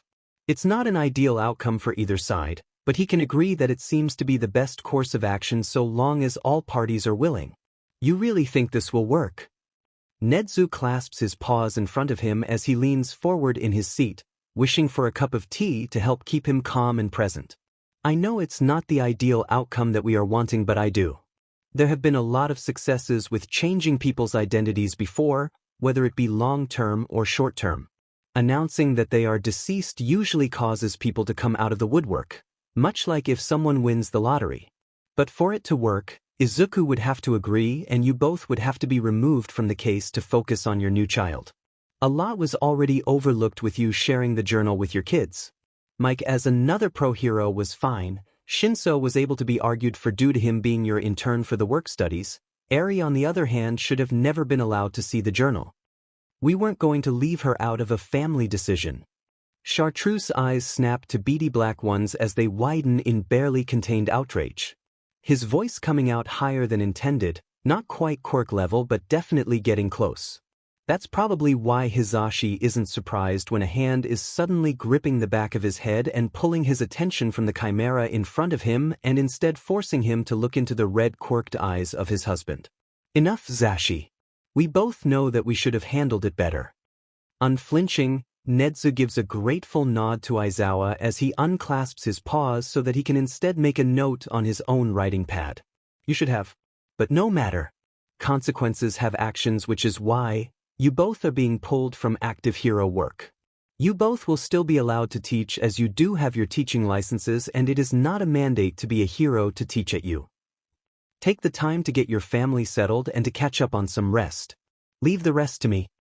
Looking between each other, Hisashi and Aizawa look uncertain for a moment before they give a nod of acquiesce. They know better than to go against their boss, and really it doesn't sound like that bad of a punishment considering things could have been much worse. Instead, Aizawa looks at his former mentor for a moment before huffing fondly. Thanks. He then gives a small shake of his head before turning to get ready to leave with his husband. After all, they have a kid to go talk to and a lot to hopefully be allowed to help him through. Nedu waits till the pair are just about out the door before speaking up a final time, his eyes catching Inui's to show his amusement at making them wait even just a single moment longer. Whenever he's ready, I have already pulled the adoption papers for you both to sign. Chapter text flashback. Izuku was nervous. He had caught himself a few times now with his hand hovering over the nurse's call button, trying to avoid the meeting that was coming up. It's not that he didn't want to talk to his teacher's purse, but he didn't really want to answer the questions that he was sure they had. On top of that, the longer their meeting with Hound Dog takes, the more his resolve wavers. Doesn't it figure that right when he was about to change his mind and actually push the button is when his door opens just enough for him to hear, "Kid. It's Aizawa and Yamada. Can we come in?" Swallowing the nervous lump that he feels starting to build in his throat, Izuku glances at the button, then to the door and back again in quick succession before letting out a heavy sigh. I mean sure. Aizawa takes his time to walk into the room. He's careful to announce his footsteps while also making sure that they aren't too loud. He knows that they have to tread carefully because one misstep can have both himself and his husband out of the room, unable to speak with Izuku till the kid alone decides. Not being an underground hero himself, Yamada has no trouble with his steps announcing his presence. The voice hero walking with an air of confidence with light but pronounced footsteps. "Hey listener, thanks for letting us come in." Izuku watches the couple's approach with wary eyes. As his nerves start to get the best of him, he closes his eyes to try and keep himself grounded. "How can we help, kiddo?" The voice is soft, softer than he remembers Aizawa ever being before. It's even somehow softer than the meeting during work studies before the raid on the Shai Hasaikai, and it's enough to bring him to tears. "Why are you being so nice to me?" Aizawa looks at between his crying student and his husband, uncertain how he wants to deal with this. It's the gentle prompting, "Go on," hand motions from his loud blonde that gets him to reach out and place a gentle hand in the green curls as he recalls the end of their meeting with Inui. They were just about to leave when the low growl of their protective coworker caught their attention. Turning to face the dog-quirked hero, Aizawa stares at his colleague in question while Yamada is the one who expresses his concern. "You good, Inui?" Inui stares back at Aizawa for a moment before snuffing in frustration. "Fine, thanks, Yamada. Warning for you both, make sure you aren't too imposing, while also not being quite enough to startle the pup. Leave the gruff act at the door, Aizawa, or you'll scare him off." Aizawa doesn't quite get the eye roll hidden in time for Inui to not see it. "I don't know what you're talking about." Squinting for emphasis alone, Inui shakes his head in exasperation at the dark-haired man. "You know exactly what I'm talking about. You enjoy your image of being an aloof, BSA, when really you care too much. Show the care to him, and for all of our sakes, open up." Hisashi tilts his head to the side curiously. "I must have misheard you. You want us to open up to the listener?"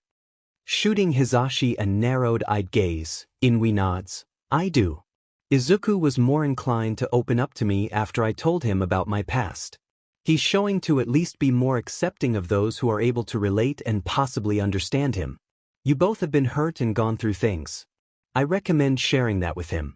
Help him trust you. We'll consider it."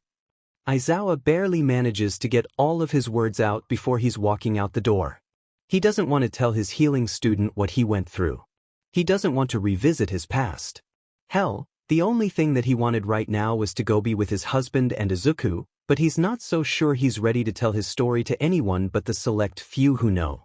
Carefully carding his fingers through the errant green curls, Aizawa watches his student as he starts to gather his thoughts.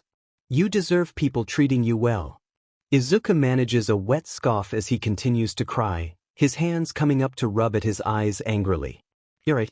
If that's the case, then why did no one do so before? Hisashi moves closer to the bed, his heart breaking at the hurt in the teen's tone. Once close enough, he gently bumps Izuku's arm with the box of tissues he grabbed on his way over. We can't speak for them, little listener, but if I had to guess, it was because they couldn't understand. Not that it mattered. They should have been treating everyone with the same courtesy and decency that they wanted to be treated with. Moving his hands to the side to stare at Hisashi incredulously, Izuku huffs as he catches himself and grabs a tissue, careful. It almost sounds like you're saying you understand. Giving his student a blank stare, Aizawa finds the words slipping past his lips before he can stop them. What would you do if we did understand? Izuku rolls his eyes. The likelihood of someone actually understanding him was slim. After all, he grew up as a nobody, a useless Deku who deserved to die. I'd say prove it first. That's all it takes to have Aizawa glancing up at his husband for encouragement, and finding the gentle sunshine smile there, gives him exactly what he needs to pull up the sleeves of his long-sleeved shirt. Doing so reveals a plethora of cuts all over the skin there, but the most prominent are the ones that are front and center once the underground hero presents his arms, so the underside of his wrists are facing up. It takes a moment for Izuku to understand what he's seeing. Those jagged, bold scar lines running from wrist to elbow on his teacher's forearms, taunting him before the weight of what they are crashes down on him. Reaching a hesitant hand out towards the arms presented towards him, Izuku lets a trembling finger trace along the scars there. "Why?" It's barely whispered, but Aizawa still manages to hear the boy's broken question. "It's the same reason I'm so HRD on my students and why I expel those I deem have no potential. Because when I was just a year older than you, Hisashi and I lost our best friend. We lost him because I wasn't strong enough. Even though we did our work study together, I wasn't able to save him when he needed saving. That took its toll on me." Taking a deep breath, Aizawa looked down at Izuku, surprised to see those green eyes staring back at him, even if they fleetingly looked away. "Being unable to save our best friend and watching him die, it hurt. I stopped eating. I became reckless because what did it matter if I died? As long as I protected others, that's what mattered. It got to the point where any time I closed my eyes, all I could see was him dying and I couldn't take it anymore. So, I tried to end it all." Dark eyes glance at tear-filled Chartreuse before he gives the teary blonde a faint smile. "Would have succeeded if it wasn't for a loud blonde finding me and literally screaming for the teachers to come help." Letting out a wet giggle, Hisashi nods at the memory. "Seeing you there bleeding out, I had decided that I needed you alive. If screaming meant you were alive even if you did go deaf, then it was worth it to know that you were still here." Izuku takes a moment to let that all sink in while his teachers give each other small touches to reassure each other that what is happening is real. When he can no longer wait, Izuku glances at Hisashi curiously. "That's more Aizawa's understanding, but what about you? Because from where I'm sitting, and I don't mean to be rude, but you seem more likely to understand Aizawa's perspective since he saved me, and you saved him." Giving the teen an amused look, Hisashi stands up and heads over to the sink in the room to wet a cloth before moving back over to his previous spot near Izuku's bed. "Can you hold this for me?" Turning his attention to his English teacher, Izuku arches a brow at the offered wet cloth before reaching out a hand to hold it. He's surprised when the man kneels down beside his bed before taking the cloth back. Grinning up at the greenette, Hisashi uses the cloth to wipe his face, removing the makeup he wears and revealing the small, thin scars that litter his face. Green eyes widen in shock as his fingers twitch as he tries to keep himself from reaching out. The face is different than just reaching for someone's arms after all. Hisashi reaches out and gently takes Izuku's hands in his own to place them against his face. "It's okay, listener, I don't mind." With the permission, Izuku traces the scars ever so gently as tears start to fall down his cheeks. "You had one too." Hisashi gives the kid a sad smile. If he had known the boy was hurting so much because he thought he was alone in this, then he wouldn't have bothered hiding them all the time. "I did. My teachers and classmates growing up hated my quirk. They refused to allow me to talk at all because if I did then they thought I would deafen them. It wasn't until the second year of middle school that we had a new student, who walked into the classroom and saw the muzzle on my face and abruptly pushed the kid out of the seat next to me and took his seat to look over my face. I don't know what he saw there, but it had him pulling out his phone. Then 10 minutes later his parents were back at the school, standing in our classroom horrified but firm in telling our teacher that the cops were on their way. Aizawa frowns at the retelling of part of Hisashi's childhood. It was before he was around and it doesn't come up very often, but when it does, he's all the more grateful for his husband surviving the torment he went through, while missing the third member of their group all the more. Debating quietly with himself, Izuku tries to figure out if he should ask the question that's bothering him or not. It's the hand still carding through his hair that acts as a gentle reminder that these two men are sharing about themselves willingly that has him asking, "What about your family? How did you hide it?" The question doesn't come out quite the way Izuku wanted to ask it, but somehow manages to get what he was saying across because the look on Hisashi's face becomes pinched as he leans forward ever so slowly. Resting his forehead against Izuku's, Hisashi gives a small shake of his head, causing the others to shake as well. "Listener, even if I needed to hide the marks, I wouldn't have. My parents, when they were still alive, were fierce protectors. It wasn't until after they died, when I was in my 3rd year of grade school, that this started happening. I lived in a group home up until that point. My social worker was appalled at what had been going on and being covered up. It turned out that the new kid's mom used to be social worker herself that specialized in pre-adoption services, and she had a neighbor who was looking into adoption." Hisashi leaned back to give Izuku a bright smile. That neighbor, after an extensive process of getting certified, attending regular classes, was able to foster me, and about 2 years later, when I was a week from starting at U, the adoption was approved. Tilting his head to the side curiously, Izuku moves his hands to start scratching at his arms nervously. "Why are you telling me about that part? Being adopted? I didn't get that chance." Hisashi looks from Izuku to his husband before taking one of Izuku's hands in his own. "I'm telling you that because it's important, Izuku. I know that things are rough, especially when they don't go as planned. That change is hard. But I'm hoping that you will trust Sho and I." Moving his free hand to grasp the greenette's other hand, Aizawa gives a small huff, drawing the attention to himself. "We would like to adopt you, Izuku. If you would have us, but there are some things we would like to discuss with you first regarding where you want to go from here." Chapter text thoughts. Izuku froze hearing the two older men. "They want to adopt me? What kind of sick joke is that? No one ever wants the useless Deku. The only thing I'm ever good for is a punching bag. Maybe that's why they want to adopt me, so that they have something for Shinso to practice his quirk on, or maybe for Aries' quirk. That would make more sense." Hands move on their own accord to tug at his errant locks as he backs away from his teachers till he's on the other side of the bed with his knees drawn up to his chest as he starts to cry. "Why can't anyone ever love me? Why am I never enough just as I am? I try and try, but it never works out the way that I want it to. Why is it some kind of joke for me to want to be taken care of?"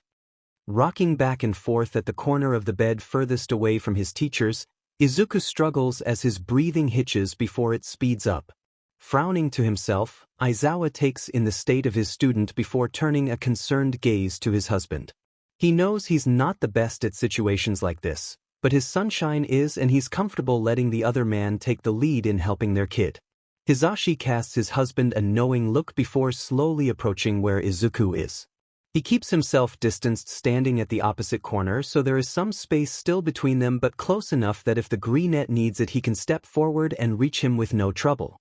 "Hey listener, can you tell me 5 things you can see?" Hesitating as it takes time for the words to get through the fog he's stuck in, Izuku lifts his head slowly and wonders to himself when he closed his eyes. Opening them, he sees the blurry of his arms and he lets out a choked sob. "Arms, my hands, and the bandage on it." Giving a nod of encouragement, Hisashi smiles, keeping the excitement out of his tone so as not to startle the teen. "Great job, listener. Can you do 2 more? Izuku looks up a bit more and gives a slow nod of his head as if to himself before responding, "My shirt and the blanket." "You're doing so great, listener. Now, what about 4 things you can touch?" That one is a bit harder for Izuku because he can touch things, but it's like it's not really there, like he's floating. The bandage, blanket. Turning slightly, he realizes where exactly he's sitting. Pillow in bed. Hizashi nods while still maintaining his distance, his tone nothing but soothing so as not to overwhelm the teen. Perfect. What about 3 things you can hear? A small blush comes to stain Izuku's cheeks at the praise. He's not used to being told he's doing something good, let alone perfect. Shaking his head to help keep the thoughts at bay, he focuses on the question asked. My breathing and a foot tapping. Smiling at the greenette, Hizashi struggles to fight the urge to just reach out and ruffle the curls there. He's so proud of his kid. It's hard to recover from panic attacks, but he's doing so well and he just wants to wrap him up in his arms and show him all the encouragement possible. 2 things you can smell. Izuku tilts his head to the side in confusion because there is no reason he should be smelling what he is. Citrus and coffee. Nodding his head in the affirmative at the inquisitive look he gets from the teen, Hizashi jerks his head in the direction of his dark-haired partner. My husband is here, is that still all right? Izuku nods hesitantly as he looks from his English teacher to his homeroom teacher before heaving a sigh. I'm sorry. Can I hug you, kiddo? Hizashi bounces in place on his toes. He doesn't want to scare Izuku not when they just got him calmed down, but it's so hard not to just wrap his arms around the teen who looks so dejected in front of them. Tilting his head to the side uncertainly, Izuku frowns at the unexpected question. If they want to hug me, then does that mean what they said is true? They actually care about me. Like enough to adopt me. Adega. Turning a disbelieving gaze to his 2 teachers, Izuku lets his eyes dart between them. Why are not Jay joking? Hizashi can't stop himself at that. Instead, he telegraphs his movements as he steps forward to wrap the greenette up into his arms. Never. Not about hugging you, not about the adoption. None of it. We care about you, Izuku. Please let us take care of you. It's enough to have Izuku crying as he hears the words he so desperately wanted to hear but thought would never happen. But now it is, and he's scared because what if they don't want him when he tells them he doesn't want to be a hero? Tensing in the hug, Izuku pulls away slowly, hands moving to wipe away the tears from his eyes and the tracks on his cheeks. Is it okay that I don't want to be a hero? Aizawa reaches a hand out to gently card through the green curls with an almost soft, patient look settling in his dark eyes. You don't have to be a hero if that's what you want.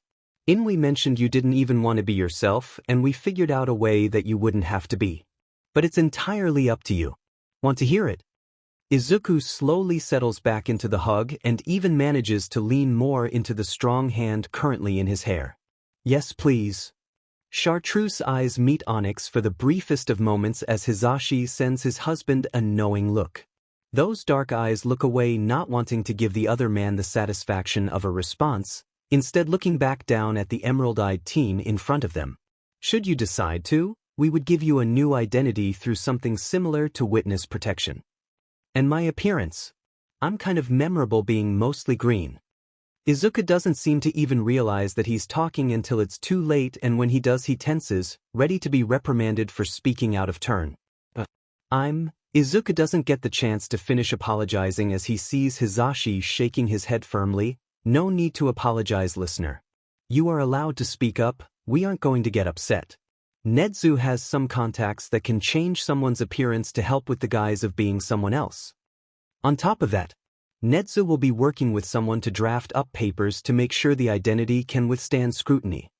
Aizawa's words come out gruff, and it puts Izuku on edge for a moment until the words truly settle in his mind. That they are putting their all into this because he doesn't want to be himself. It's a sobering thought, and one that has him reach out a hand toward his teachers as a spark of determination flares to life in his eyes. Before any of that, I want to know the changes. Barely arching a brow in question, Aizawa looks down at his kid, not even bothering to say anything. Scoffing, Izuku gives a small glare to the underground hero. Don't give me that look. Hitoshi said you made changes. I've seen what Bakugo is doing. Explain the others. Tsukachi has been working on compiling a case against your middle school teachers and the school as a whole. I hope you realize that we couldn't just let that go.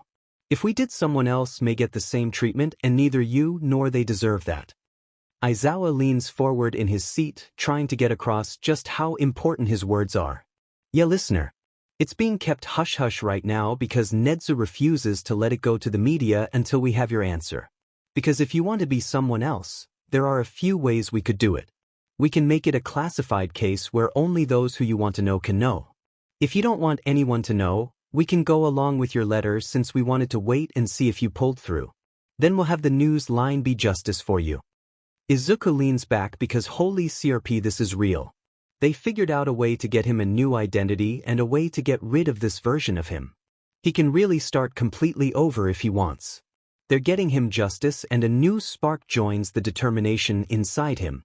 This one is ever so small but it's familiar. The feeling of awe that made him hope to one day be a hero. What if I decide I don't want to be this new person anymore? Hisashi excitedly throws his arms back around Izuku's shoulders with a wide, infectious grin. That's the beauty of it. Even if we don't tell anyone, we can just say it was classified. You were put into a type of witness protection program while we looked for anyone that was and those that could be perceived as a threat to you. See, can I think about which option? Slowly, Aizawa moves his hand up to ruffle wayward green curls. Take as much time as you need, kid. We want this decision to be what you think is right for you. We will support you regardless. Unable to keep them at bay any longer, tears start falling as Izuku breaks down into sobs. Wise, please. Hisashi hugs Izuku close to him as he starts to gently sway back and forth. It's alright, kiddo, we're here for you. We'll take care of you from now on. Not wanting to be left out, Aizawa reaches forward and gently tugs the boy from Hisashi's arms because damn it, he found him first. I need to finish answering your question. All Might is no longer employed by you. And Cementos just finished building a hospital wing, so that recovery girl won't be the only one there. Izuku leans into his homeroom teacher as his sobs become more pronounced as he hears that. The relief flooding through him at the chance that for once in his life he may be able to be treated as if he was a typical, everyday person. Chapter text standing outside of the 1A dorms, Midnight looked up at the sign reading Alliance with a deep sigh. She knew how hard this was going to be. These students all have some sort of relationship to their missing classmate, and the fact that they all have to deliver the news that he won't be returning, well, at least she knows the reason she was selected to be here. Her gaze drifts over to the other heroes with her only to settle upon the only one of them that isn't a teacher. You ready, Gum? Taishiro looks over at Midnight with eyes filled with sadness as he gives a quick nod as he schools his expression into something more determined. Yeah, if this is as bad as Nedu expects, I got a whole lot of kids to hug. Of all people, Inui knows it's not the time to joke, but even so, he can't help but attempt to alleviate the tension even if just the slightest. Guess it's a good thing that your arm span is big enough to hold more than one student at a time. Giving the dog-themed hero a wide smile, Taishiro lets out a boisterous laugh. That's true. Makes it easier for me to give more comfort. Shaking his head, Nedu looks at the man who took the liberty of allowing him to have a ride. Are you ready? You and your clones will be the ones doing most of the heavy lifting. Ectoplasm looks at his boss currently riding on his shoulder and gives a quick nod. Physical heavy lifting maybe. But I believe that the emotional heavy lifting is going to be more work than what I'll be doing. I'm just emptying the boy's dorm and taking his belongings to your office. Turning blue eyes to her coworker, Midnight catches the counselor's eye. Were you able to warn the one student? Inui nods affirmatively. Obviously I couldn't go into detail, but I was able to inform him that there are things in the work that he can't be privy to. Nedu and I agreed on that much, that way it wasn't breaking any trust while also helping calm the likelihood of a relapse of behavior. Midnight's shoulders slump as the tension starts to leave her frame at the unexpected answer. She doesn't get to relax long though as she watches Ectoplasm walk past her and open the doors to Heights Alliance. Taking that as the sign, the rest of the gathered heroes follow the masked hero into the dorms and watch as he allows Nedu to jump down onto the table to draw the attention of the students there before walking deeper into the dorms. Catching Ida's eyes, Nedu walks closer to the seat he is in at the table before making a motion with his paw. Ida, if you'd be so kind as to gather the rest of your classmates. I have some important news that I'd rather only have to announce once. Ida doesn't hesitate to get up to do as he's told, using his quirk to run off through the dorms to summon the rest of his fellow classmates to the common area. Walking over with a tray holding a fresh pot of tea, Momo looks unsettled as she takes in the heroes gathered in their dorms. They are all solemn as if something bad has happened, and as much as she wants to ask, she knows it's better to wait. Would anyone like some tea? The words slip from her lips without her realizing it. The only thing that draws her attention to it is the voice of her principal speaking up. Tea sounds splendid, thank you. Momo gives a smile, happy to be of use in even this small way. She goes about getting a few more cups before pouring Nedu and herself some tea. She leaves the rest of the cups on the table near the tray in case anyone else decides they would like to join them. Taking the offered tea, Nedu gives a soft hum of delight at the flavor. This is a lovely blend. May I inquire as to what it is? A blush starts to stain Momo's cheeks as she stares down into her teacup. I've been working on making my own tea blends. This one is a blend of rooibos, calendula, lemongrass, and a lot of fruit. I'd be happy to make you a bag. It's just as she finishes speaking that her classmates start to flood into the room, not even Kaminari being late this time, and it further darkens her blush not knowing how much they've heard. Nedu gives the girl a comforting pat to the shoulder, surprising them both. I'd quite enjoy that, thank you. He steps back and looks at all the students gathered, his black eyes glinting in the light. Wonderful you are all here. I wish it was to inform you of better news, but I believe that it is only fitting that you all find out from those of us here than through any other means. Before I get into that though, please keep in mind that if you need anything at all, our doors are always open. Is this about Deku? Blushing darkly, Uraraka sinks down into her chair further as most of the eyes in the room turn to look at her due to her outburst. Taking just a few extra seconds to calm himself down from the interruption, Nedu gives the girl a disapproving look. It is, and I'd appreciate not having any more outbursts. He's satisfied upon seeing Uraraka shift in her seat uncomfortably as she mumbles a soft apology. Turning his attention back to the class as a whole, Nedu lowers his eyes in a somber manner, showing just how much he loathes having to give this news as he actually allows his students to see what he's feeling. As you all know, Aizawa has been absent quite a bit recently, which is solely due to the fact that he was the hero who found Midoria. Raising a paw to stop the comments he knows are about to start, Nedu continues. The reason you all are being informed now is because we have no choice but to clear out his dorm to see what ultimately lead to his decision. Principal Nedu, sir? I don't believe I understand. It sounds as if you are saying Midoriya isn't coming back. The single hand chop that Ida does is sad. Starting out with his usual exuberance but ending slowly as if he has nothing left in him. Allowing his head to hang as he clasps his paws in front of him, uncertain what to actually do in this situation. Izuku has recently succumbed to his wounds resulting from an apparent attempted suicide. The silence is deafening. All of 1A silent as they try to process what they were just told. It doesn't seem to really sink in until the first and second ectoplasm clone walks past, each one carrying a stack of notebooks labeled, Hero Analysis for the Future. Seeing the beloved notebooks of their classmate acts almost as the final nail in the coffin. Silence turns to faces stricken with horror. Stumbling can be heard as some of the students start to move around to cope in their own ways. Sada can be heard mumbling about what all he needs to bake, while Kuda can be seen whispering ever so quietly as tears fall. Nobody questions the rabbit that comes hopping into the common area at top speed and barrels into the quiet boy.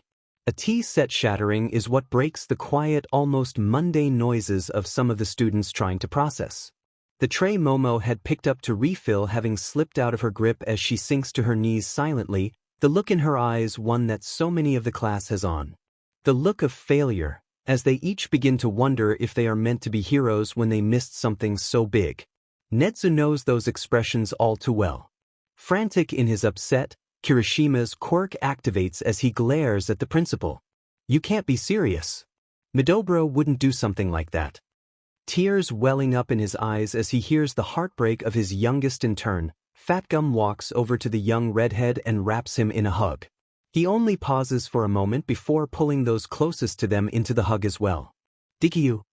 Midnight quietly walks over towards the brunette sobbing and screaming in anguish. She pulls on her hero costume just enough to allow a small amount of her quirk to knock Uraraka out. A sudden change in temperature draws his attention to the dual quirk wielder and he almost wishes it hadn't. As ice starts to spread haphazardly throughout the common area.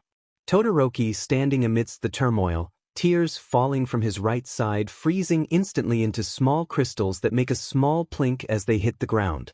The popping sound of explosions sparking to life doesn't bode well for them either, and it's with a heavy heart that Nedu quickly gives a look to the pro-heroes, a warning of what's about to come before he turns his attention to Midnight making a clear gesture with his paw. It's only a moment later that the dorms are calm again as each student is put to sleep with Midnight's quirk. Nedu looks around the room as he lifts a paw to his chest to rub the ache that resides there. It's been a long time since he's seen such a sight, that he will admit to having honestly forgotten how much pain was involved. The sight of so many young students hurting as they have to come to the realization that one of their own has died. The last time he's seen so much hurt was back when he was a teacher himself and his own homeroom lost one of their own during their work study. This feels just like that, especially with his sensitive ears ringing in such a familiar way. Chapter text thoughts. Nedu didn't often regret things. As a creature who wasn't human by any means, he didn't understand human emotions enough to do so. But watching this group of students who have already been through so much fall apart at the loss of one of their classmates made him wonder if he had miscalculated. He would be the first to admit that in making his suggestion, he didn't account for how close all of these students have gotten. Stepping forward to carefully assess the situation, he's vaguely aware of the ringing of a phone until Midnight approaches him, her phone held out at arm's length to show him who's calling. It's Sho. Should I answer it? Nedu takes in the frazzled appearance of Midnight and the sincerity seen upon her face as she asks what has to be a question that she loathes. It puts her in a slightly better light in his opinion. The fact that even though she and Shoyuta have been friends as long as they have been when it comes to such a delicate situation, she would still do whatever was necessary. Even if it meant keeping her friends out of the loop. Shaking his head, Nedu softens his look as much as he can. Go ahead and answer it. You may tell him what happened. He will be unhappy, but it was my mistake. I didn't take into account how close this class is. It's quite possible that our young friend didn't realize it himself. Midnight gives a quick nod of her head before calling her grumpy friend back, only mildly surprised to see him answer on the first ring. Hey Sho. What's up? How's my class Nem? Giving a glance around the room, Midnight heaves a sigh. Hang on Sho. I'm going to SW to video. You know I hate video calling them. Just tell me what's going on. Flipping the camera, Midnight braces herself for what's to come, because she knows how protective her friend and coworker is over his students, this class more so than any of the others. As she does, she knows exactly what the homeroom teacher is seeing. His entire class passed out in some form. Ice, slowly melting in the room, with Todoroki still among the shards. Countless teens have tears or just expressions of plain horror on their faces, glass as well as furniture scattered across the floor. Then off to the side are several sleeping students all wrapped up in Fatgum's arms. The hero himself has tears in his eyes as he does his best to comfort the unconscious teens. A sharp intake of breath draws her attention back to her phone, just in time for her to catch Aizawa's quietly spoken, "What the heck happened, Nemuri?" Nedu takes that as his cue to approach, a rather reserved look on his features, his paws folded in front of him in a manner that expresses his true feelings of repentance. Shoyuta, my apologies. I believe this would be due to a miscalculation on my part. Aizawa notices the posture of the approaching creature and something in him snaps. His back straightens as his quirk flares to life. He knows that his quirk doesn't work on the chimera, however, his instincts are screaming at him, and he isn't about to cancel his quirk while they are. Explain now. Ignoring the tone, Nedu does begin his explanation. I didn't account for how close your class was. Calculating human emotions is always a variable, as you know, and I'll admit that I didn't properly head Inui's concerns. While believing in giving Izuku a new start, he had mentioned earlier that he had concerns that he couldn't shake. Explained that we should have waited to tell your class anything until Izuku was in a more stable mindset. Not only that, having at least considered the possibility of allowing the children to know the truth. Nedu. Aizawa glares through the phone at the rat, his tone clipped as he sets his jaw, his capture weapon starting to writhe on his shoulders as the man gets more agitated. What did you tell my kids? A small tremor runs through Nedu. It's not often that he shows the skittish signs of his instincts. But having to inform his most protective staff member, his once personal student, well, his little Shoyuta always did love the lessons on intimidation most. We informed them of Izuku's untimely death. In an empty hospital waiting room, Aizawa blue screens as he hears what his boss and former mentor just said. The words tumbling over and over in his mind but refusing to process like it's some sort of sick joke. Aizawa! The whispered voice of a nurse coming into the waiting room snaps his attention to the door. Quirk still active, Aizawa's hair and capture weapon floating around him give a menacing look as he turns to the woman. His tone coming out more curt than he wanted. Yes. The nurse pauses for just a moment, her eyes widening as she gets stuck somewhere between shock and fear. I am the other nurses, eh? We saw you pacing and seeming to be agitated, so we wanted to make sure everything was all right. Aizawa watches the woman for a moment as he tries to get a grip on his emotions. It takes multiple deep breaths before he is ready to even attempt to talk again, and when he does his tone is still curt. Though it has to be something that his quirk is off now, so his hair has settled. Plus, his agitation lessens by the moment his capture weapon settles itself back around his shoulders. Just some upsetting news that I need to deal with. The nurse gives a small encouraging smile before tipping her head forward. If you're sure then, she leaves with no further words, though is kind enough to lock the door so that others cannot come in but he can still get out. Turning his attention back to his phone, he gives a glare at the chimera eyes flashing red again for just a moment. I'll be there shortly. Don't say another word to my kids, Nedu. Come now, Shoyuta. We had discussed informing them of Izuku's attempt. Nezu's black eyes gleam as the lights hit them with a frown starting to tug at his mouth. Aizawa looks at his boss in a disbelieving way, unable to comprehend the amount of stupid that is coming from one of the, if not the smartest creature on the planet. We agreed that if Izuku agreed to that, yes. Currently, Izuku only agreed to the part of us giving him a different appearance and having him in a witness protection sort of program. We hadn't gotten a chance to ask him if he wanted his class to believe he was dead, or if he wanted them to think he was just missing, or if he wanted them to know his whereabouts so that they could visit. White ears droop forward the slightest amount, as Nedu realizes his blunder. Oh dear. This seems to be a much large miscalculation on my part then. My apologies, Shoyuta. Taking a deep breath as he moves a hand to pinch the bridge of his nose, Aizawa sighs as he starts to feel the beginnings of a headache coming on.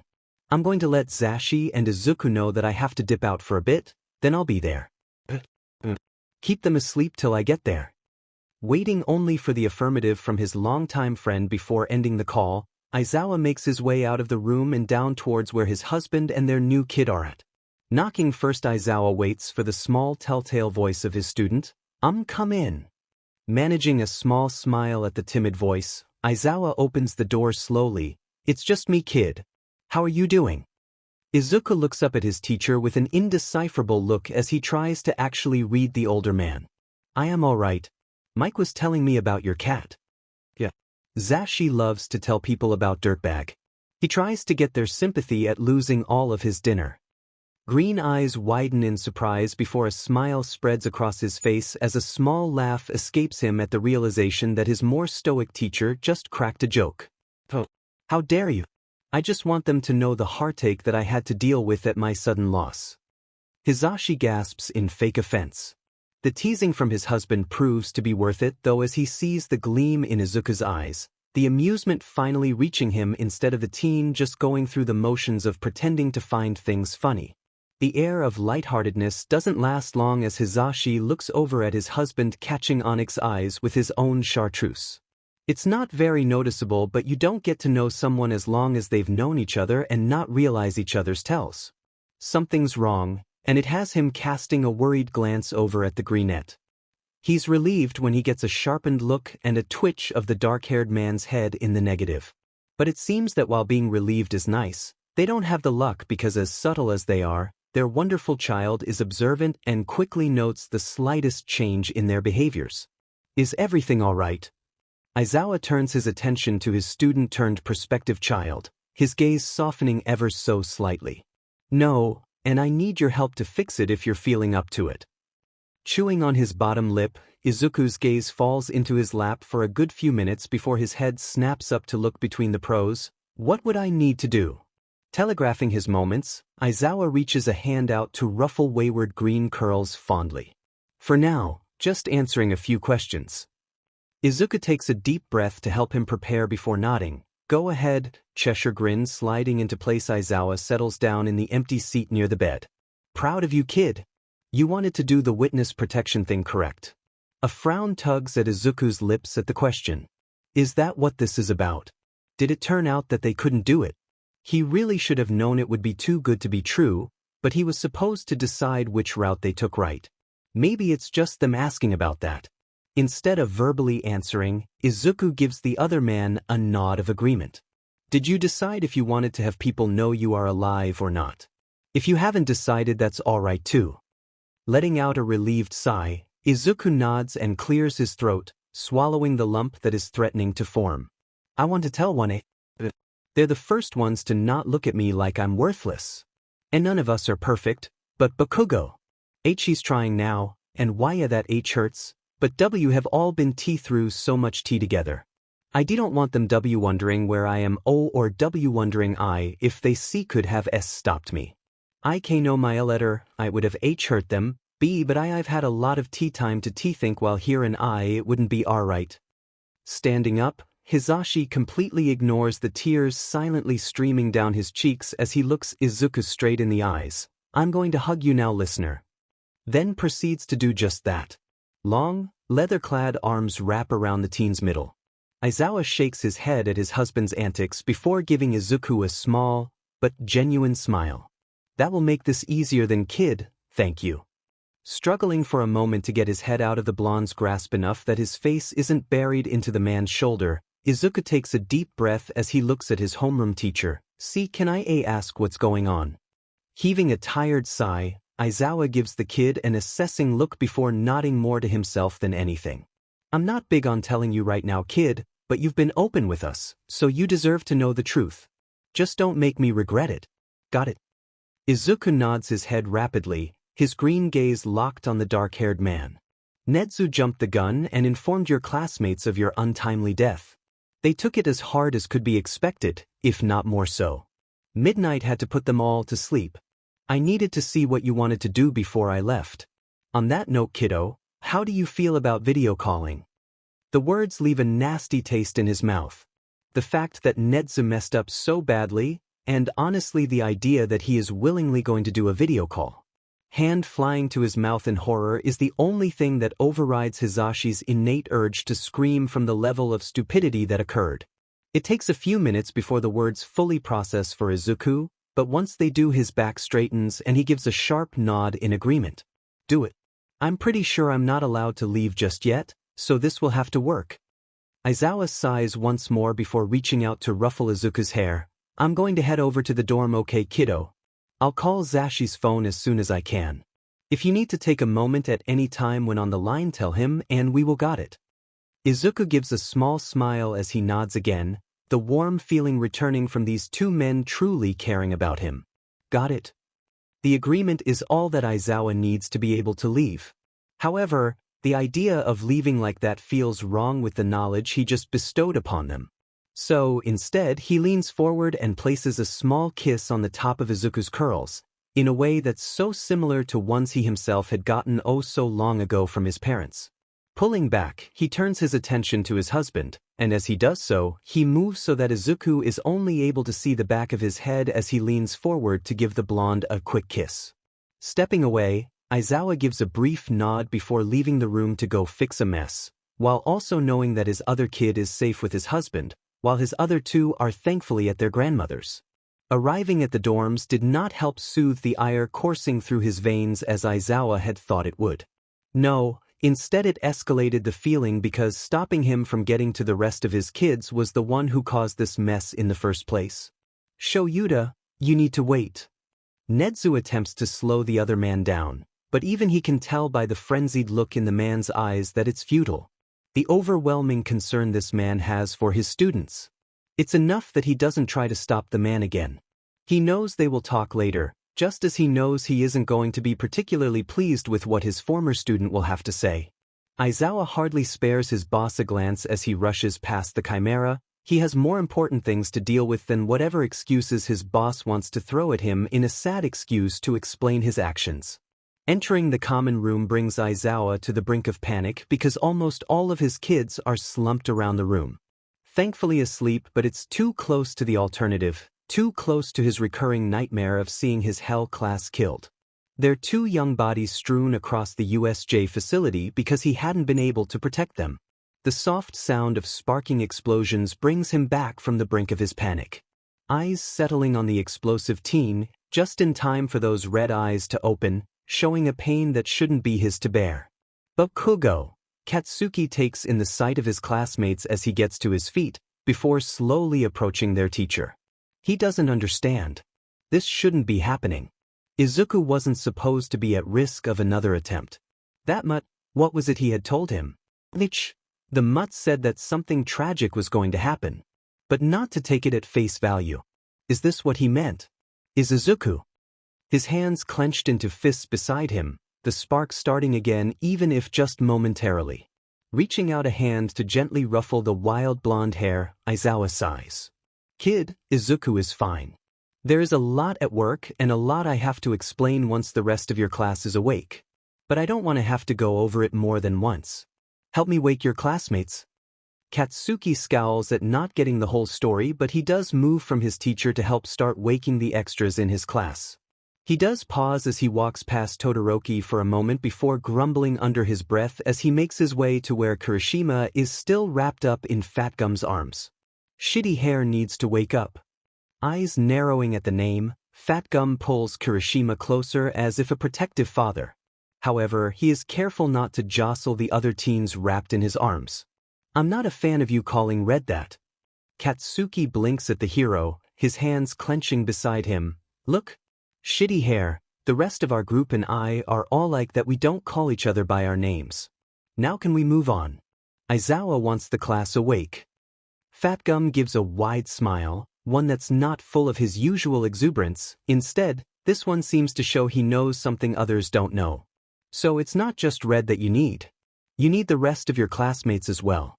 Well, I don't see a problem with you waking them. But back to our previous topic.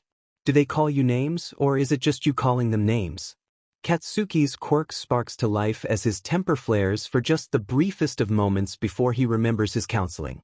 Taking a deep breath, he meets Fat Gum's eyes with determination. I do it, but it's something I'm working on. Giving the other blonde an assessing look, Fat Gum nods before setting about waking the teens in his arms. He keeps his tone low and his touch gentle as he hushes the teens waking up, especially as they all start to panic at the same time as they clearly remember what happened before they had all passed out. You all are fine. Aizawa needs to talk to you all about something. Let's get you all up and moving, okay? It's nothing bad, I assure you.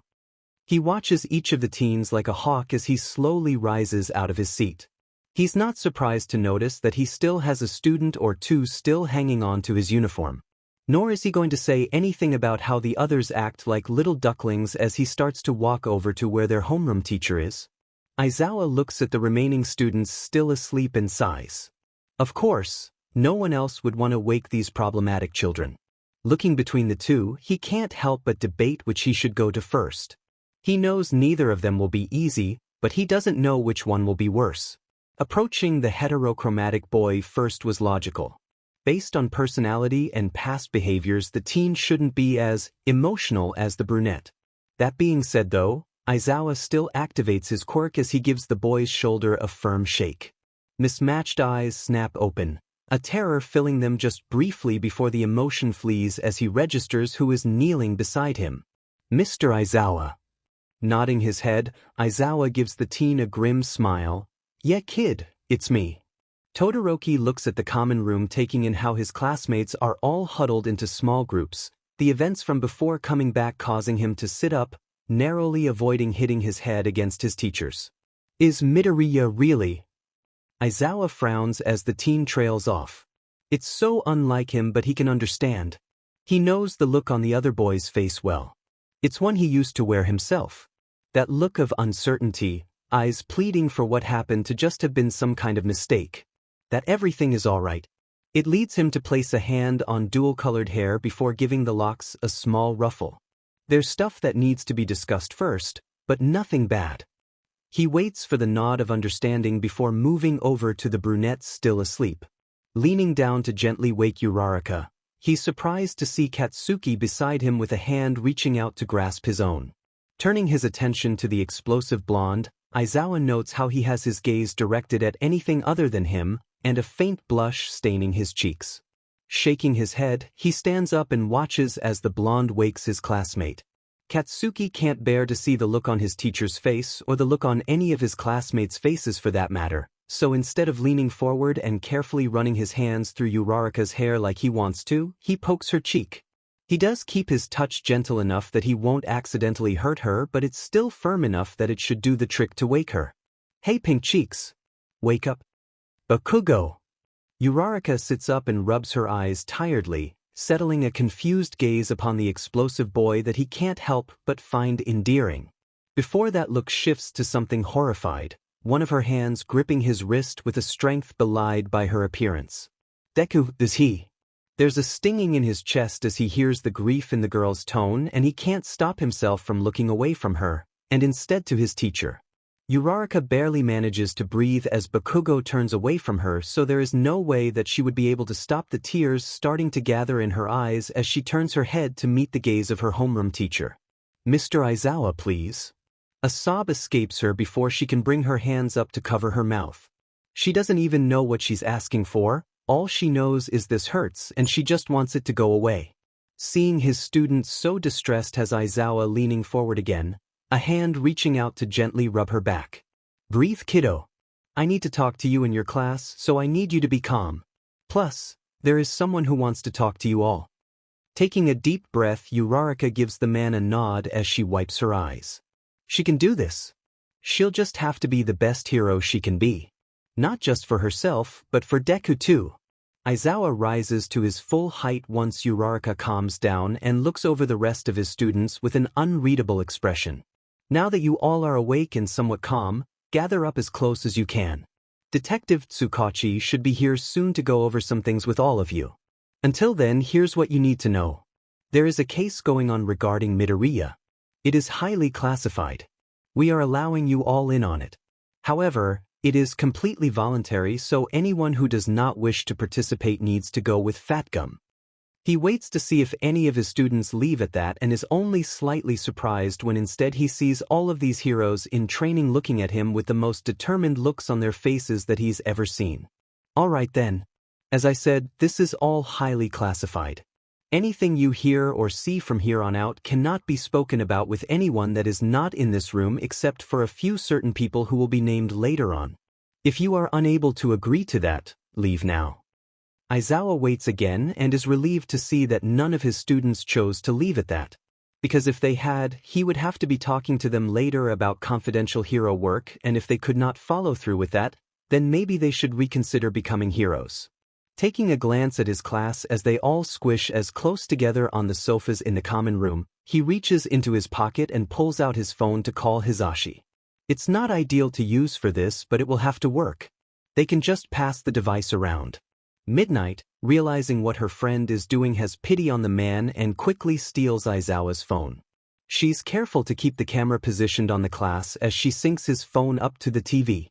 Offering the phone back to Aizawa once she's done, she can't help but give the man an exasperated look as he declines the device. So instead, she sets it up on a shelf where, after checking the TV, she sees she has the entire class in the image. The device is situated just in time too, as the call is answered showing Hizashi first, and then the camera moves, and Izuku is on the TV. Izuku. Midobro. Deku. Nerd. Midoriya. The shouts are a bit overwhelming and Izuku finds himself grateful that his classmates are finding out this way, to begin with, because he's not sure how he would handle them all yelling like that in person. Even just video calling like this and seeing everyone's reactions is enough to have him crying. He had never thought that his current classmates and friends actually cared about him. No one had done so before, but this It's undeniable proof that for the first time he has actual friends, and people he can count on, and he's honestly just so grateful. Hi guys. Dude, you're alright? Why, you are okay, right? Kaminari looks up at the crying greenette on the screen as he nervously tugs at his fingers. Izuku gives the electric user a bright smile as he nods. Yeah, I'm alright. I had a lot going on which Mr. Aizawa will tell you about, but I'm in good hands, and I realize that I have a great support system, so thanks, everyone. Ida pushes his glasses further up his nose before doing his signature arm chop. Of course, Midoriya. He holds his hand out as if to shake the other boy's hand before remembering that they are on a video chat and instead spreads his arms wide with a determined look. Remember, if it ever gets to be too much and you need to talk, just say something. We're your friends. Kirishima activates his quirk as he jumps up to stand beside Ida. Hell yeah, we are. Tears start to stream down Izuku's face even more now, as he sees his class standing up one by one to join Ida and Kirishima. YUG guys. A wobbly smile appears amongst the tears, and he knows at the warm feeling in his chest that he made the correct choice. Their happiness is ruined just a few moments later as Aizawa approaches with Tsukachi beside him. Alright, Hellspawn. We have things to discuss. Izuku, Mike will talk later. He gives a nod to the boy and his husband who appears on screen at the mention of his alias. Hisashi gives the class a bright smile while shooting them some finger guns. Be good little listeners. He doesn't wait for a response before ending the call and turning to the greenette. You alright, kiddo? Izuku gives the man a nod before looking up to meet the blonde's eyes with tears streaming down his face. They care about me. Like truly care. Hisashi wastes no time whatsoever in wrapping Izuku up in his long arms and pulling him close. They do, we all do, Izuku. You are important to so many of us. He hugs the boy closer to him as Izuku breaks down into a sobbing mess. His heart is breaking for the kid who has gone so long believing otherwise. A lot has happened in the week since Detective Tsukachi came to talk to 1A as a class, where he explained to them how sensitive the information that they were going to be learning about was, making sure to stress the highly classified nature of what is most of the class's first classified mission PRD. It's led to many hushed whispers amongst small groups of students and secret conversations as groups held only in secure locations. Are we all here? Ida looks around at his classmates as they all get situated in the unused dorm room they have converted with the help of their teachers into a designated, safe zone. Siro looks up from where he's using one of Momo's creations, a bug-sweeping device, and takes stock of his classmates before giving a nod of approval. Looks like it, and we're all clear. Momo takes that as her cue to open up the file she had been entrusted with. To recap, everyone knows how Izuku got to this point, yes. Not turning her attention away from the girl who had spoken, Uraraka barely manages to keep the anger she's feeling out of her voice. Bakugo. Bakugo growls as he slams his hands down on his desk, for once not using his quirk as he gets riled up. Fight me, pink cheeks. Turning narrowed ochre-colored eyes to the resident explosion user, Uraraka doesn't bother keeping her tone pleasant. Anytime, any place. Would you two stop flirting? Jairu gives an exhausted sigh as she watches her classmates, a hand absent-mindedly playing with one of her jacks. Ida pushes his glasses further up his nose. I must agree, we have other things to attend to. Standing up, Mina uses her energy to draw the attention to herself as she pumps up a fist determinedly. Yeah, like All Might. Ha! Me with Kirby over there. Bakugo looks at the purple-haired girl with a mix of shock and a dash of fear. Yeah, Bakubro. We've all known since the sports festival. It's not like it's a secret. Kaminari grins. Eyes widening in horror at the turn of events, Ida chops his arm robotically as he looks over at the pinkette. No, not like All Might. Ashido, stop making things worse. Vigil. Kami grins as he leans back. We all want the same thing. None of us want something like this to happen to Mido again. Ida gives the blonde an unimpressed look before clearing his throat. Well then, let's get this meeting underway. That way, when Midoriya returns, we are able to help him the best way possible. For Izuku, it's been different. He hasn't gotten to talk to his classmates since that video call, but that's honestly okay. Things had been happening so fast that he really hadn't had time to speak with them even if he could. In the week since the call, Izuku has been up and active doing physical therapy, which was needed due to having been in bed long enough that his muscle mass had started to deteriorate. The good news, though, is that Dr. Arion is sure that he'll be able to build his muscles back up in no time, as long as he maintains a proper diet and paces himself going forward. It's alright to pace yourself. Your body has been through a lot for a long time. Taking things a bit at a time is natural and healthy, which was a relief not only to him but his new family. None of them wanted him to continue to stay in the hospital longer than necessary. With that news delivered, Izuku was left to think about what he wanted going forward. The initial plans of changing his identity didn't feel right anymore. He believes it has to do with the state his classmates were left in after the fiasco that resulted from Nedu moving things along too fast. It's with them in mind that he comes to the decision that he just wants to be himself. He doesn't want to hurt his friends any more than necessary, even if he isn't fond of his resemblance to the woman who abandoned him. Maybe some of my classmates would be willing to help me decide on a new look when I return. Ready to go, kiddo? Izuku snaps out of his thoughts and turns his attention to the man speaking, green eyes meeting chartreuse for a moment before Izuku nods as the man's words finally register. Thanks. Hizashi gives a big grin even as he has to telegraph his movements before looping an arm over the greenette's shoulders. No thanks needed, listener. We are happy to do this.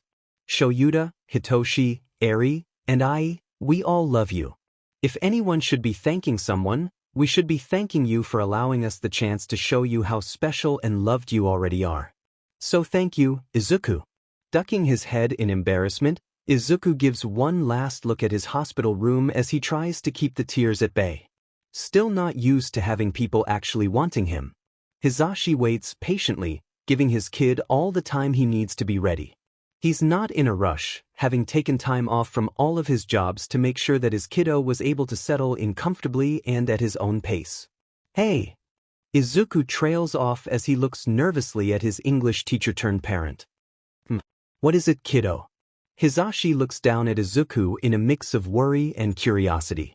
His mind tells him that the kiddo changed his mind and doesn't want to go with them, and he can feel his heart starting to crack even though the words haven't been spoken. Izuku scuffs his shoe nervously while looking up at the blonde. What am I supposed to call you guys? Your names, or do you want something else? The question causes Hizashi to blue screen for a moment as he was expecting the worst. Shaking his head to clear his thoughts, Hizashi moves so he's closer to the teen's height. Izuku, we want you to call us whatever you are more comfortable with. If you want to call us Aizawa and Yamada, that's fine. If you want to call us Shoyuta and Hizashi, that's alright too. If you decided you wanted to call us a shortened version of our names, we'd also be fine with that. It's not what we want, kiddo, it's what you are comfortable with. Izuku stares at the blonde unblinking for a moment as he chews on his lip before making a decision. So if I decided to call you Papa, it'd be alright. The question makes a strangled noise escape Hizashi. It's clear that he's trying his best not to activate his quirk in his excitement, even as he leans forward and wraps Izuku in his arms, placing a tender kiss on the teen's forehead. I'd be delighted for you to call me Papa. Izuku can't stop the genuine bright smile from spreading across his face as he hugs the taller man in return. Papa, can we go now? Of course, kiddo. Let's go home. Hizashi doesn't let go of Izuku after the question with that name. Instead, he just lifts his kid into his arms and carries him through the hospital, thankful that he already took the time to complete the discharge papers. Shaking his head, Izuku tries not to look at anyone as they make their way quickly through the hospital, thanks to his papa's long legs. Being carried was not the outcome he was expecting. Therefore, he wasn't prepared for it, which is probably why when he catches his doctor's eye, he quickly turns away to hide his face in the soft leather of Hizashi's jacket. Aizawa sits back in his chair at this stupid meeting. It's not actually stupid, of course. It's a meeting for the rest of the first-year staff to know what's happening with 1A and Izuku, whom he would much prefer to be with currently than sitting here. However, he refuses to sit idly by as his mentor puts plans into action yet again. That way, he doesn't have to worry about the outcome traumatizing the rest of his kids.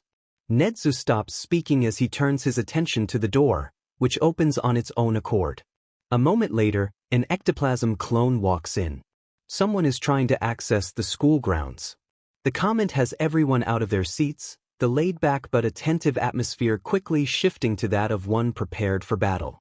No one is willing to risk their students' safety after everything that has happened this year. Well then, shall we go see who's attempting to breach you? A's barrier. Nedu looks around at his employees and nods as he sees the appropriate response, each one willing to protect the students entrusted to their safety. He walks over to Aizawa and gives just a moment of a debate before shedding some of his rough exterior for the briefest moments. May I? Aizawa looks at his boss with an uncertain gaze. He's not forgiven the Chimera by any means for what he pulled just a week ago.